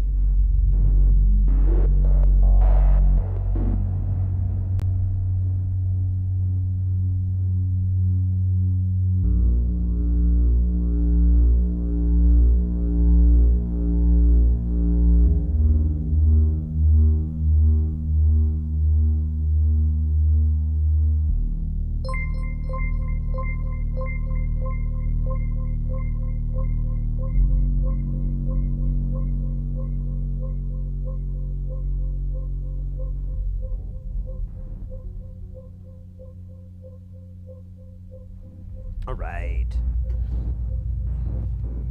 Yeah, I had like a little crick in my neck, and so I'm like, let me grab an ibuprofen real quick and get to work on that. Oh, hey, I missed a sub there. Christian Canal. So welcome into the channel.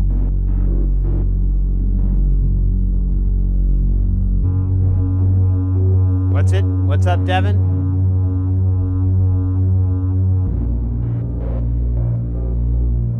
What's driving you nuts? Correct link? Oh, what's wrong with it? Oh, is that Stream Elements link bad? Is that what you're saying? Did I fuck it up?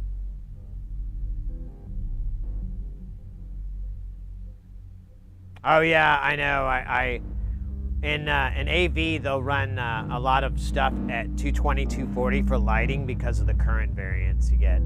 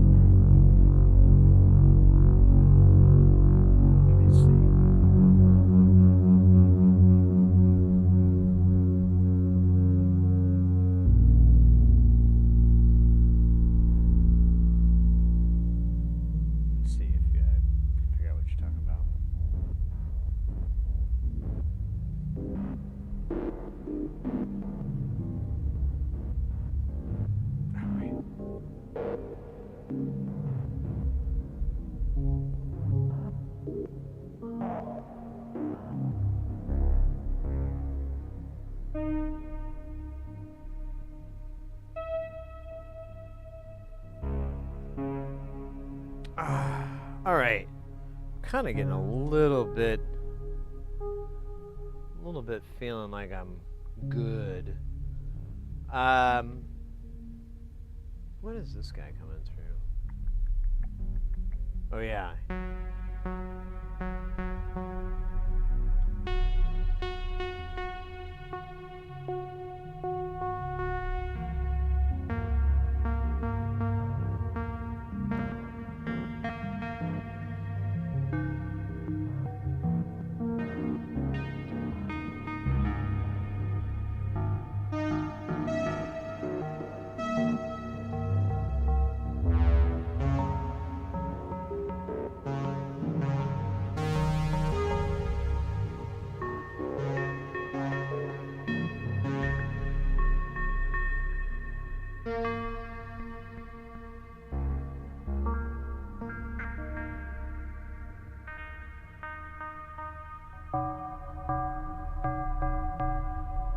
It's like a Taco Bell logo.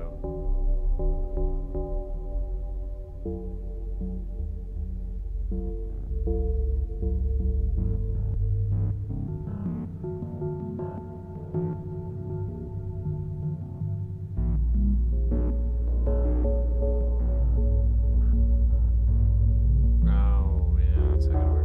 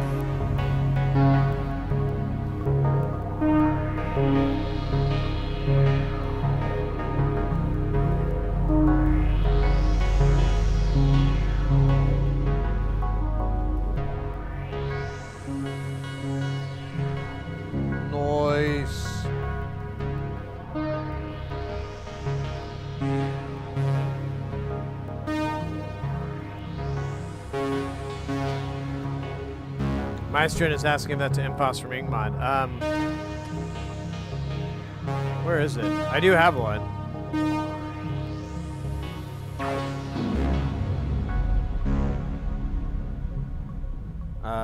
Where is it though? Oh yeah, it's over here.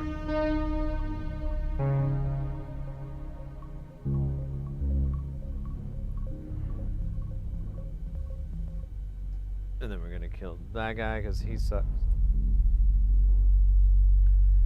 And we're gonna go back to sitting. All right.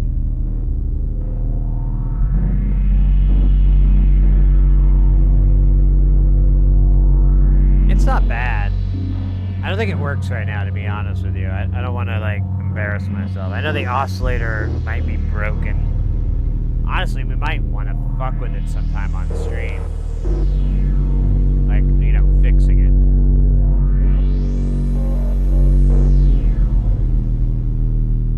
Was that the name? Raid Runner.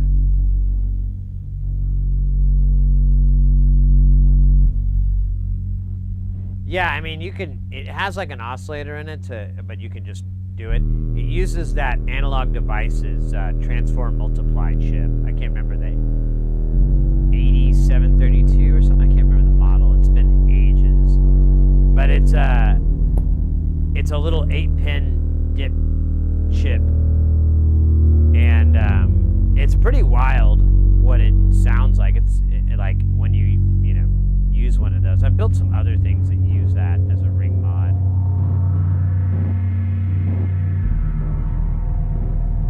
I have the parts to build the passive ring mod, but I haven't made the panel. It's really all that's missing.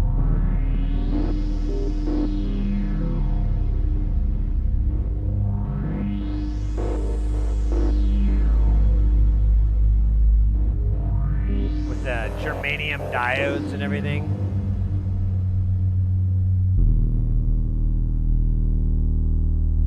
Oh wait, passive ring mod. Hold up, I made the passive ring mod from Ken Stone. Sorry, not Music from Outer Space. But yeah, that is Music from Outer Space. I'm just forgetting. Because Ken Stone has like a passive one that uses transformers and germanium diodes, and I have it, but I've never used it. I have the parts, but I've never built it or tested it. It's one of those things I ordered and then put off to the side and didn't really do much else. Didn't even test it. You know, it's so dumb. Yeah, transfer diodes. I kind of want to build a preamp for it, but I guess I could just preamp it with, you know, the modular synth that I have. Oh my god, my neck is actually kind of angry at me. I don't know what I did. Oh my god, and yeah.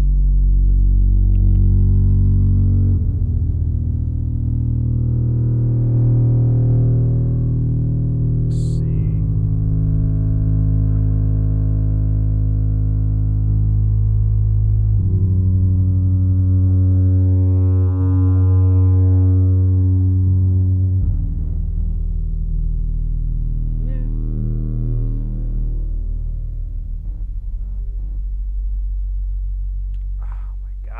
It is so hot in here. It's cooling down a little bit. Earlier, it felt like I could feel it just radiating off the racks. It was just like a furnace.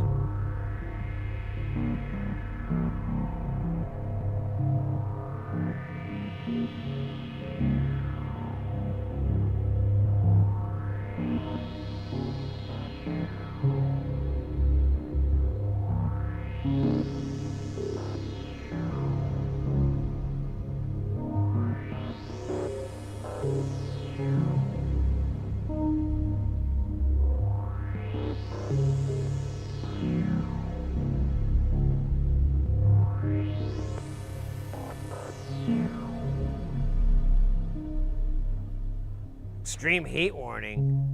Damn. 86 degrees. Oh my god. Shove that in my face, why don't you?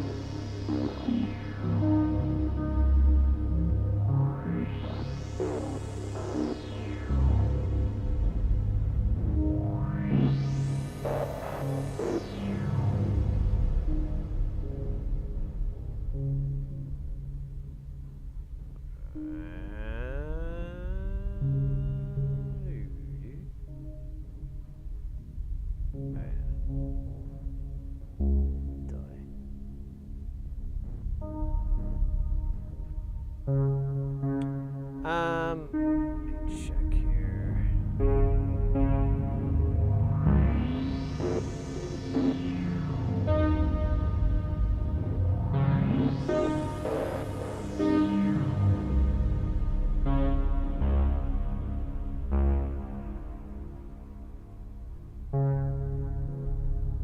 All right, I think we're gonna call it a night. I'm pretty hungry, and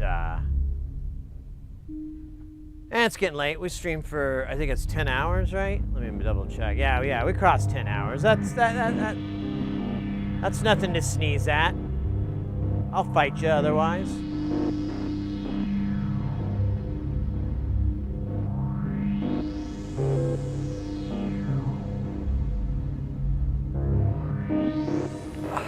Nice. Mates. Tonight was incredible. Good jams, good times, good stuff.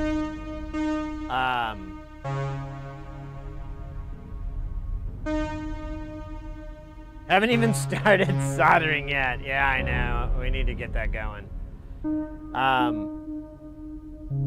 Porphyry, thank you again for the patch tips. I'm gonna give that a try tonight on or maybe tomorrow, and might post about it. I put in the chat our social links, so if you're into those social medias, definitely go follow, subscribe, whatever the hell it is, join forum, and you know, feel free to say hi. I don't have anyone managing it, it's just me. We'll be back on Tuesday. We're gonna have more Jamtown, more Space Station, more grooves, more stuff. If you have any ideas, concepts, things you want to do, try. Again, the social medias are an option, but you can always just pop in here and be like, Sid, have you ever tried this? Can you do that? The answer will be no. It will be no. But, you know, it'll be funny.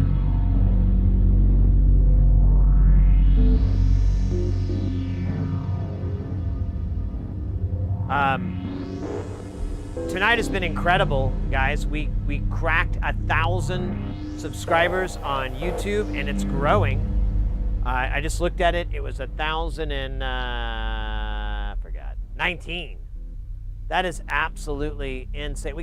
We had over 25 followers. We gained 25 while we were streaming. Whoa, awesome stuff. If you're watching or you're checking the video out, welcome in. Thanks for getting into this and all that good stuff. All the lovin's. Let's get that raid rolling. All right, we got the raid over on Twitch going. YouTube, we're gonna just end it good old fashioned. Let you find your good place to go tonight. Stay guile, guys. Stay guile. That's the most important thing, I think, in today's modern society, is the guileness. Don't let that fall below on the standards that you require in your guileness. And don't forget to keep it guile. And all that. Guys, thanks again for a wonderful stream. Great week so far. Well, great week. And take care. Party on. Get butt wild. I can't find the off switch. There it is. No, that's...